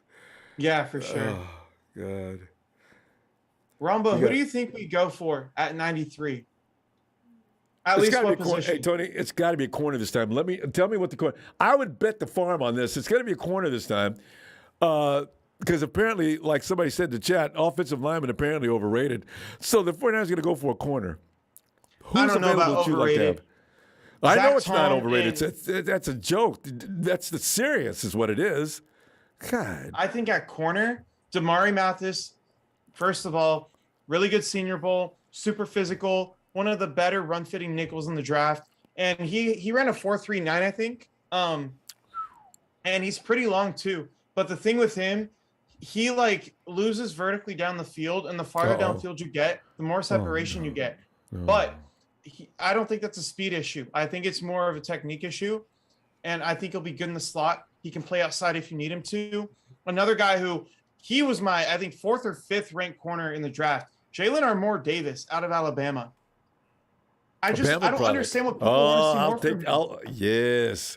You play in the SEC, you're long, you're fast, and you can cover everybody. Like, what else do you want? You can't get anything better than that. You can't. And especially at 93. Oh, man. If we get him at 93, you move him outside. He's not a slot corner, but you move Mosley to the inside. Mosley's going to end up, you know what? Mosley's going to end up being, Ambry Thomas is going to have to be on the field, man. I'm telling you. I'd like to have him be a backup if possible. Yeah, but you know, he's Mosley's probably going to start though. You're right, but Ambry's definitely going to compete. No, he'll compete for sure. I don't doubt that. Let's see who Ambry goes Thomas here. runs a 4.3 as well. Did Ambry's? He didn't even run a 4.3 because I think like a 4.38, 4.39. I think they were thinking about using him as a kickoff return guy. I'm glad they didn't, but still, I like the fact that guys because that catch he made against OBJ. Who they pick? Your guy? Malik Willis. Malik's going to Tennessee. Oh, is right. Finish your point, though, Ronbo. Finish your point. No, I like Ambry going because Ambry's not going to get beat downfield.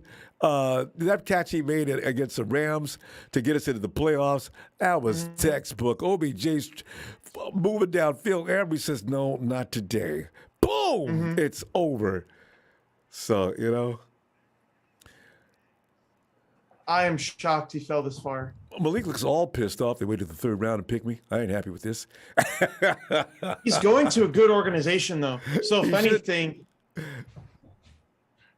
wow. His arm talent is so crazy. Yeah. Say what? Here come the tears. He's breaking down.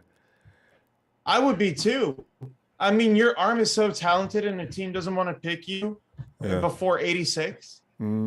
That's like, this is going to make him a great player in the league. Yeah. He's got something to prove now. You know, how many quarterbacks? 2 quarterbacks got picked ahead of him. So the rest of the quarterbacks can pretty much look to go to UDFA. Matt Corral, Carson Strong, they need to get drafted. Are they going to get drafted? They're too good not to get drafted. What? Are they going to get drafted? They have to. I think they will. They're my 1 and 2 quarterbacks. There's no way they fall out of the draft. See, because at some point, picking up a quarterback on your roster too late means he can't do anything but quarterback. I'm not going to waste a spot on him. Some of these guys are going to have to go find their own job. Oh, yeah, for sure. But there's going to be teams that maybe like a Seattle where they don't need a quarterback, but if a guy like that is there in the 4th, 5th round, you have to take him. Let him come in and compete. But I mean, as far as being one part of the 53. In terms of that, I mean, I think they'll still find a home in the draft. I wouldn't doubt that. Nice shot downfield that time.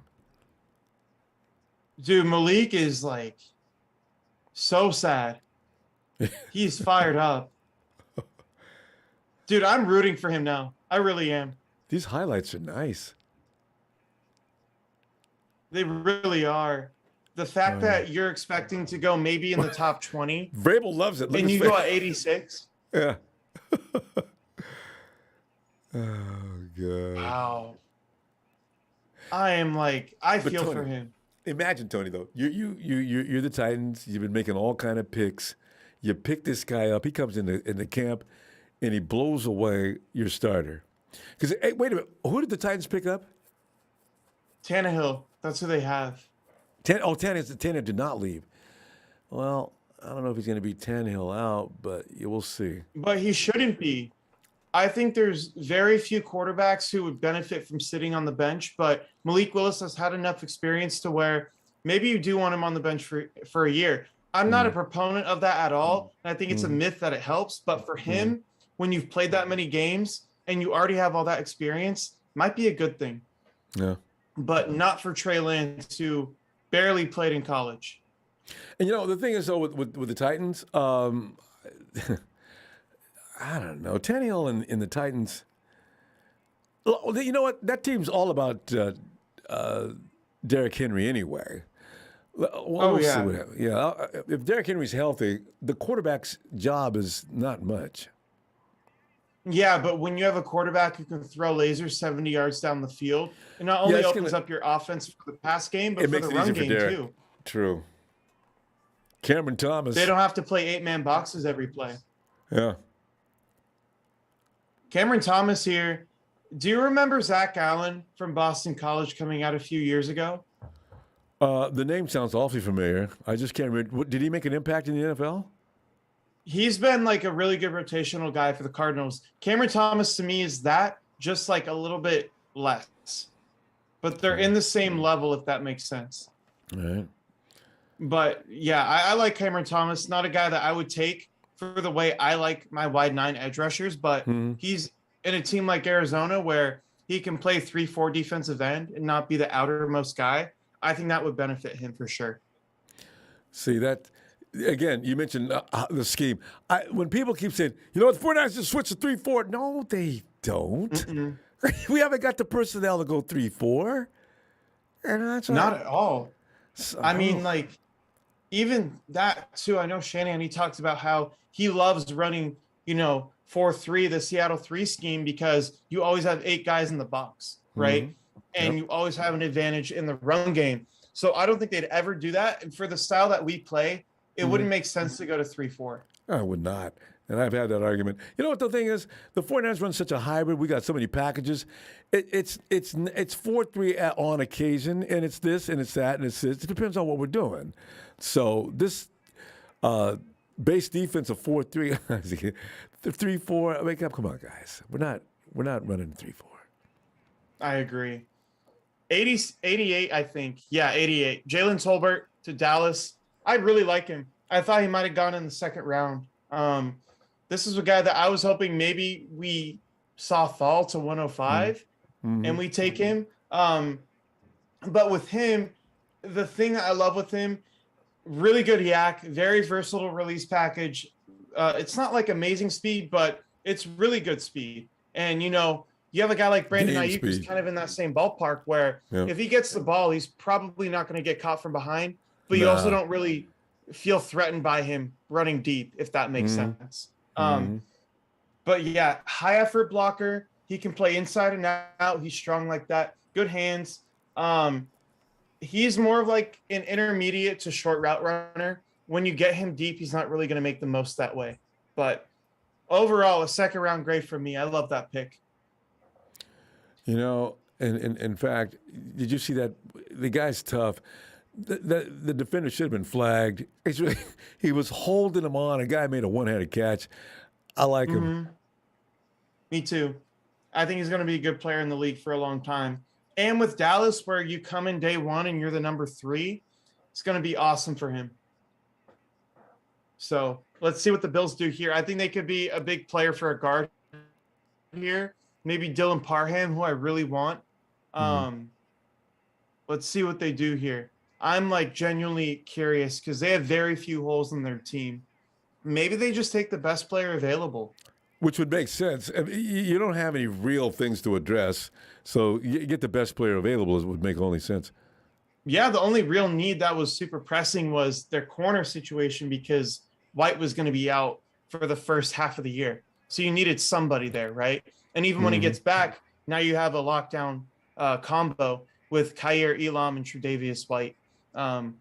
Let's see who they take here.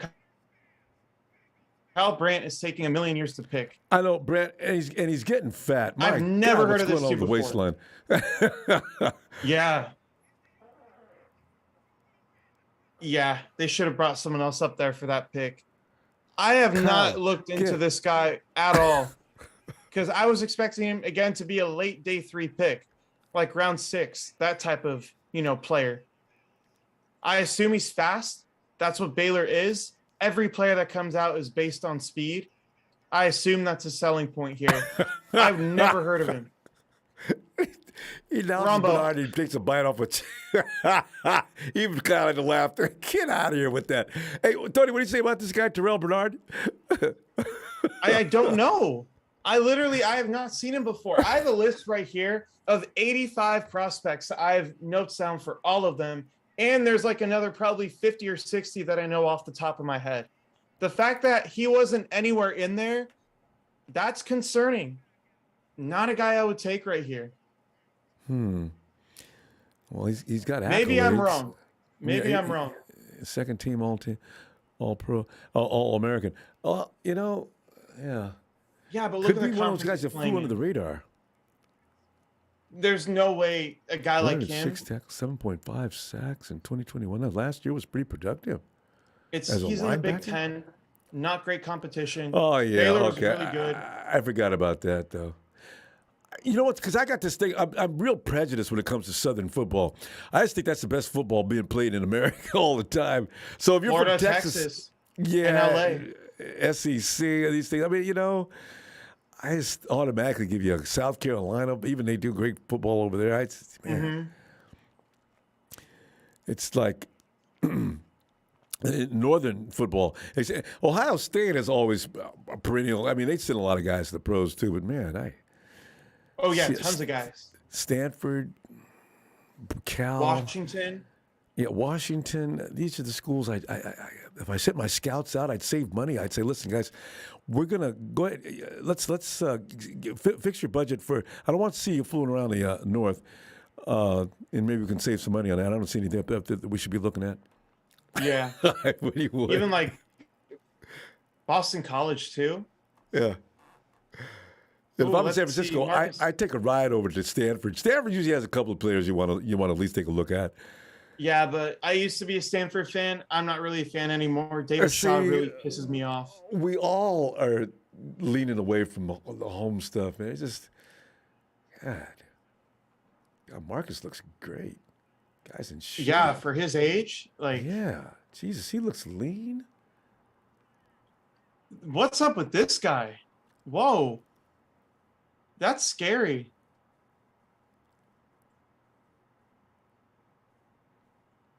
Oh, because it's Vegas, I just realized what's Wayne Newton doing up, Mr. Las Vegas? No wonder. He's gonna tip the odds in favor of someone losing money. Why are they taking so long? Because it's Mr. Wayne Newton. Wayne, you know what? We could have did without you tonight. Oh, no. Dylan Parham to the Raiders. Oh, he's Ronbo. He can play center. He can play guard. So fluid. No. He can run through people. And we don't pick for another 3 picks. The thing is with him, people don't like him. He's undersized, right? But it doesn't matter when you're that powerful and you can move like that. And you know what? As a center, I like it because the pad level, as a matter of fact. 40-yard dash at 4.93. 311 pounds. This guy's got to look like a fire hydrant. He is so good. Oh. He can play all 5 positions too. I bet we could have used him. You're right. I wish we would have traded up to like 89 for him. But hey, maybe we're waiting for Nick Cross at 93 and that's who they want to take. In the first place? I'm not super high on him, but it's the only guy I consider for safety right now, which is a big need. But do I want to go with need or do I go best player available here? At this point, Tony, as long as it's the best offensive lineman available. Which, I mean, I don't even know who that is. Maybe it's a Max Mitchell or Kellen Deach. Zach Tom actually would probably be my guy. Zach Tom at this spot. Because he can play tackle or center like we were talking about before. Because right now we've done really... Like, at 61... Who did we pick again? Drake. Okay. Well, okay. We did ourselves good there. It was a good pick. Yeah. Okay. We got 3 picks to go.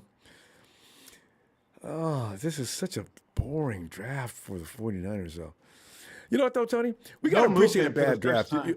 But you know, this is what I'm saying. We got to appreciate a boring draft because that means we've arrived as a team. And we don't have a whole lot of needs. I'm not sure what I like better: going through the regular season, and getting our butt beat, or having a draft that's just a celebration in life. Period. You know, because draft day is Yeah. exciting. You know, I put it right up there with the intensity of the Super Bowl. I love the draft, but It's like my favorite time of year. You spend 2 yeah, months, 3 months looking at after the draft or after it's the like Super Bowl right. preparing. It's like you went shopping at the best mall in the world and you're just having a great time, having dinner. You got there in the afternoon, had lunch. You've been there until the place closed. It's the same kind of fun, you know? Yeah. But we're not even involved this year. And we got controversies. I look at this clip of Deebo Samuel running down the field. You know, it's just not a bad time. I mean, a good time. It's a good thing I don't drink. Yeah. This would be a time to start drinking. For sure. I'm just like, it's so boring, but like you said, we've arrived, and I Yeah. think we have our quarterback, and he's our first round pick this year. So I can't And we really be got upset with that.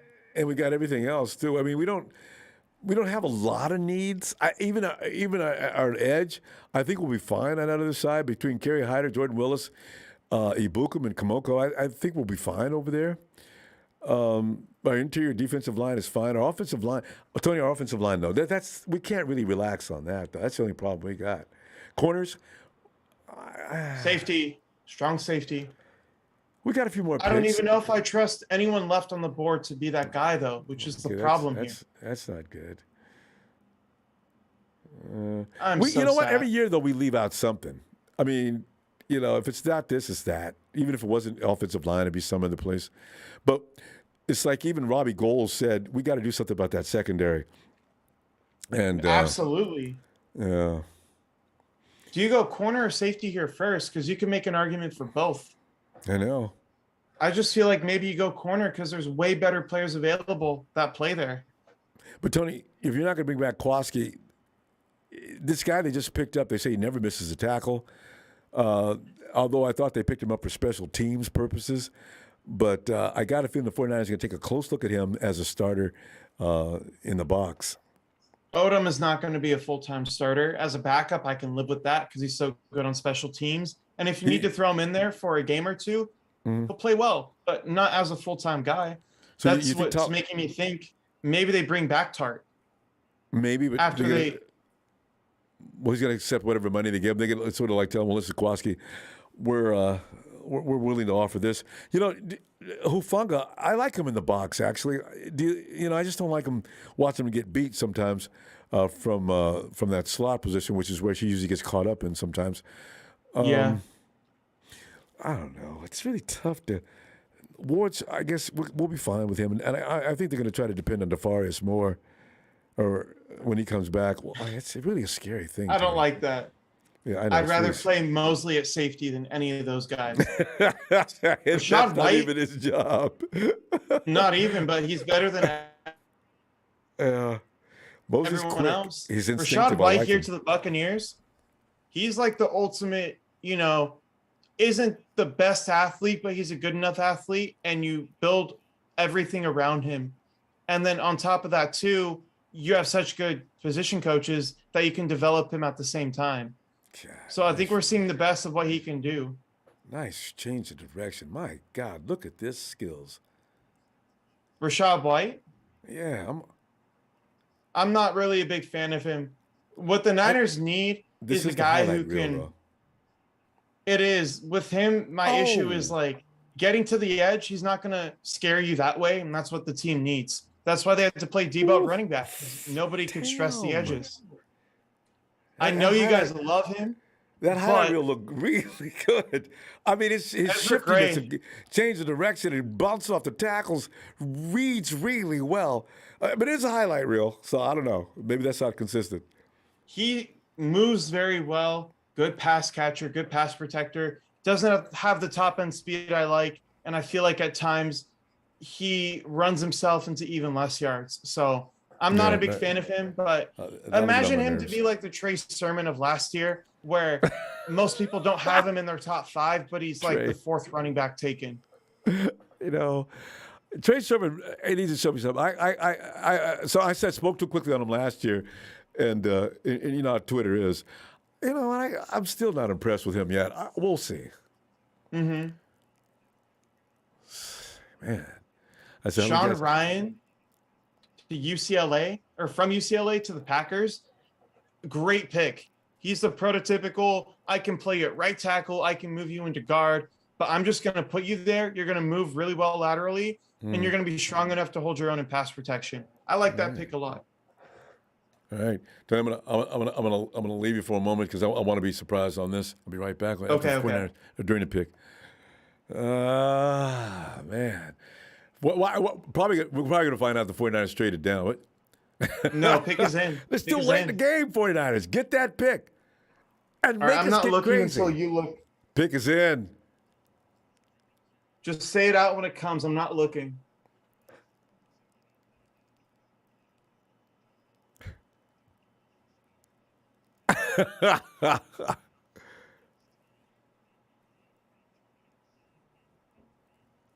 Dr. Disrespect.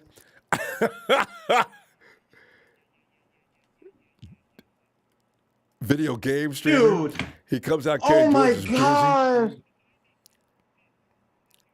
I hate this pick. You don't need more guys that can run in between the tackles. What the hell are you doing? You're in the same spot you were last year with Trey Sermon. Let me get back to Tony. Tony. You don't need a power back. What the hell are we doing? Maybe it's a joke. Dr. Disrespect is not the guy. Dude, what the hell are we doing here? You need a guy who can get to the outside and can stress the edges and make the outside zone feared again. Not Ty Davis Price, who's between the tackles, make one guy miss and lay my shoulder into you. He's a good player. He is not what we need, and definitely not the pick at 93. Tony, even Rams fans are laughing at us. Why the hell did you do Sermon that? 2.0. You Kyle, love the guy because he's so physical and he has good vision. But when he gets on the field, he will not be a starter. He will not last on this team for more than 3 years. Look at 49er fans. As the camera goes down there, you got a few people back in there randomly waving, but they don't even know what they're waving about. Tony, Tony, I need an offensive lineman, please. What is the problem here? People here saying I'm not doing my homework, that I'm being a clown. This is not the type of running back you need. Elijah Mitchell, if you want to run in between the tackles, use him. If you want a power back, go sign one. I'm not drafting one at 93 because he can move well and he's nimble and will make the first guy miss in the hole. That's not what we need. We need someone who can get to the outside, stress the edges, make the outside zone feared again.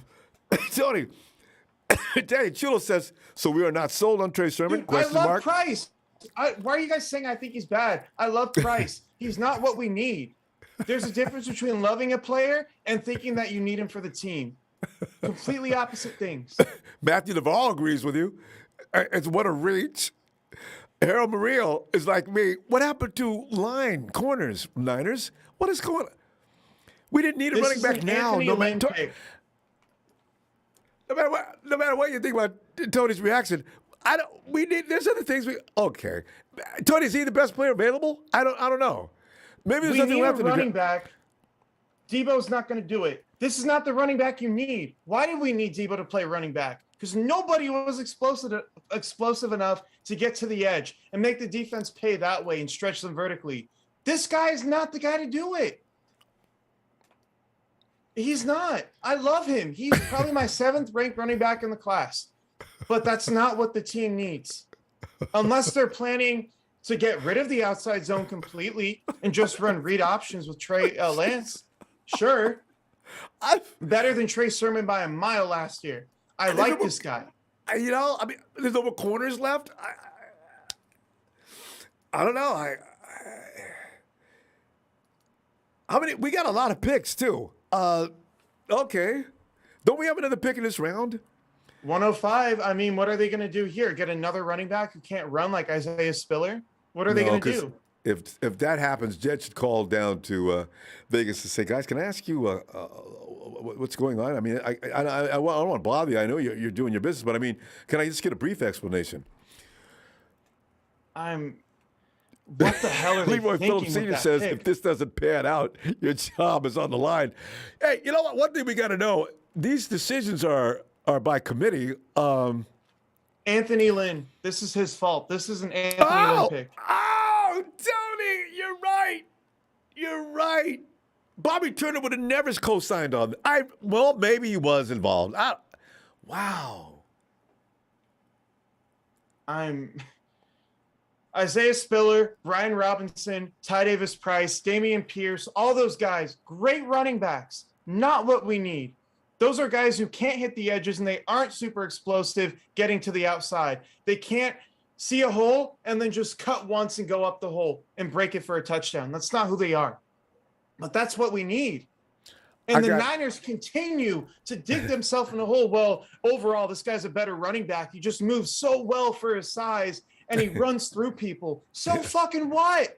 He can't get to the outside. What does that matter? I mean, you I got have Trent Elijah Williams. Mitchell. You have Jeff Wilson. I mean, I got Trent Williams on the left. I got Michael Lynch. These are the two of the best road graders in the league. And I'm going up the middle. What am I doing that for to begin with? It makes sense for Trey Lance specifically, but not when you encompass Trey Lance and the 49ers, the outside zone. The reason why they couldn't do anything last year is because they couldn't run the outside zone. They had to put Deebo there. This guy, Ty Davis Price, is an in-between the tackles, make you miss in the hole, and then I'm going to run you over type player. He is great in pass protection. But to say he's the player we need. Tony, what?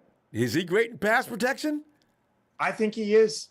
Better than most. Actually, I'm not going to say great in pass pro. He's better than most in the class. Price will make you eat your words. He's not going to make me eat anything, dude. I think he'll be better than Mitchell. I don't think he's what we need for the team. Now, let's say they go in round 5 or 6 and they get a speed guy. I can live with that. But if this is the only guy you draft for the whole draft, get the hell out of here with that, dude. But you know the Niners, Joe Williams moves so well for his size. You know, great in pass protection. Come on, dude. Hey, you know what bothers me about Joe Williams, though, Tony? Joe Williams could run that football. He can't hold on to it, but he could definitely run it. I was impressed with him, but I got sick to my stomach every time he fumbled because he was fumbling on every other every other run. Ronbo, I'm dumbfounded. The Panthers took Matt Corral, the best quarterback in the draft, not named Carson Strong, but definitely if you have injury issues with players, you take Matt Corral, goes 94 to the Panthers, better than Jimmy day one. There's no way that they're going to trade for him now. But God.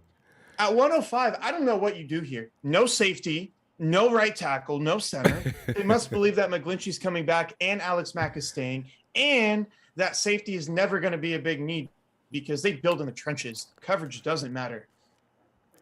That ruined the draft for me, Ronbo. Ty Davis Price at 93, it's a good pick. Not to the 49ers. How many running backs we got now? We have 4. Elijah Mitchell, Wilson, Hasty, Sermon, and Ty Davis Price. So I guess that would be 6. Ideally, you cut Wilson and you cut Hasty, and you roll with Mitchell, Ty Davis Price, Trey Sermon, and then the fastest slasher that you can find in rounds 5 or later. Tony, that's what you have to do. You think Wilson gets cut this year? I don't see a need for him with Ty Davis Price now. Everything Wilson does well. God, Price does a million times better. I really like Ty Davis Price, and I think that's getting lost here. But I don't know. I think like most of us, or a lot of us, okay, he's a good football player. That's fine. I just thought that we had some other people we ought to be looking at other positions. A running back. We were joking about a running back next, and the joke is real. I'm just like, I didn't expect that at all to happen, Ronbo. It's it's worse when you're not expecting it. If you can expect it, okay, Niners are probably taking Solomon Thomas at 2 or 3. Yeah. Like when it happened, I was upset. Same here. I thought I was going to pass out. Whoa, that was shocking. That was a great pick. Shut up, clown. This guy's a Grant Cohn wannabe. Supercell Chaser, I'm going to be honest, dude. I don't even know what you're saying right now. I've said a million times he's a great player, and to any other team, he's worth the pick at 93. Not what we need for the team. I don't think you've ever had a class in team building, because if you did, you wouldn't be calling me a clown and a Grant Cohn wannabe. Grant Cohn wanted the 49ers probably to take a quarterback here. I don't know. I love Grant Cohn. Don't compare me to him. Completely different. Oh man. Well, I don't know. I want to know what the 49ers are going to do about the offensive line. And they're going to go out and get some UDFA or something. I don't know. Well, Wait, hold on. Tony, we got a center on our roster. What's his name? Brindle, or something like that. Brindle. Jake Brindle. Maybe Nick Jake Cross at 96. There goes the last safety I've hoping. Niners, man, like, what are we doing? You can take Nick Cross at 93, Ty Davis Price. Even if you have to move up to 98 or 99, that's fine. Take the safety first, and don't take Ty Davis Price when that's not a need for your team. Now, maybe what they're doing is they're creating a need for the team because they're not confident in Jeff Wilson, and they want Mitchell to have another guy who can run in between the tackles. If that's the philosophy, and they take a Ty Chandler or a Pierre Strong or an Ezra Gray later, cool. Yeah. As of right now, I don't see them doing that, which is why I have a problem with the pick. It's like Big Show is saying right now, you're right. Jeff Wilson is the target. Jeff Wilson's sweating bullets. Thanks, Show. I guess so. They're replacing. Yeah. It's Wilson they're replacing. Dude is happy about every other team's pick other than the Niners. Dude doesn't know what he's speeding. Do you even know what that means? That means that I just realized something too. Now that means JaMychal Hasty stays on the team on the practice squad, and Wilson might too for whatever that's worth. Mr. Block Guy says, "Hey, that's my last name. The price is right." I don't know, Tony. I don't think the 49ers are taking this draft real serious, actually. No, A+ pick, Ronbo. I'm not being positive enough about this guy. A+ pick. I'm overreacting. I need to tone it down. A+ pick. Couldn't find any better player in the draft at all. Should have gone first round easily.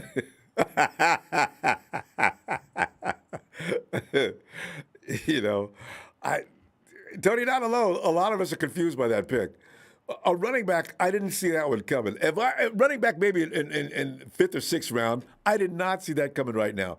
Third round, we have some pressing needs on offensive line. We could use, if there's any talent left in the secondary, please go for it. I'm sorry, I'm with Tony. I do not think a running back was necessary in round 3. No, he's the perfect pick there. I don't know what people are saying. God. I need meds apparently, so, those are the meds I'll take. I'll take Ty Davis Price meds. Leroy Phillips says 49ers act like this is a panic move. Hey, right. They act like this is a need, a real. Kyle's going to get questioned on this. When the media's, he's going to get asked about this. Matt Mioko's probably already on it.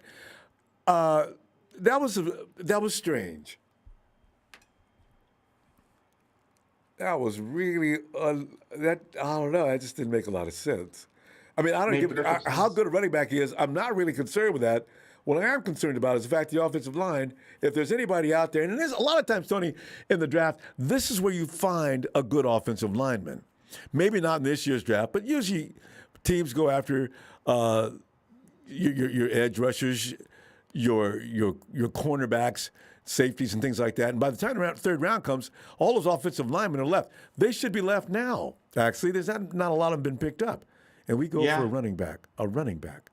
I think the thing that people are missing here is the fact that I feel like running backs in general, you need special guys to really blow the top off of defenses and to get those 2K rushers, but you don't need to get guys because they're going to be good running backs. You need to get them because they'll fit your scheme. Yeah. That's where I kind of see it, where there's very few guys who are scheme versatile. Most guys need to be in a certain system to flourish, but yeah. Well, that's why I don't have a problem with the 49ers going into UDFA to get running backs. Because, but you know what? Tony, I just realized something, though. With the 49ers, running back is very serious because we're a running team. So they must have saw something in this guy that we're not seeing or missing, or No, not, he's or the designating the importance of. Ronbo. I really like him, but I remember last year when they traded for Trey Sermon, and I was being on this show. I was pissed off at the pick. Everybody was telling me, "You don't know what you're talking about. This dude is really, really good. Yeah. You need to go home." And look what happened. Yeah. I think Ty Davis Price is a better player than Trey Sermon coming out. But for the need of this football team, I don't think he was the best player available either. So that's where I'm standing with this. Yeah, well, the thing is, you're right about Trey Sermon. Trey Sermon at Ohio State was outstanding. In San Francisco, he was high. I mean, he was, well, I don't know. I keep trying to wait for him. I'm trying to be patient with him and see what he does next. But I didn't see anything. Look at this. The legend walks out onto the floor. What the? For the Lions of all team. The team that he said, I got to go, guys. Wow. Joseph. I mean, all the safeties are flying off the board now. Niners aren't drafting a safety that's going to be worth anything in this draft.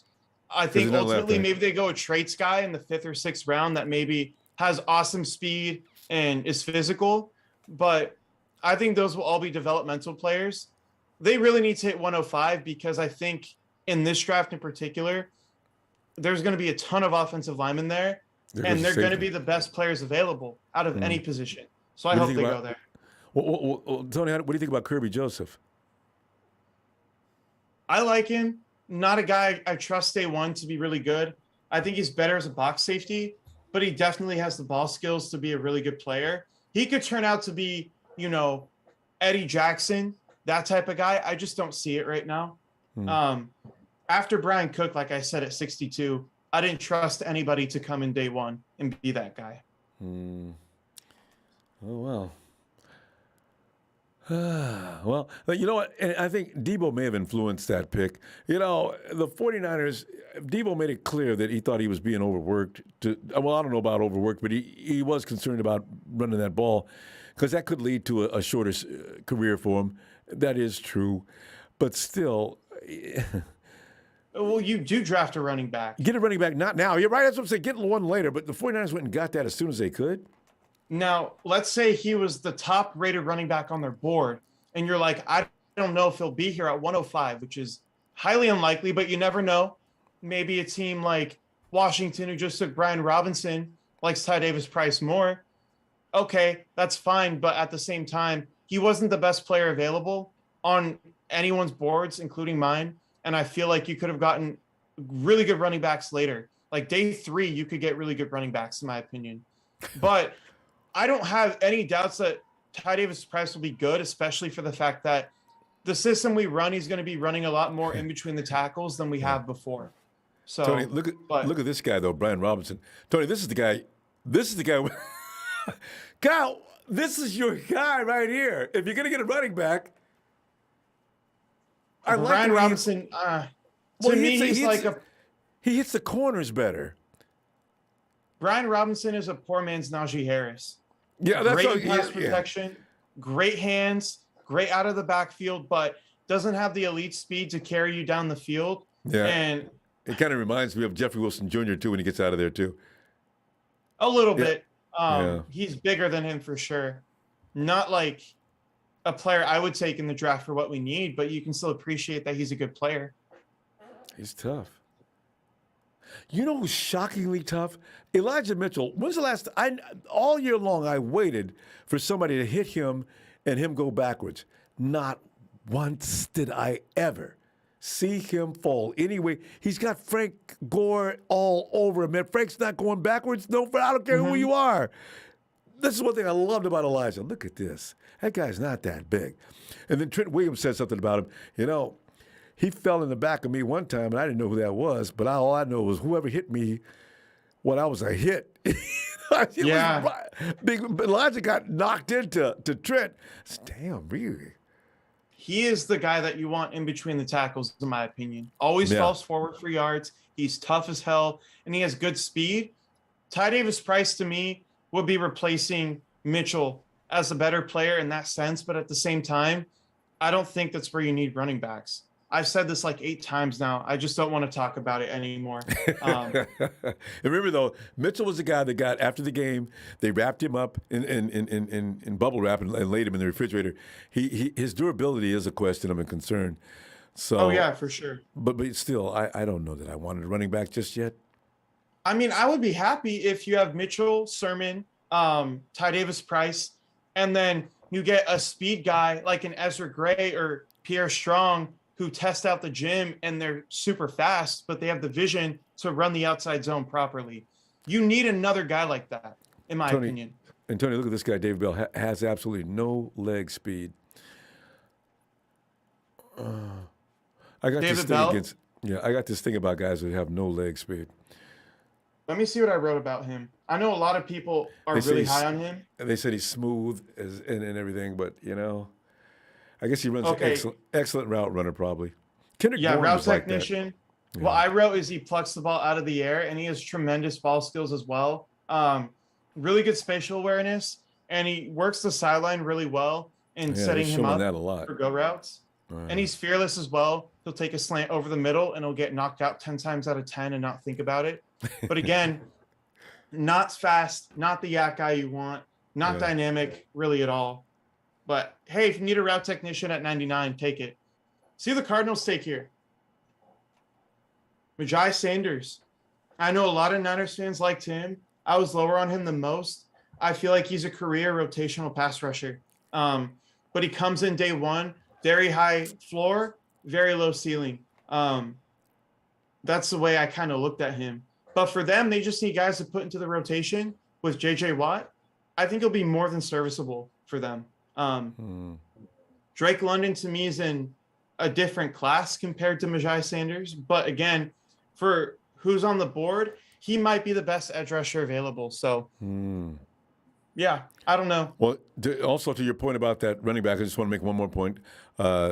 Chase DeAndre says TDP best blocking running back in the draft. Honestly, that's a plus. You probably saw that already. Wait, You say it mentioned again. that earlier. That the running back is the best blocking running back in the draft. Yeah. And the thing, too, like the Niners brought in Juice so often on third downs last year because they didn't trust anybody on the roster to do that. I think he would be more the third down back where you like his hands, you like his pass pro, but you also like him in third and short to where you run him up the middle. He's going to make you miss with his quickness or he's going to run through you. I like him. Like I said, just not the pick I would make. Well, and then Cardinals are trying to fortify their edges now that they don't have any. Who's this guy, Majai Sanders? Yeah, like I said, he was, a rotational guy who will be good day one, but he doesn't really have a super high ceiling. Yeah, what And when you school have is a this? deep pass rush, that's what you kind of want to get. More rotational guys who come in day one and they can make an impact. I wouldn't draft him in the third round, but, I can see why a team would. 13 and a half sacks. Well, depends on where you're playing, too. Well, what's our next pick? 1 or what? 105. And we're coming up soon. All I right. have to, I can't even guess what they're going to do. Might be a linebacker for all I know. Leo Chanel's still on the board. Maybe you let Greenlaw and Aziz walk. Hey, you know what? You don't let Greenlaw walk. You try to get something for him. I think you could trade Greenlaw. And I think they were thinking about that. If you're going to let one of them go, Greenlaw's got value. I think teams would trade for him. The only thing that pissed me off is the Hawks would jump on that trade in a heartbeat. But I don't think we deal with the Hawks. Nobody in the conference. Because Greenlaw's was a pain in Russell Wilson's butt the whole time he was with us. Yeah, but now he's gone. I feel like Greenlaw isn't amazing. He's a serviceable starter, but you can definitely upgrade from him. But yeah, I don't even know what they're going to do here. It seems like they might be building for the run game and building in the trenches just like last year.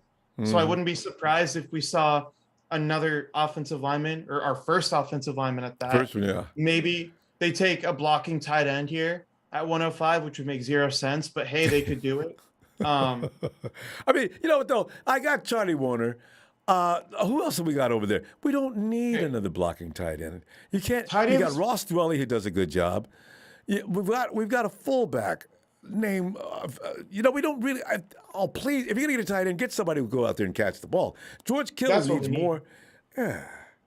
We need a vertical receiving tight end too, but also someone who's a decent blocker. Chigakonkwo is the guy that I like, but I just saw a couple times Ty Davis Price was a first-round talent. He's not a first-round talent. He is not. First-round talents have the ability to run the outside zone and do it effectively every time. That's like the basis for it. And then you add on all the other stuff like the power, the speed, the vision, the pass protection. But every great running back in the league you can name, Derrick Henry, Nick Chubb, Alvin Kamara, Dalvin Cook, I can keep going on and on and on. They all have the ability to take it 0 to 100 to the house. Yeah. Jonathan Taylor. That's why Najee Harris was a first-round pick, and that's why Bobby Turner can't was do on that. the phone with him, I understand, every day before the draft until the 49ers finally told him you need to stop calling him. God. But Najee isn't that guy. I don't think he was a first-round talent because he can't go 0 to 60 like that and run for a touchdown. That's Najee why was it's just like big, strong guy. He was a good block. Najee could drop back and block, too. Oh, for sure. That's like one of his biggest strengths is he does everything exceptionally well except for run fast. So there's a real need for that. Like a Brian Robinson, even a Kyron Williams later in the draft from Notre Dame. I mean, you could throw Ty Davis Price in there too, but if you don't have the top end speed, you're never going to be the best running back in football, in my opinion. Yeah. What makes Derrick Henry so good is he's that powerful and he's that fast.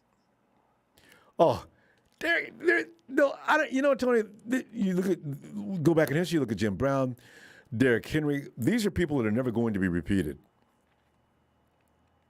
Wait, what? Say that again. Sorry, I blanked out. No, I'm saying you look back in history. Some of the running backs. You look at Walter Payton. You look at Jim Brown. As you go that far back, Emmett and Walter P. Maybe you're going to see somebody like them at some point. But Derrick Henry, it's going to be a long time before there's anybody like that again. Derrick Henry is just almost He's should be special. illegal to allow him to play. That's a mutant. That's not a football player. Jesus Christ, Yeah. that big and can run that fast. Jesus, that's frightening. Every time I have a cornerback or anybody on my team, if he breaks the interior and he breaks in the secondary, I'm concerned with whether my players will survive trying to take him down. For sure. I don't really have anything to add to that, to be honest. God.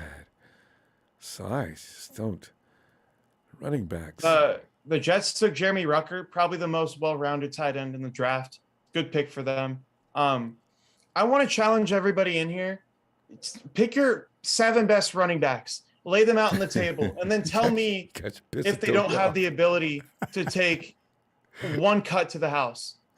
They all do. Frank Gore, Garrison Hurst. Those guys could do it too. Hey, Frank Gore was powerful. Marshawn Lynch was powerful. But they could take a forgot about run him. 60 Forgot yards about to the him. house. Yeah, I forgot about Lynch. There's another guy. Lynch is a one of a kind too. I used to try to underrate him because he was a Seahawk, but Lynch in his prime was just frightening. He come through there like he was on some kind of drugs. Oh, speaking of Larry Zonka, there's another guy. But the thing is, Lynch would come down through there, and people are bouncing off him like he's a wall rolling down the field. I said, man. But you can't outrun him either. No, that's the why scary he's thing so about good. it. He'd get out there in the open, and guys would make attempts to bring him down from the side, and that was useless. He'd just throw your face into the dirt like you had no business even attempting that move. Yeah, I completely agree. I'm honestly, this draft tonight for me is a B- so far. Yeah. Turn out it B-. You're talking about for the Niners or the entire draft? For the Niners because You they gave got a two B, really huh? good players. One guy was a steal at where he was taken at 61. The other guy, even though he's worth 93 in my opinion, I don't think that's the player we needed unless they do something else this weekend, like cut Jeff Wilson, get another guy who can run a 4-3. That's what they need. So I'm honestly going to reserve judgment until then. If he's the only guy they take in the draft at running back, then, I'll be a little bit upset. Yeah, I can't Channing imagine. Tyndall here. We got 3 places to go. What are we gonna do? I don't know. The Another third linebacker. Georgia linebacker came off the board just now.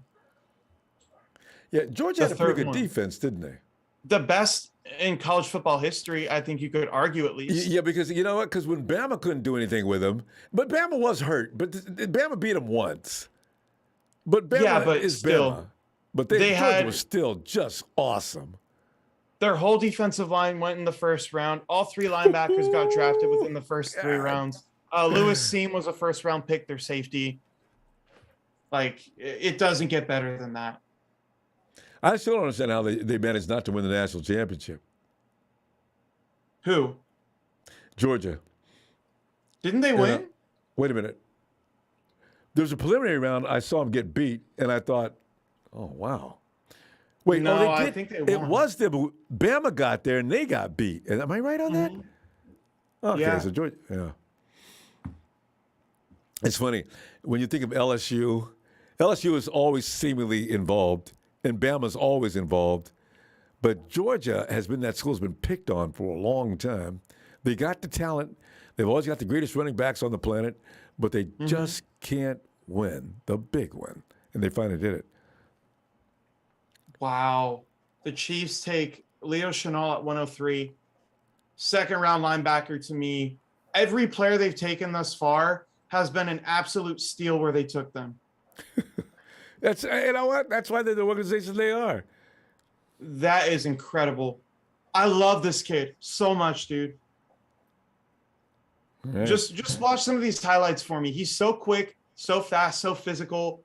Like, if you have a rocket and you just want to run through people, that's what this dude is. Guy.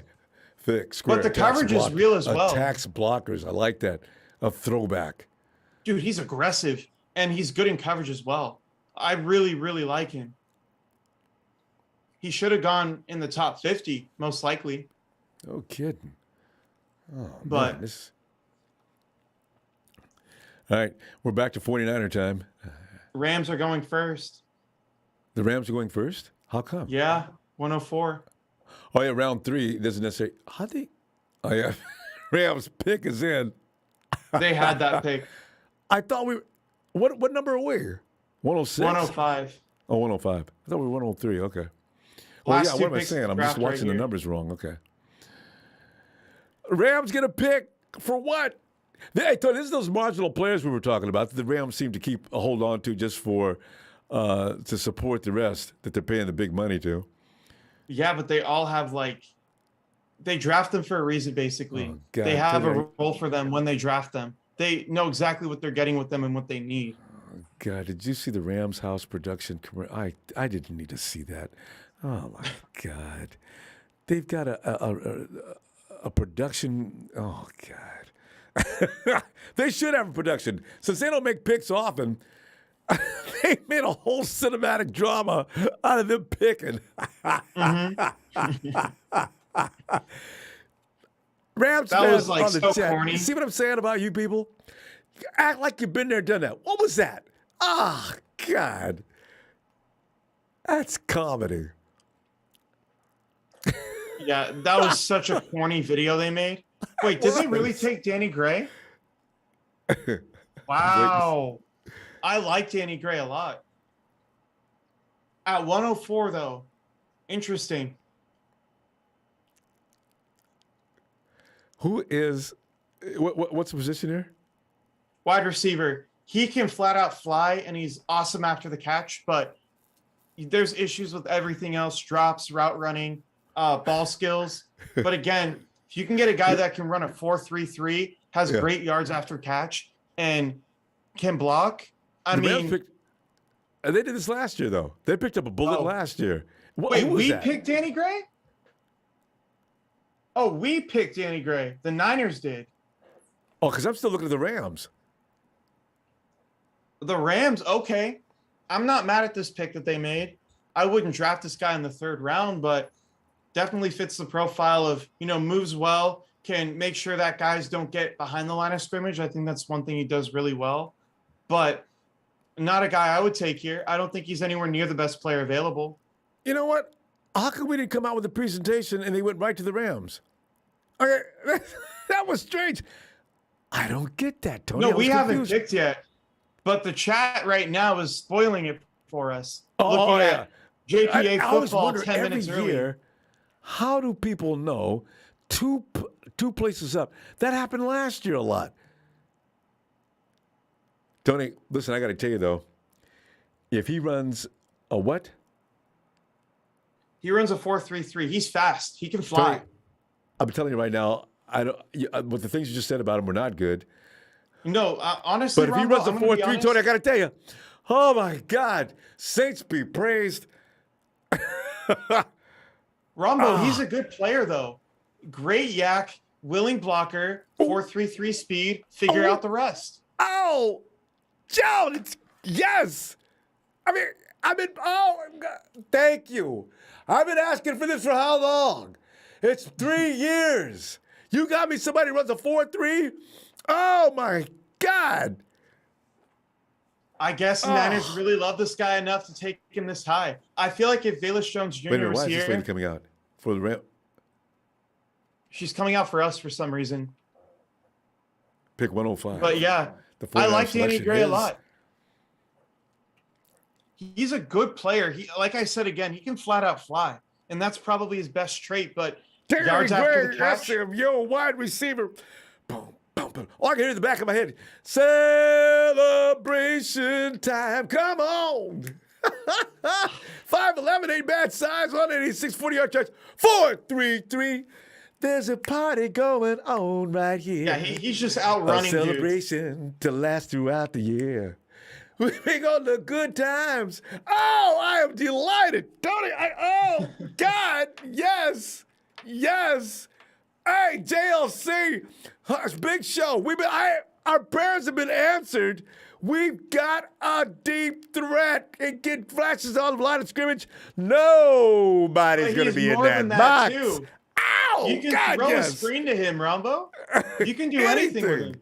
Oh, dang. This is like the perfect value for him.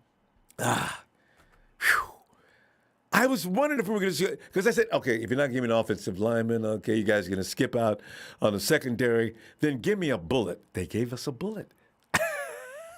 Trashed him first, then said he's good. Get the fuck out. I did not trash him at all. I don't know what you're listening to. Oh, jeez. God.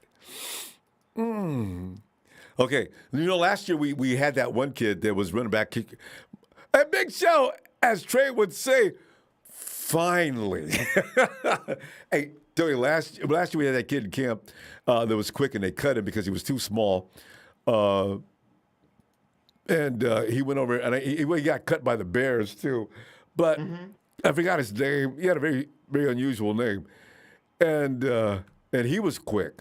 And every time on the kickoff return, man, he brought that ball back in a heartbeat. I mean, he brought it back in a hurry. And Kyle cut him. And Kyle was quoted saying, I need more than players who could I need one-way players. How do you put it? Anyway, you need to be able to do more than just kickoff return. Positionless football. But yeah, But, I mean, with Danny Gray, all that stuff is real. I have the concerns about the drops, which is a really big concern. The route running needs work. But, again, you can coach that stuff. You can't teach speed. You can't teach the mentality of, I'm going to run through the whole defense, and I'm going to get these yards after catch. And, when he needs to block, he'll block too. So, I think those are the three most important things for the Niners. Yeah, because you got decent size. I get him on a jugs machine, Tony, for half a day, every day. Stop dropping the ball. We'll fix him. Route running, Kyle is mean and nasty. If you're going to have to learn to run, you'll run routes, because I got the feeling Kyle puts you on the opposite field and just has you do that for 2 or 3 hours with the trainers or with the coaches. Yeah, definitely. I think because Deebo's route running has actually improved. Yeah, his route running improved a lot. Yeah, a lot. So I think he'll be fine. I think this is one of those high upside picks that you take, and if he pans out, you're really happy about it because you saw everything in him. Yeah. I like the pick. I don't know if he was the best player available, but depending on what happens with Deebo, that could be a need.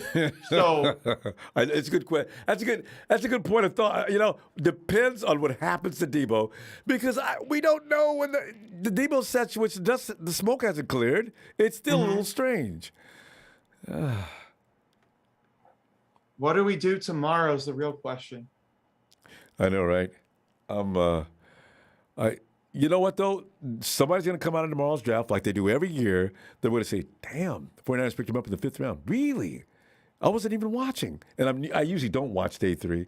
I wait till the dust is all settled because it seems like NFL coverage network coverage is very strange. They seem to be sitting there reading cards, and it's going by at a very strange, fast rate. I say, I don't. Are they serious about this? Let's. I'll wait till it's over and see who we get, and then I'll go look at film. Yeah. It's fine. But day 1 and 2 were the days. That was fun. Again, like, would I have drafted that way? No. I can see why they're drafting that way. And the players that they took are worth the picks.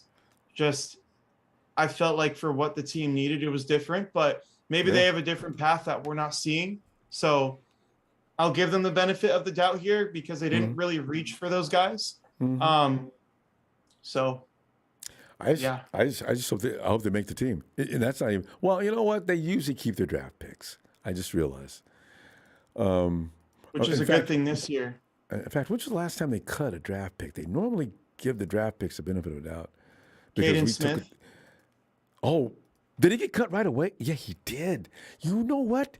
Caden was on one unusual. He got picked in the 4th round too, right? That was surprising. Wait, no, 6th round.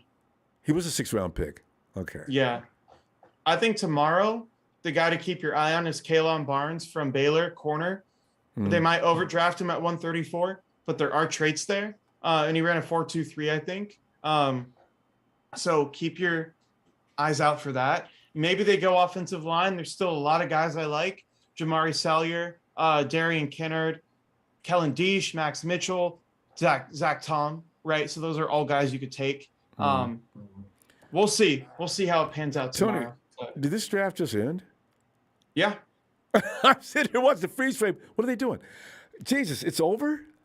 Tony, It's over. It's always fun with you. I tell you what, we got to, man. Well, I guess that's it. And tomorrow, 4 to 7. And like you say, Tony, what are you looking for tomorrow? As far as you just mentioned one player, a cornerback? My top 3, I would say Zach Tom or Kellen Deesh. That would be probably one. Kalon Barnes is a guy that they would look for at corner. I'm a big Damari Mathis or Jalen Armour Davis guy. So that would be my second, set of options. And then third, honestly, I think you could go in a multitude of directions here. I think really like the wild card players, the best guys available, probably an edge rusher or a defensive lineman. I could definitely see a guy like Ioma Wuzurike from Iowa State. He can really do a lot of things at defensive tackle, but I think he's versatile enough to play all over the defensive line. Probably the best 2-gapper in the draft. So that would be like my 3 sets of players right there to look for. All right. Well, Tony, we're going to call it a day. It's like you were mentioning earlier, food is the thing at this moment. So I'm gonna can't wait to chow down. Tony, appreciate you. All right, I'm gonna take a quick break here, and we're gonna get back on and see if the fan reaction today. And don't worry if anybody calls in and says, "What's wrong with Tony and the running back?" Now, listen, you know what? I agree with Tony. That was a strange place to pick up TDP. I do not understand that. And there were some more pressing needs.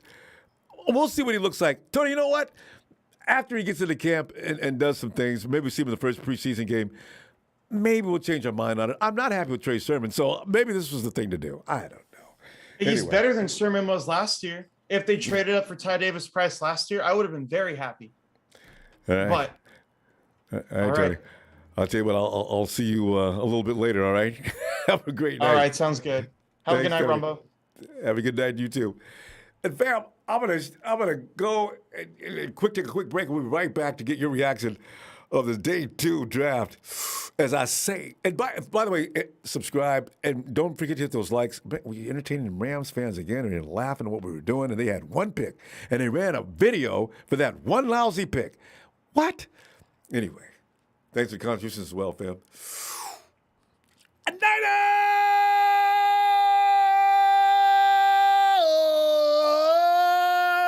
A big, huge thanks to Tony as well. See you in a few.